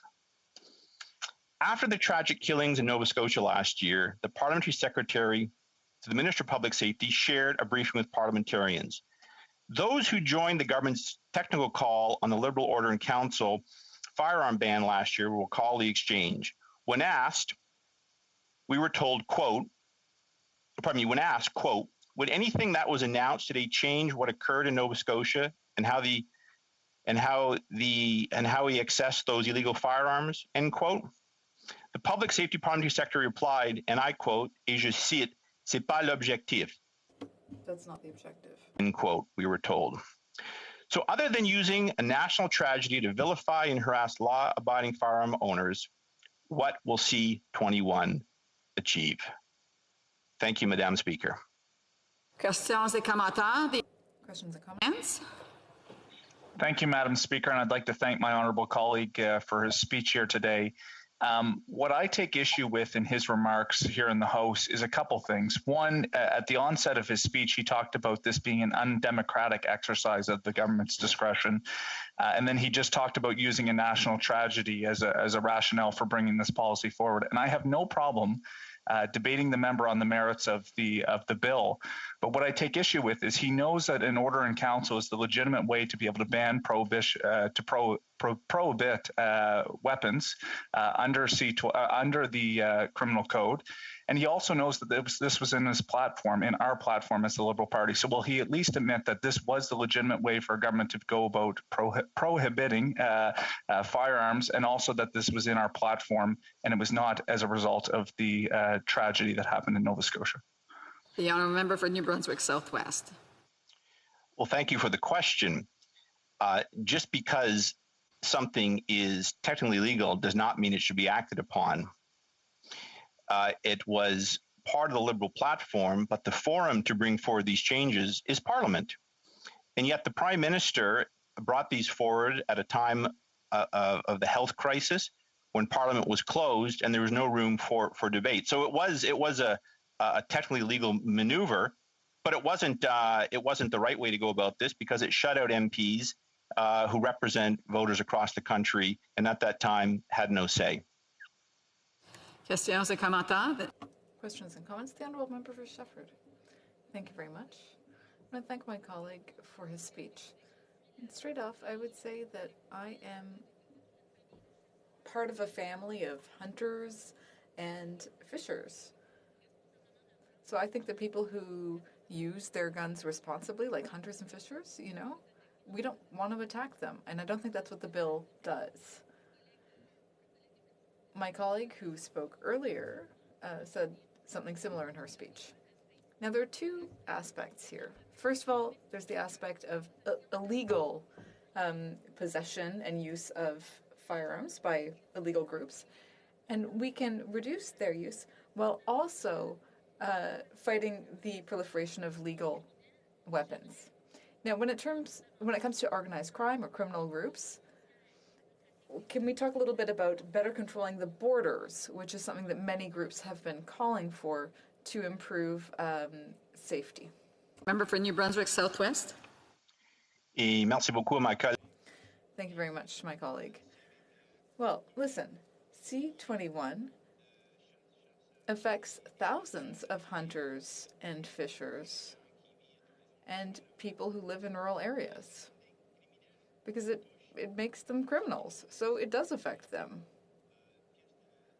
So it's a bad piece of legislation for that reason. Now, in terms of the border,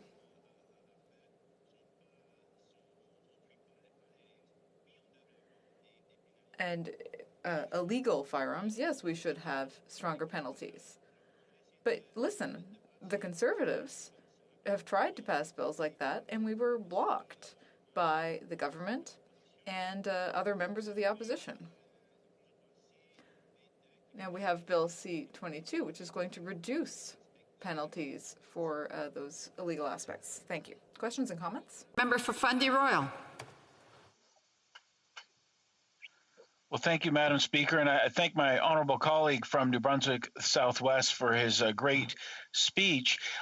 He touched on a theme, and I want to ask him a question on it. The focus of this legislation, I know for my rural constituents, seems to be targeting exactly the wrong people. And I note that the government brought in, right after this bill, brought in Bill C-22 that lessens the sentencing for robbery with a firearm, extortion with a firearm, weapons trafficking, using a firearm in the commission of offense, and possession of a weapon obtained by commission of offense. So these are offenses committed by actual criminals that they're lowering the sentences for.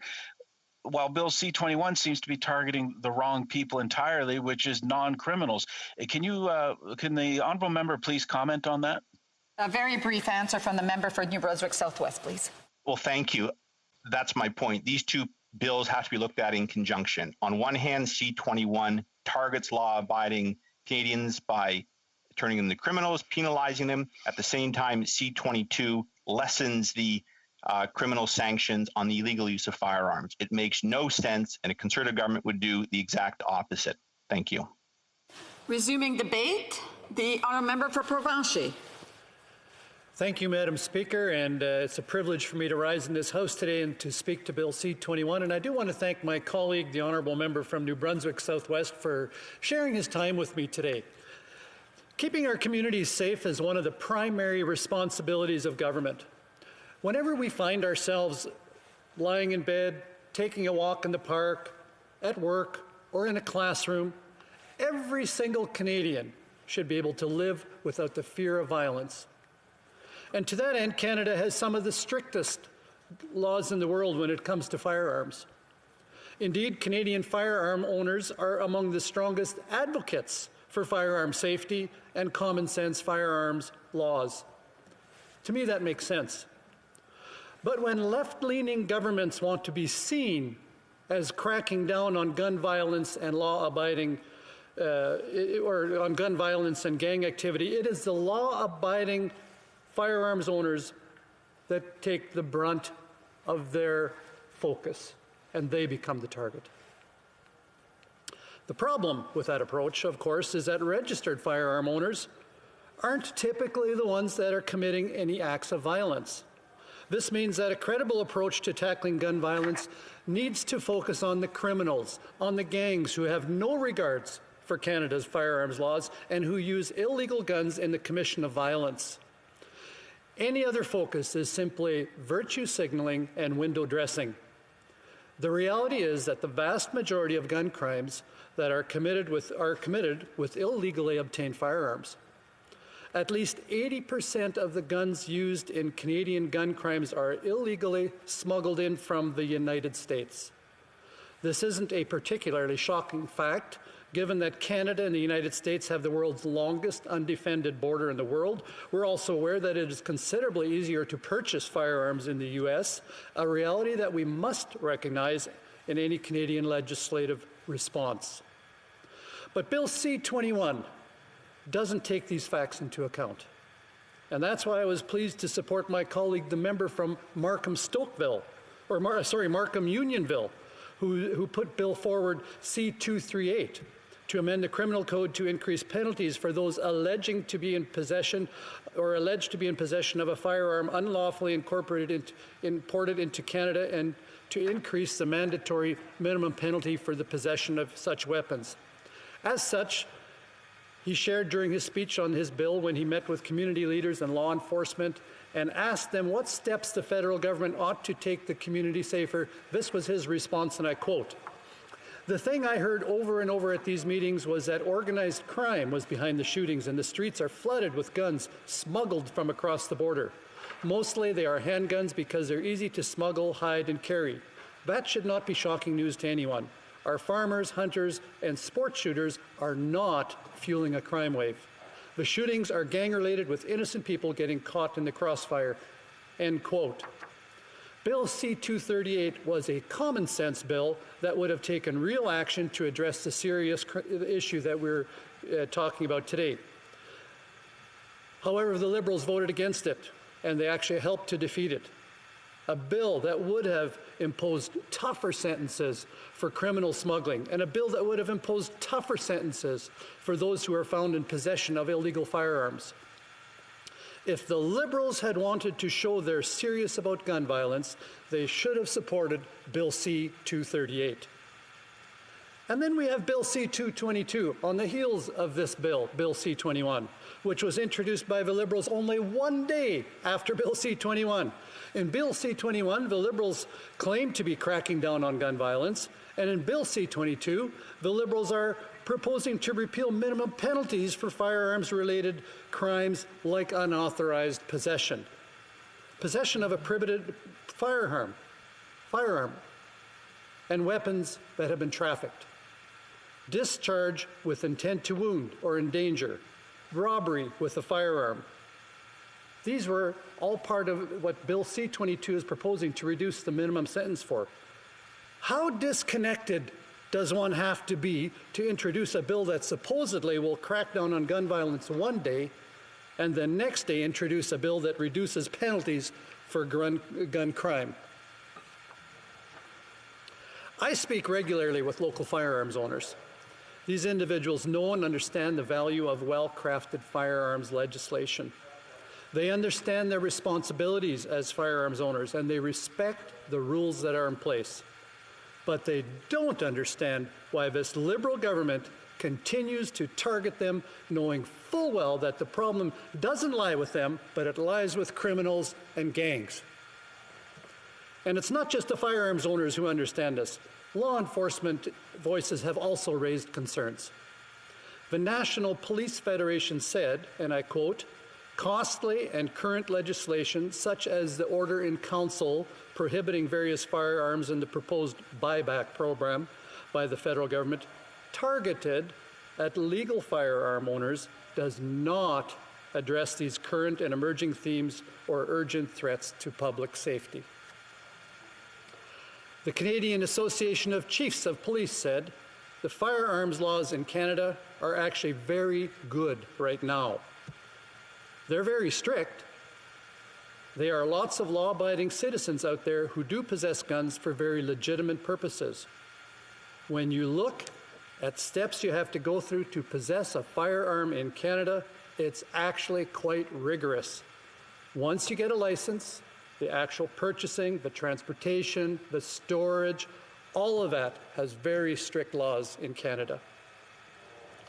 And in my province of Manitoba, Winnipeg Police Inspector Max Waddell said, while a ban on all guns might seem, and I emphasize the word seem, like a common sense approach, banning guns wouldn't necessarily stop gun violence. I'll draw a parallel, he says. Illicit drugs are also banned, yet we see dramatic increases in challenges around methamphetamines. Because it's that supply and demand force that causes individuals to obtain these firearms, whether it's to protect their drug trade, prevent harm, or to use it for extortion. Whatever the criminal element is needing these guns for. End quote. Further, Winnipeg Police Service spokesman Constable Rob Carver, he didn't mince words at all. He said Bill C-21 won't make any difference whatsoever. Despite the unequivocal evidence that gun violence is perpetrated by criminals using illegal guns, perhaps the most bizarre part of Bill C-21 is that it goes after airsoft guns. In rural Manitoba, chances are that you've used airsoft guns personally, or you would at least have family and friends that have done so, shooting a can from across the yard or strapping on a pair of goggles for a friendly match. As it stands, Bill C-21 will ban outright all airsoft guns, most BB guns, and some paintball models in Canada as well. This bill will destroy a pastime enjoyed by over 64,000 players across Canada and risk an industry worth $100 million to the Canadian economy. Half the businesses in Canada tailored to these harmless hobbies expect to close for good, causing some 1,500 Canadians to lose their jobs in the process. This is silly, and it does absolutely nothing to address real gun violence in Canada. Earlier this year, 36,600 Canadians signed a petition to stop Bill C-21's attempt to shut down airsoft and paintball. Among other calls, they simply asked the government to recognize that airsoft and paintball do not represent any public risk and banning it will not improve public safety. Signatories hailed from every province and territory, with Ontario and Quebec making a strong showing alongside Western provinces. Canadians are rightly frustrated with this. Why is the Liberal government's plan to take legal firearms off the ranges and ban toys? We need a bill that addresses gun smuggling. We need a bill that goes after gangs. We need a bill that prevents criminals from getting access to illegal guns, and Bill C-21, it ain't it. Bill C-21 is a smokescreen. The bill will have no impact on the illicit use of illegal firearms in crime. Criminals don't register their guns. They obtain their guns illegally. Gangs don't register their illegally obtained guns. So the Liberals propose to give municipalities the power to create local firearms bylaws. Why would we expect that this bill will have any impact on public safety? Madam Speaker, I'll wrap up there for now, and I'll await questions from my honourable colleagues. Thank you very much. Comments? The Honourable Parliamentary Secretary to the Minister of Family, Children and Social Development. Madam Speaker, in my short time in politics, I've been to more funerals for young people in my riding than I have for members of my own family. Young people lost to gun violence. The Conservatives have reversed course on income trust, they've reversed course on same-sex marriage, they've reversed course even on price on pollution. You can't do it for the love of Jonathan or Q or Mikey or Reese. For 22 in Nova Scotia, for 6 in Quebec City, for 14 in Montreal. But for the love of God, can you do it for their families? I broke with party ranks and supported your private members bill. For the love of my city, for the love of the families, could you please reverse course and save these families more grief? Why can't you change your minds? Leave the gun lobby behind.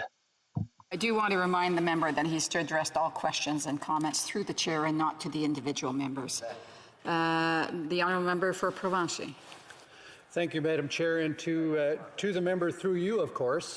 I want to thank the member for his passion for safety for children, for youth, and for the citizens in his riding, and indeed right across Canada. And I too want to extend my sympathies to those that have lost loved ones and who have, and I share regrets for folks that have lost their lives due to gun violence. And I appreciate that this member stood with Conservatives to support Bill C-238 because it was a common sense measure that actually attacked gang violence, gun violence in a meaningful way. Bill C-21 doesn't do it. If it did, we would be taking a hard look at it. We would be supportive of this bill. But as Bill C-21 stands, it will do absolutely nothing to address the violence he's talking about. Thank you, Madam Speaker. Commentaire, l'honorable député de Shefford. Questions and comments, the honourable member for Shefford. Madam Speaker, I want to thank my colleague for his speech. I just wanted to refer to the previous question talking about the issue in Montreal and the fact that the mayor there wanted to tackle the issue of handguns. There was a unanimous request from the National Assembly in Quebec to deal with that issue. In Quebec, this is a debate that is important. You know, the Polytechnique massacre really marked us. And I'd like to hear my colleague talk about this because my colleague who spoke earlier said that we could bring this to committee and to propose improvements. But if we don't sit down together and do that, we won't be able to improve it. So I'd like to hear him talk perhaps about the fact that in committee we could improve the bill, or at least we could try to work together on it. Even though if they're unsatisfied with parts of the bill, we could work on it and try and reduce crime in urban areas. Le député de Provencher. Thank you, Madam Speaker, and I want to thank the member for the question. It's a good question. Why not study it in committee? Well, I think the answer actually is quite simple. The Liberals have indicated that they're not open to amendments, first of all. So it's almost pointless bringing it to committee. It's a bad bill. It's not going to reduce gun violence and criminal activity. And the fact of the matter is that crimes perpetrated through the use of firearms are typically purchased illegally. They're used by criminals, and changing the laws, attacking law-abiding farmers and sports shooters and firearms owners will not address the problems that this member has raised. Thank you. I have time for a brief question. The honourable member for North Island Powder River. Thank you, Madam Speaker, and I thank the member for his speech. My question to him is, I agree, illegal guns coming across the border is very concerning, but I know that when the Conservative government was in power, they cut over 1,000 jobs in the CBSA, jobs that directly deal with this. Now we see the Liberal government not getting anywhere close to replacing those. So I'm just wondering, does the member feel that we need to see those jobs increase so that we see the decrease of illegal guns coming into Canada? A brief answer from the member for Provencher, just about 50 seconds. Okay, thank you, Madam Speaker. And I want to thank the member from the NDP for that question. I think that's a great question. Do we support having an increased focus on addressing crime, on addressing illegal guns that are being smuggled in from the United States? And we know that's primarily where they're being smuggled in. When I look at the incident that happened in Nova Scotia, the records indicate that those guns were smuggled in from the United States, and they were done so illegally, and they were possessed illegally. And yes, we would be very supportive of focusing increased efforts to reduce that. Thank you, Madam Speaker. As we go to resuming debate, I want to remind the honourable member that I'm going to acknowledge that there's only 3 minutes left for the debate. Then he'll be able to continue later on. So the honourable member for Kingston and the Islands. Thank you, Madam Speaker, and I am pleased to rise today in the House to speak to this, even if just for a couple minutes today, and then to continue on the next time this is before the House. But I did want to start by saying that I am very pleased that this legislation has come forward, and I say this as somebody who has a lot of hunters in the family. All of my mother's brothers. My mother comes from a family of 7 children. All 3 brothers are hunters. One owns a hunting property, a lodge that he hunts on near Westport, Ontario. My late father-in-law comes from a hunting and fishing lodge that he and his father and grandfather, actually 3 generations, trained hunters, brought people from throughout North America, quite frankly, to Plevna, Ontario, where they hunted and fished. I'm very pleased to see and to have heard from them that this bill, quite frankly, does not concern them.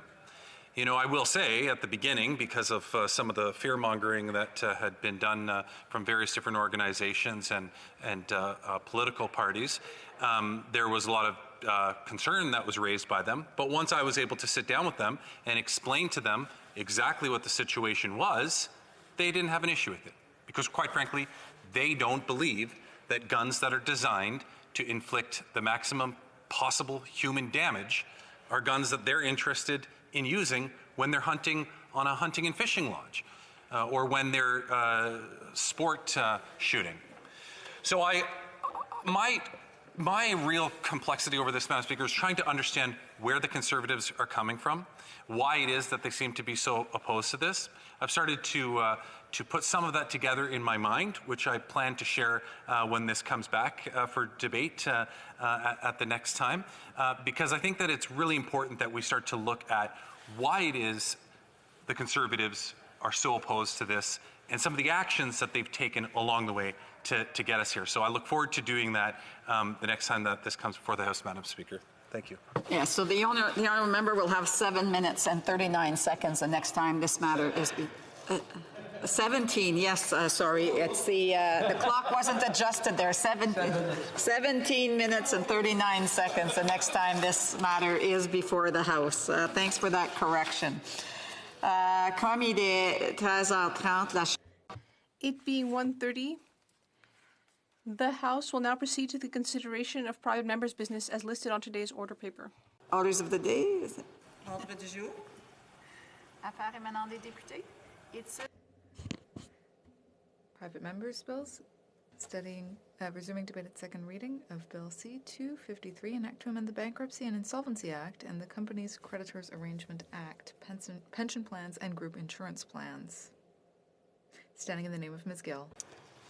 Madame Gill, appuyée par Madame Chabot. Ms. Gill, seconded by Ms. Gill, seconded by Ms. Chabot, moves that Bill C-253, an act to amend the Bankruptcy and Insolvency Act and the Companies Creditors Arrangement Act, pension plans and group insurance plans, be now read a second time and referred to the Standing Committee on Industry, Science and Technology.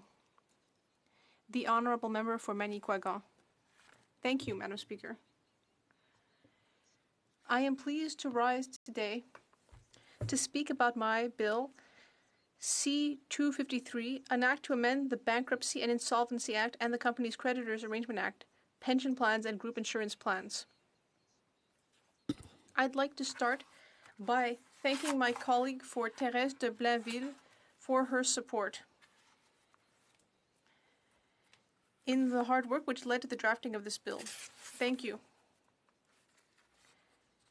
But today I am feeling a sense of déjà vu. In the previous Parliament, I proposed a similar bill, C-372, which had a similar objective to the one that I'm presenting today. But unfortunately, it didn't get to a vote before the Parliament was dissolved. But I hope this new version will be adopted.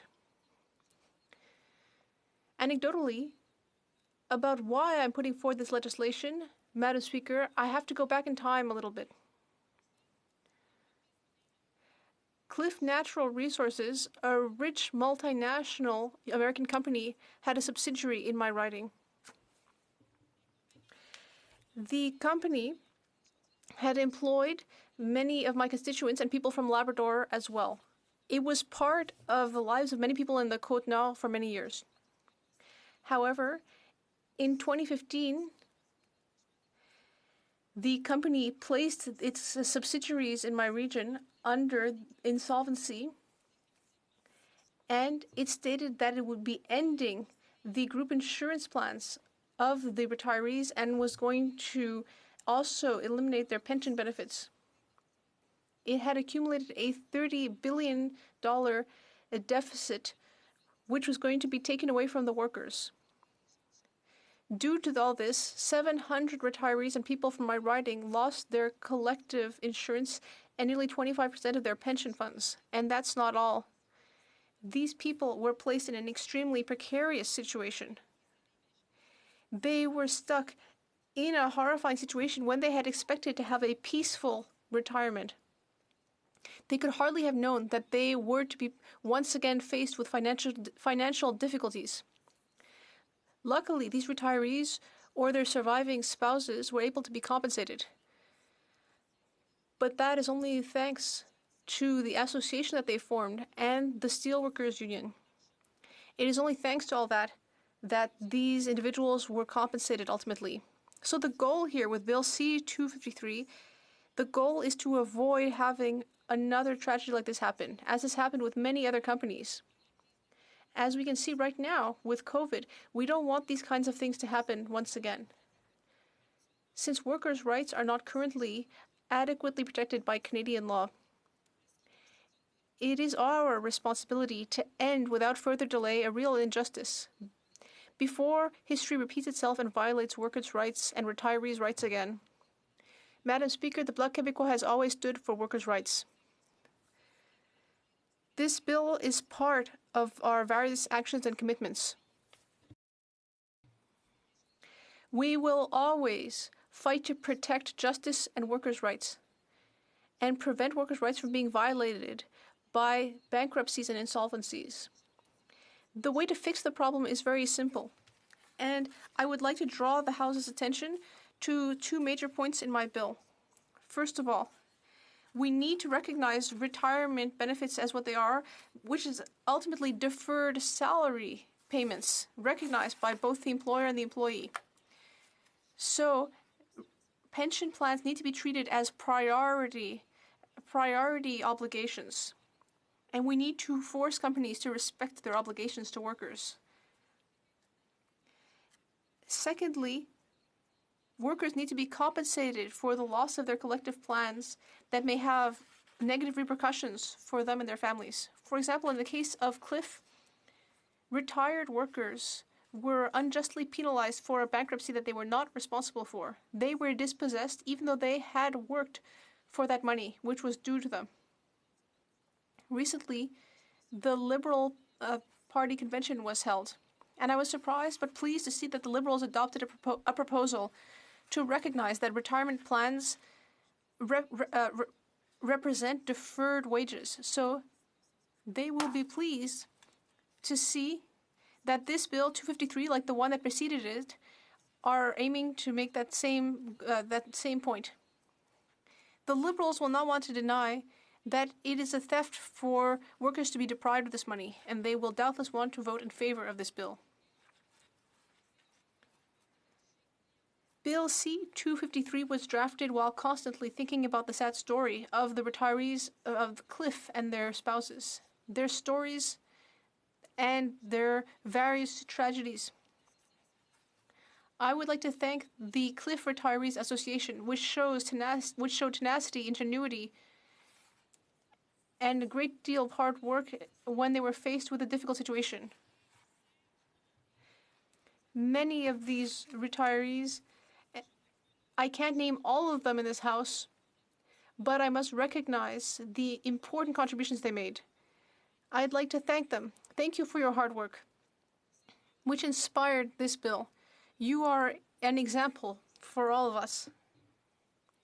You show that people can bring their voices to Parliament, that this is your House, and I hope that your fight will inspire many, so that no one else will have to go through what you have gone through. Now, before concluding, Madam Speaker, I'd like to say something about something else rather surprising that the Liberal government has done regarding the Companies Creditors Arrangement Act. Earlier this week, a private member's bill was tabled about the situation at Laurentian University by the member for Sudbury. In this bill, post-secondary teaching institutions are excluded from the definition of company. This befuddles me. The government had an opportunity here to improve things. Actually, it had many opportunities, but instead it's adding more exceptions. It's simply trying to look better after what happened at Laurentian University. Madam Speaker, C-253 goes a lot farther. And it's looking to protect those who really need it, not creditors, not businesses, and even less so the government.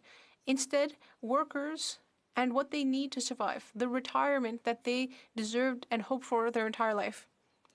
C-253 proposes real change by changing the order of priority for business creditors.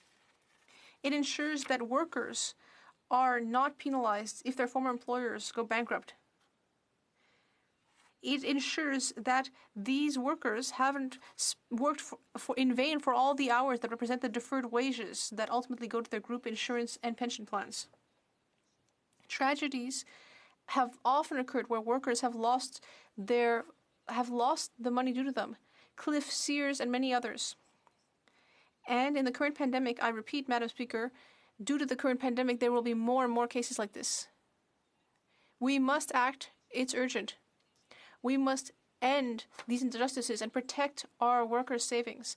I would ask this chamber to adopt this legislation as quickly as possible to avoid shattering the dreams of more retirees. They simply want to be able to live quietly and with dignity in retirement after working hard.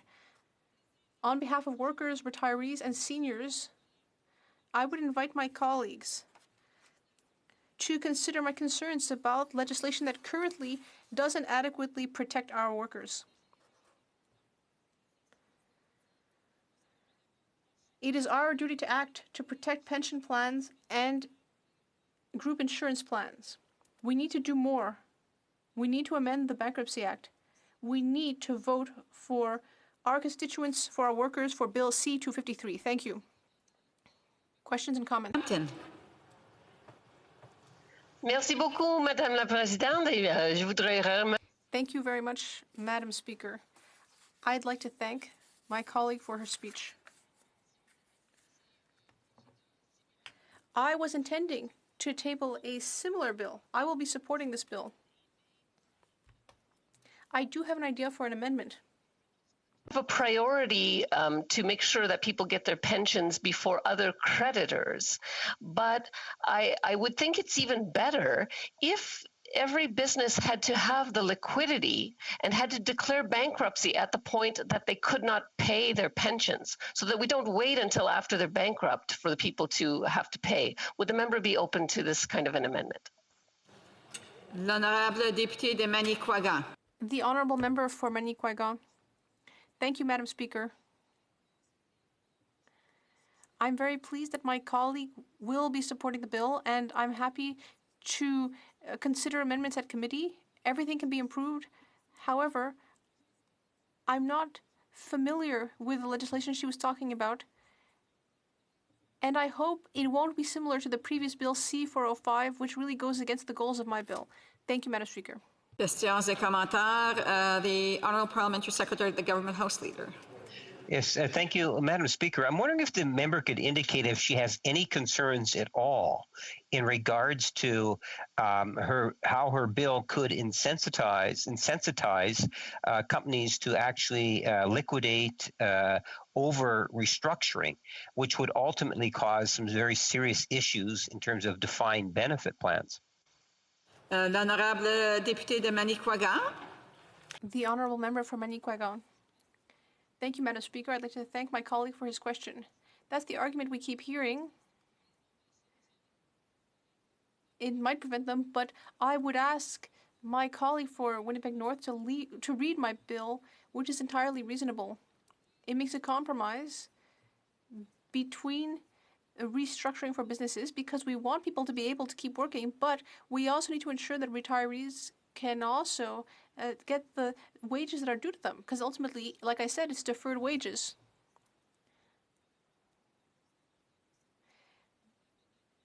There are many arguments that I have in favor of this bill, and perhaps my colleague could draw inspiration from members of the Liberal Party who had the same idea. For Hamilton Mountain. Thank you, Madam Speaker, and I want to thank the member for her speech. In 2015, the Liberal government promised the Canadian people that they would change and make sure that their pensions would be protected. And in 2019, the Liberal government did make some amendments, but it seemed to be cosmetic.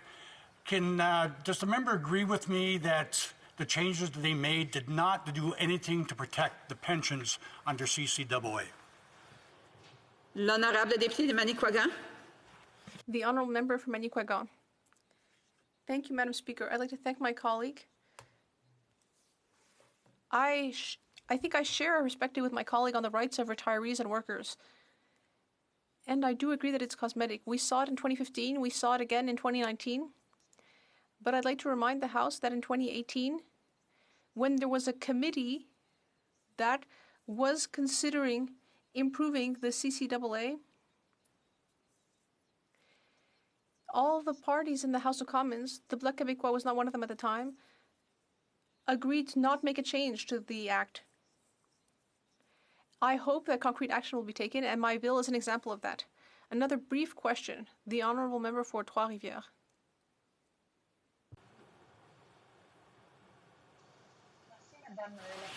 Le micro est pas dessus. Your microphone isn't down. Please go ahead. Yes, I'm sorry. Thank you, Madam Speaker. I'd like to congratulate my colleague on her bill and her excellent speech. This is a very good idea. And I'd just like to say once again that it is seniors who are the most affected by events like this one. And I'd like to hear from her regarding health insurance and life insurance. What happens to them when something like this happens? Thank you, Madam Speaker. The Honourable Member for Manicouagan. Thank you, Madam Speaker.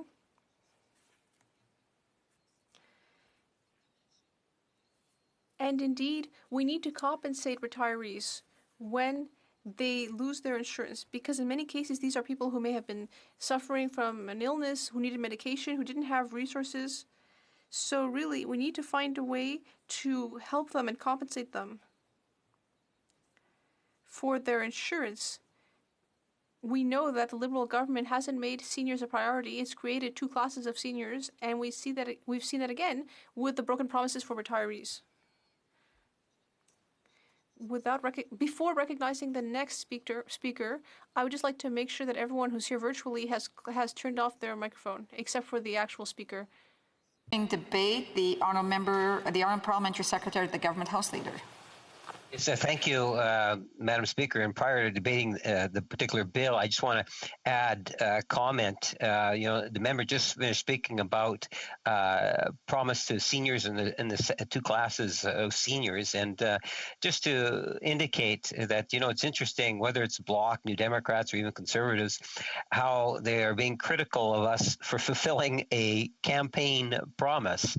It shouldn't come across. Sorry, I have a point of order. Un appel au règlement d'honorable député de Manicouagan. Est-ce qu'il y a un problème technique? The honourable member for Manicouagan. Is there a technical problem? Madam Speaker, I'd just like to say that I believe that my colleague is off the topic. As the member knows, there is leeway during speeches. The Honourable Parliamentary Secretary has just started his speech. I'm sure that his speech will be relevant, and we'll wait a little longer to see. I would remind the Honourable Parliamentary Secretary I would ask him to make sure that his speech is relevant. Thank you. Please go ahead, the Honourable Parliamentary Secretary. Well, Madam Speaker, let me digest that for about 5 seconds. That's ridiculous. I just finished commenting on something that the member just provided an answer to on a question in regards to the bill. Having said that, Madam Speaker, let me get right to the point of the legislation itself. I posed the question to the member, and the question was in regards to how C-253 in its current format actually does provide an incentive for companies to ultimately liquidate over restructuring. And when I posed the question, she made the suggestion that I need to read the bill. And it's not a question of reading the bill as much as it is understanding the potential consequence of the legislation. And she has not been able to alleviate the concerns, as she is indicated in her response to me that she is already somewhat aware of. Pensions matter. Pensions are very important to Canadians, Madam Speaker. You know, we look at it in terms of, the Liberal Party, the last AGM, when we talk about retirement plans. What are retirement plans? They are a deferred future income.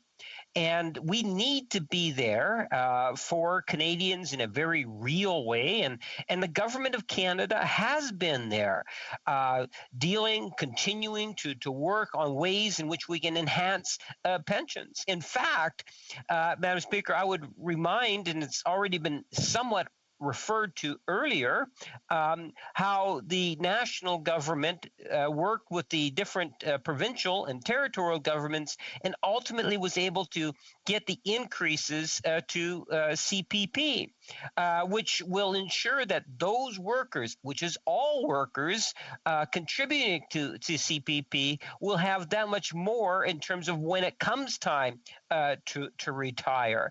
Madam Speaker, we recognize just how important pensions are. We also need to realize that pensions come in different forms. And when I think of pensions, wouldn't it be wonderful if all pensions were funded pensions to the degree in which the money associated to those future expenditures was put aside and protected to the degree in which the pensioner would have no issues whatsoever. Unfortunately, that's not the reality. And that's not just within the private sector, but also in many ways the public sector also. Often what we find is employers will create unfunded and governments unfunded pension plans, and those pension plans are in essence based on revenues or incomes. You get hybrids in terms of pension plans, and a good example of that one is in fact CPP. But there are many different forms of pensions that are out there. I personally like the hybrid because I think that is something that is very workable. Even though it's still not necessarily the ideal.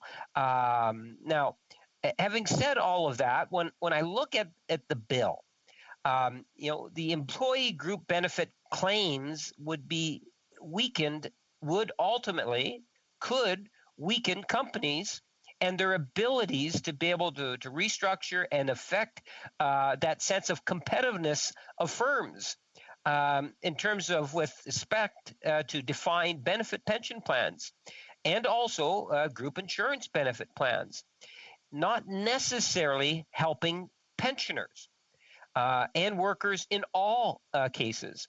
It has the potential to threaten those existence of defined pension plans, Madam Speaker, and that's why I'm a bit surprised the Conservatives seem to say that they want to support the legislation. I don't quite understand their arguments, and we'll wait until we hear from the Conservative members, and maybe they could address that specific. Do they not have any fears in regards to the companies that might, as a result, want to liquidate over restructuring? Very serious issue. We recognize, Madam Speaker, in a very real way that after a lifetime of hard work, Canadians do deserve to have that peace of mind when it does come time for security. Many years ago, I can remember walking on a picket line out in Transcona. Today's industries have modified significantly, but there's still a lot of work that needs to be done. When I was walking this particular picket line, this would have been in the early 90s, Madam Speaker, I was amazed to find that you get workers that are been working for 30 plus years, and they're getting like $400, $500 for a pension after that sort of a commitment to a business, and that is not rare, unfortunately. Now, I think that we have seen significant improvements over the years, but I think that it is important for all of us to do what we can to advocate, because we all have a responsibility to ensure that people have the disposable income when they need it when it comes time for retirement. And on that particular issue alone, Madam Speaker, I could speak extensively on and why it is we have some programs, in particular with let's say in the province of Manitoba, that will start off financial support for seniors at age 55, and why some seniors at an older age require that additional support.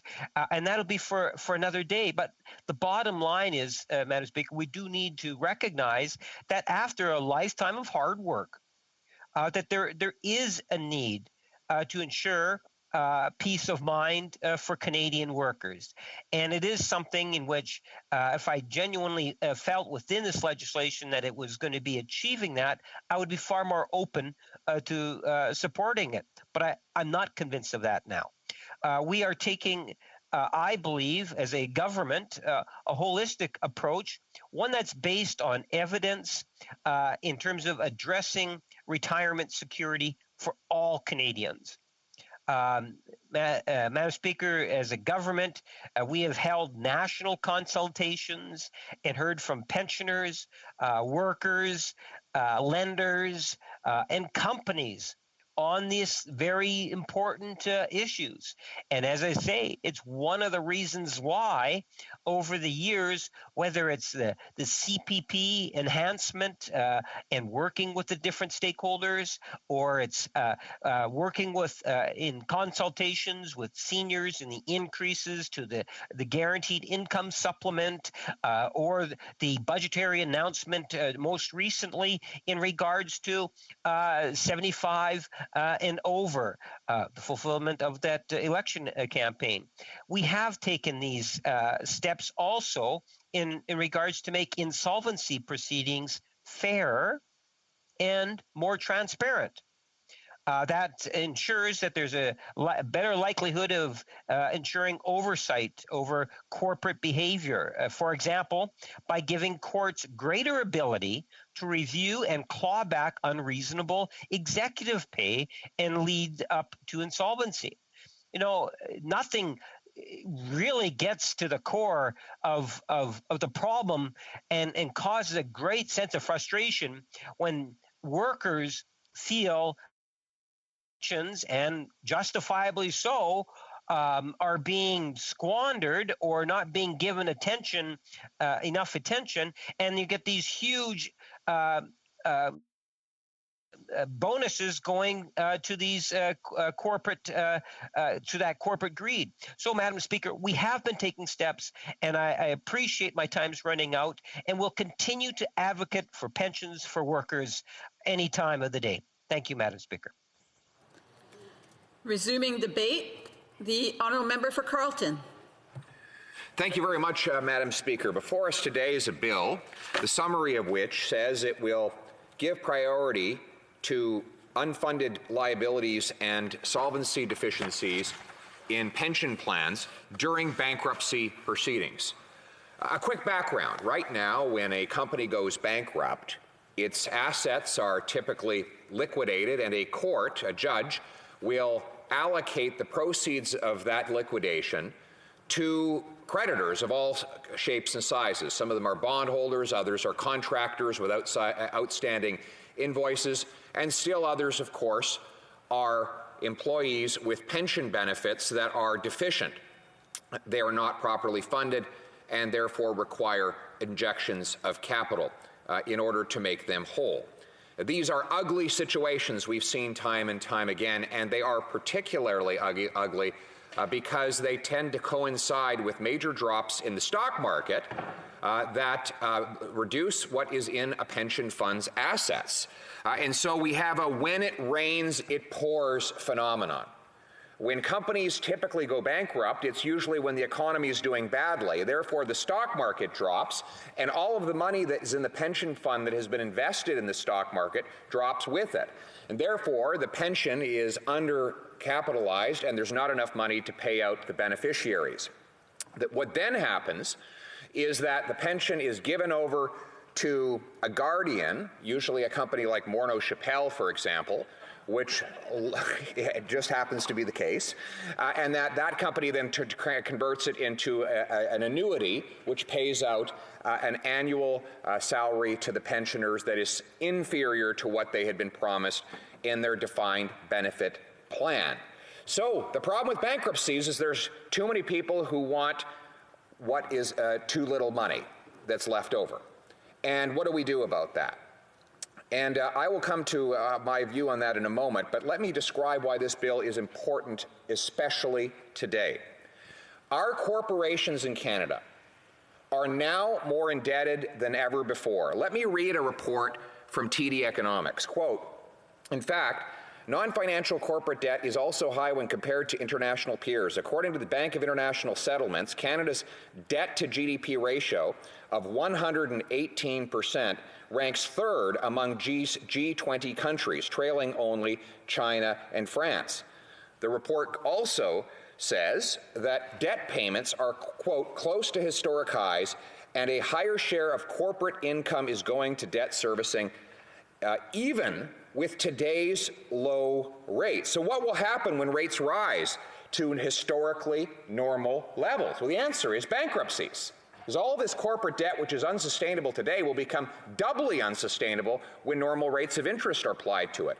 And then those companies will go bankrupt, and their workers will simultaneously see their pension fund depleted by dropping stock markets, and they will be left without the benefits they were promised.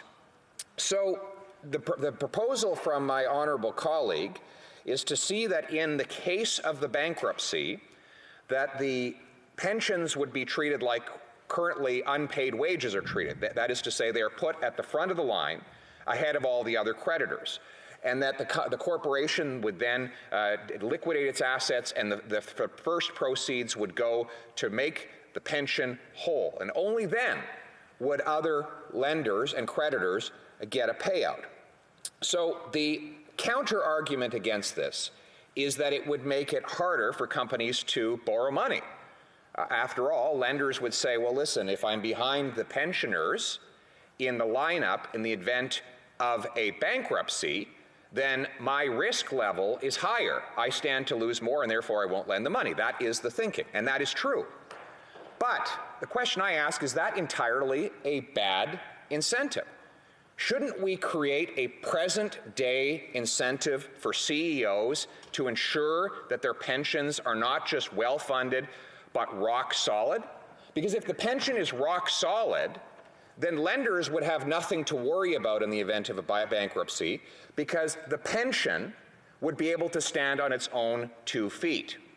In other words, the proposal in this bill, in principle, could act as a present-day incentive for CEOs to put their pensions on a more solid ground, lest they face penalty from lending markets. Right now, what we have, I think, is a perverse incentive where CEOs often underfund pension plans because in the present, it causes them no problems. But then down the road, 15 or 20 years later, when they're long gone, have been paid all their bonuses and benefits, the pension goes under and it's not their problem anymore. We saw that with the bankruptcy of the automotive companies. For many years, CEOs made promises to workers without any ability to keep those promises. And then taxpayers had to come in and clean up the mess of long retired corporate management. What benefit I think this bill might provide is that it would force companies to fund and even overfund their pensions in order to give confidence to lenders that in the event of bankruptcy, that pension would not then consume more of the proceeds of bankruptcy. And that kind of market incentive might be helpful in ensuring that present-day management give our pensioners a solid ground and protect its financial viability against the worst unexpected events that could come down the road. So imagine if a CEO said, instead of, I'm going to contribute the minimum amount to the pension fund to get by, he said, I'm going to contribute as much as it would take to make it foolproof against a massive recession, against a massive drop in the stock market, and against even my company's own bankruptcy. That would be the ultimate benefit of a regime that incentivizes corporate management in the present to back up pensions in order to have the viability to raise money on debt markets. Now, there are certain challenges with this bill. I won't lie, and I think the member might even agree with that. For example, challenges of transition. If there's a company today that has committed some of its current assets in collateral in order to get loans, then if we were to change the law all of a sudden, then that collateral relationship, which is written into a contract, would be broken. And we would have a potential interruption of our financial system. Some companies would end up in lawsuits with their present-day creditors. Secondly, we'd have to find a way to ensure that there could still be collateralized arrangements. We do want our businesses to be able to say, look, these are our assets. We're going to the markets to borrow some money against these assets in order to hire more workers, buy more machines, and create more wealth here in Canada. But what we need to do with this bill is ensure that it is crafted in a way that allows that to go on while at the same time incentivizing businesses to put their pensions on solid ground by ensuring that pensioners come at the front rather than at the back of the bus. And so while I'm not sure that the bill is perfectly crafted as present, and I don't know for sure if it could pass in its present form, I do think it's worth sending it to committee for some study, because what's clear is that if somebody works hard all their lives and then their company goes bankrupt through no fault of their own, the pension on which they rely, for which they were intending to pay for their housing, their food, and even their long-term care should not be stripped away from them. And businesses should, within the context of the free market system, be incentivized to make today's decisions for tomorrow's pension security. The principle in this bill may allow that to happen. And therefore, on behalf of Her Majesty's loyal opposition, I am here to announce that we will support sending this bill to committee at second reading, and we commit to working with the honourable member, avec l'honorable député, with the honour member, so that we could enhance this legislation and address her concerns, so that the principle in the bill can be respected while still respecting and protecting the financial system that enables investment in our companies. In order to advance the cause of pension security, and we will look to amend any problems so that we protect the financial system that is the lifeblood of jobs while protecting the pensions that is the reward of a lifetime's hard work. Thank you. Resuming debate, the honourable member for Hamilton Mountain. Thank you, Madam Speaker. And I rise in the chamber as the NDP critic for pensions on what I believe is one of the most important matters in the pension portfolio before us today. The subject matter of Private Members Bill C-253 regards protections of the employer-sponsored pensions for workers in the case where the employer is undergoing bankruptcy proceedings. I would like to sincerely thank my Bloc colleague for using her spot in the priority list of private members' business to bring forward these measures. As she knows, I feel strongly about the necessity of these protections put forward, so much that my bill, C-259, contains equivalent measures to every article contained in this bill. I would like to let her know and the House know that I am calling on all my NDP colleagues to support this bill at second reading, and I hope to see it get to committee. What I'd like to talk about is the short amount of time I have is, one, the importance of pensions and the type of pensions we are talking about, the current situations by way of the acts of Parliament and some real counts of the problem at hand when companies go bankrupt, and three, what this bill C-253 does and what this bill does not do. My speech today will be as much for those at home as it is for those present in the chamber. I think it is important for all Canadians to know clearly what is at stake here in simple terms so they can ensure that their MP is doing the right thing when they cast a vote on this one. Pensions have become so commonplace in society that some may take their existence for granted, while administration and accounting of the pension plans by those who manage them may be complicated. The concept is pretty simple and makes their importance clear. During our working years, we put money away in regular amounts so that we can draw on that fund of money in our retirement years in order to live. Canada's government, like many other governments, has a segment of our pension sector which is socialized. For those of us who are fortunate enough to have contributed to the workforce, we pay into Canada Retirement Income Systems that is made up of, among other things, the Old Age Security, the Guaranteed Income Supplement, as well as the Canada Pension Plan, and in Quebec, the Quebec Pension Plan. While I'll go on about the importance of these retirement incomes and the necessity for their reform, this is not the matter of Bill C-253. The bill instead touches on what I call employer-sponsored pensions. Employer-sponsored pensions are those where, by an agreement, there exists an employer's obligation with respect to a pension plan that it sponsors for its employees. The employer agrees to deduct from their wages an agreed amount to remit to the pension plan fund and agrees to also remit an amount of their own, oftentimes equal to the employee's contributions. This brings me to talk about defined benefits pension plan versus defined contribution pension plans, and it's important that we distinguish these in order to talk about Bill C-253. With a defined contribution plan, the amount of income you receive is not set, but rather depends on how much you happen to contribute, and in fact can drastically be reduced depending on how the investments in that fund were managed by the employer. On the other hand, with a defined benefit pension plan, the amount of income you receive is set, and the administrator of the fund is compelled to be responsible in investing your money. In this type of pension, there could be a pension deficit. This is considered unfunded liability. Now, Madam Speaker, we can discuss the problem that Bill C-253 proposes to fix, the situation where an employer is facing bankruptcy and who has obligations under an arrangement to provide an employer-sponsored pension plan. The bill proposes to change to the existing laws that deals with such a situation. The Bankruptcy and Insolvency Act, BIA, covers the treatment of a bankrupt employer's obligations with respect to a pension plan and its sponsoring for its employees. The Companies Creditors Arrangement Act, CCAA, provides a restructuring framework for insolvent companies.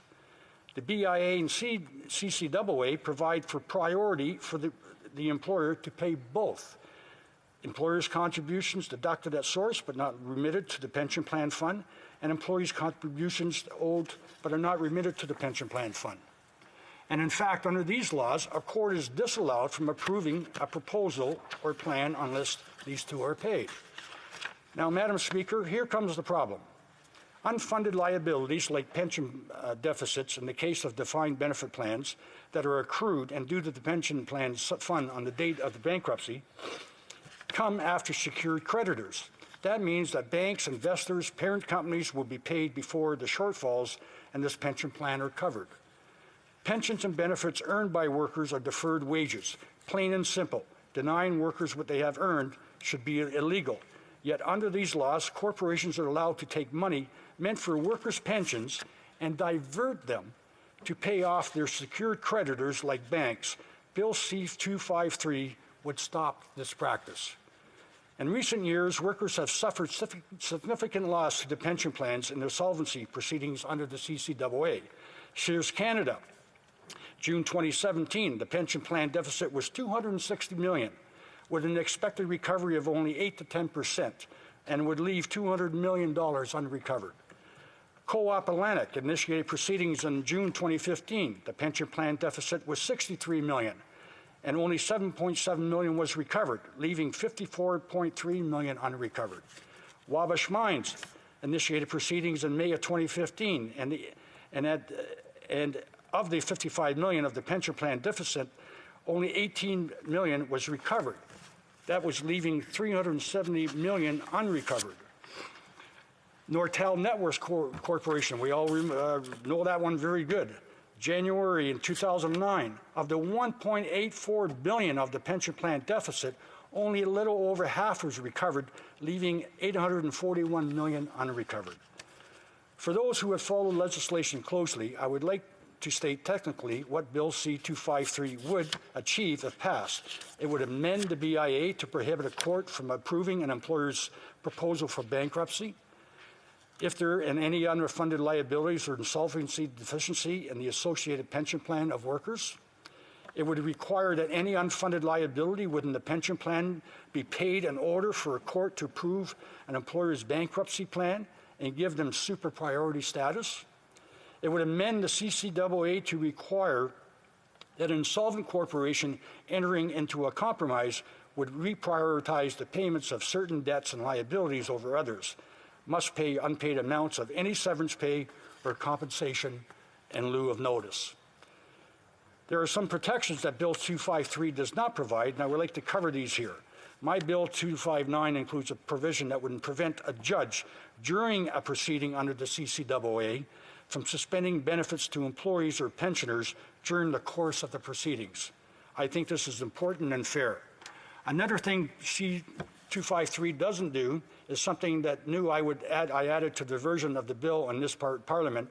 It proposes to change the Pension Benefit Standards Act to allow the superintendent of financial institutions to determine that a funding of a pension plan is underfunded and can order measures to be taken by the employer in order to correct the impairment. So I want to pass on some reflection of some commentary and quotes from the recent past and measures of these bills. And I quote, "I like the fact the word pension means deferred income. When we go to work an 8-hour day, or however many hours we put in, a great deal of consideration is given to the benefits that go on beyond that hourly, weekly, or monthly rate paid to us. A pension is a deferred income." Who did that quote come from? The parliamentary secretary of the leader of the government in the House of Commons, the member for Winnipeg North. Liberals campaign on a promise to improve the income retirement security for all Canadian seniors. It's time to the government to put a stop to this organized theft. I encourage Canadians watching to call their member of parliament and ask them to vote in favor of Bill 253 at second reading and help start the process of ending pension theft by large corporations. And Madam Speaker, we can just talk about Laurentian University that's going through the same problem right now. This is devastating. It's being abused. The whole process is being abused, and it must be fixed. People's lives are going to be turned upside down on this one, and the government must step in and change legislation. So, Madam Speaker, I thank the members for their time, all the members for their time, and I hope that the bill is important. Will be given important consideration it warrants, and I recommend everybody send this to committee. Thank you. Resuming debate, the honourable member for Abitibi-Témiscamingue. Thank you very much, Madam Speaker. I'd like to check that my sound is good. Great. Thank you, Madam Speaker. I'd like to remind everyone that on May 20th, 2016, during the question period here, the member from Manicouagan, my colleague from the bloc, asked the federal government if it intended to make retired workers priority creditors. It's in the wake of the great misfortune experienced by employees and retirees at Cliffs Natural Resources when the company announced on January 27th, 2015, that it was placing its subsidiary operating under Bloom Lake facilities on the North Shore under the protection of the Canada's Companies Creditors Arrangement Act. Since her request to the federal government, the efforts of my colleague on this file haven't stopped, and that is to her credit, in spite of, well, this is such an important debate. But in spite of this, the government has been reflecting for 5 years now, and despite the restructuring at Cliffs, Sears, White Birch, or Capital Media, there's been so much anger from the employees and retirees of these companies whose shareholders and executives literally took off with their pension funds. And it's very sad. And in fact, this thinking has been going on for a long time, but the federal government, whether it's been Conservatives or the Liberals, still haven't legislated or offered protection to the pensions of employees or retirees, and still prefers to favor the profits of executives and shareholders. However, I'm convinced that the vast majority of members here agree with the principle of protecting employees' pensions, and that this injustice must absolutely be stopped. When I talk about injustice, because if you don't protect the pensions of employees and retirees, you're accomplice to theft. And we must prevent other tragedies. Pensions are vital for pensioners. They depend on this income. So when you talk about injustice, I think we have to show solidarity and set mechanisms in place. With a few other countries, Canada is one of the ones that most irresponsible with respect to pension protection, and things have to change. Members must seize this opportunity to approve this bill. As members of this House, we have to correct this situation and protect our employers and retirees. For seniors, for retirees, and also young people, often they don't have access to these same securities. And if we don't take action, these dramas will be repeated over and over again. Because with this digital shift where restructuring is multiplying, the biggest and the strongest crush the smallest and the weakest. That is the law of the market, and that is the very essence of capitalism. And that is why we have to ensure that pension funds are bailed out. That's why we have to make sure there's full payment of pensioners' pensions. And that is why we have to protect group insurance. And that's why we have to take action, Madam Speaker. We have to correct this situation, not to mention this injustice. Right now, everyone shares this responsibility. And currently, there are 2 laws governing bankruptcy cases for both businesses and individuals. There's, of course, the Bankruptcy and Insolvency Act and the Companies Creditors Arrangement Act. But obviously, they don't provide enough protection or any protection of the pensions of employees and retirees. They do not protect group insurance either. The law doesn't say anything about the collective insurance of workers. The loss of collective insurance of workers and pensioners is hardly a claim under the current regime. If no one thinks of claiming an amount to compensate pensioners for their loss. And the plight of retired workers who have lost much of their pension funds and group insurance, for them, status quo is not an option. We have to end the anger of these abused workers and retirees. I can't imagine the anger a person must feel when they've seen all of their hard-earned money stolen. Injustice creates anger. And that's how these retirees feel. They feel like their money was stolen. And this injustice experienced by workers and retirees, because they've been robbed of their days, their creativity, their skills, their commitments, and their trust.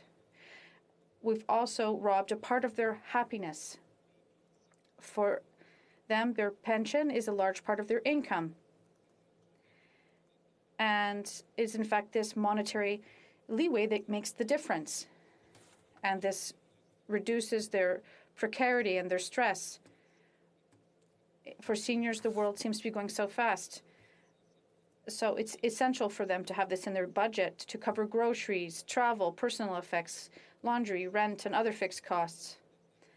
And it is important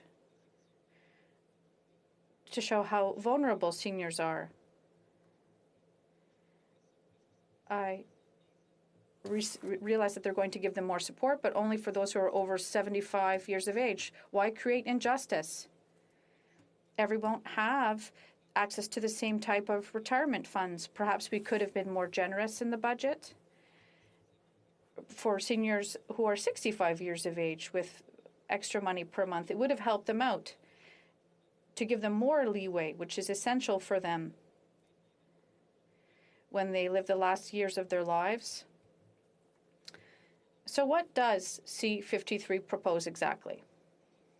This bill, entitled an Act to amend the Bankruptcy and Insolvency Act and the Companies Creditors Arrangement Act, aims to correct the current legislation to ensure greater fairness for retired workers while ensuring a balance in the treatment of creditors by amending the BIA and the CCAA so that in the event of a bankruptcy or restructuring, other creditors don't walk away with what should be in the workers' pension fund.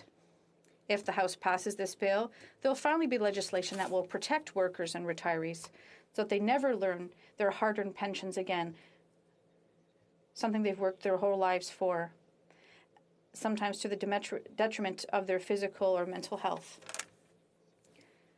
Well, the Bloc's position, obviously, we're in favor of this bill because it's ours, but it's almost identical to Bill C-372 that my colleague already tabled in 2016. And it's also a result of consultations with people from the North Shore and Quebec businesses and organization. And it recognizes that pension plan is a form of deferred salary. And it would cushion the financial shock of retirees who are facing bankruptcy of their former employer. It would protect group insurance of retired workers. It would force companies to better capitalize their pension funds. And it would allow the Standing Committee on Industry, Science and Technology to undertake a study on this important social issue. And I'd like to pay tribute to the presence of the chair and my colleague, the vice chair of this committee, that have spoken for the Conservatives. So this is an issue that we have to think about intelligently. And I'm also convinced that with the quality of the colleagues with whom I sit on the Committee of Industry and Science and Technology, as well as with the exemplary work of the clerks and the analysts who are studying Bill C-253, that it will be as rigorous and relevant as possible and will all contribute to this important issue. So, despite, even though we're busy, it's the right time to study this bill. The Bloc is in favor of this bill because it is a reasonable improvement of the major objective of protecting pensions and group insurance for retirees and employees, and especially since it will improve the quality of life of our seniors who are the most vulnerable. Also, let's not forget that income from retirees' pension represents hundreds and hundreds of millions of dollars that are spent in businesses, in towns and villages in our regions, which are the very heart of the Quebec and Canada economy. Bill C-53 is a good step forward, and we must take it. So I'd like to mention in conclusion that I am lucky to have been able to sit on the board of the Quebec Rents Board, and it allowed me to look at issues that affect the dignity of employees and their quality of life. And it's a pleasure for me to be able to get back to work, and I'm counting on the support of my colleagues to be able to support this bill. Thank you very much, Madam Speaker. Debate. I'll remind the honourable member that there's only 3 minutes right now for debate, and he'll be able to continue his speech thereafter. Resuming debate, the honourable member for Kingston and the Islands. Thank you, Madam Speaker. It's the second time today that's happened, but that's fine. I look forward to being able to continue later on. I just want to say that I think that this is a very important bill, and I'm really glad to see that this topic has been brought forward. When I shortly after I was elected in 2015, I had the opportunity to meet with a number of executives from my riding who were former executives for a DuPont plant in my riding, which is now in Vista, that was led by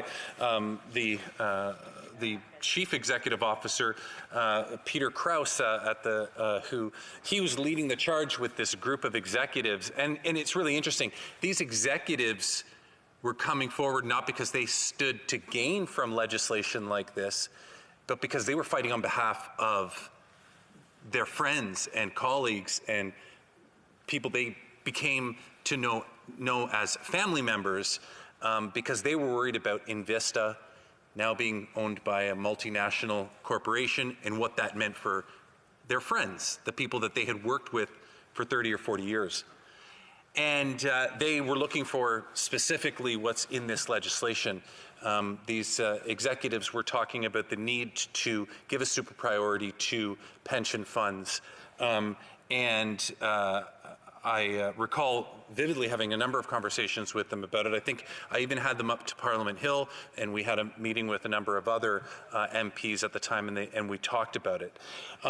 So, you know, before I get into perhaps some of the details of this later on, I do want to say that I must admit that despite the fact that our the government might not be voting in favor of it, I certainly personally am very tempted to vote in favor of this, and I can't speak on behalf of the entire Liberal caucus like the member from Carleton did earlier, but I am interested in hearing about what the committee can produce when they study this, Madam Speaker, what recommendations they can give back in order to secure those pensions for so many people who are, quite frankly, worried. And the reality of the situation is that we had a structure in place that didn't allow people to contribute through RRSPs or significantly reduced it because they were contributing through their employer into a pension. And now they worry about whether or how long that pension will be around for. So I'm looking forward to continuing to talk about this when it comes back around, Madam Speaker, but I will say that I am very much interested in this legislation, and at this stage I can say that I think it's worthy of committee study. Thank you. The time provided for the consideration of private members' business has now expired, and the order is dropped to the bottom of the order of precedence on the order paper, and the honourable member will have 7 minutes to continue his speech, his debate in the House once this matter is again before the House. As it is 2:30, the House will now be adjourned until next Monday at 11 a.m. pursuant to Standing Order 24-1.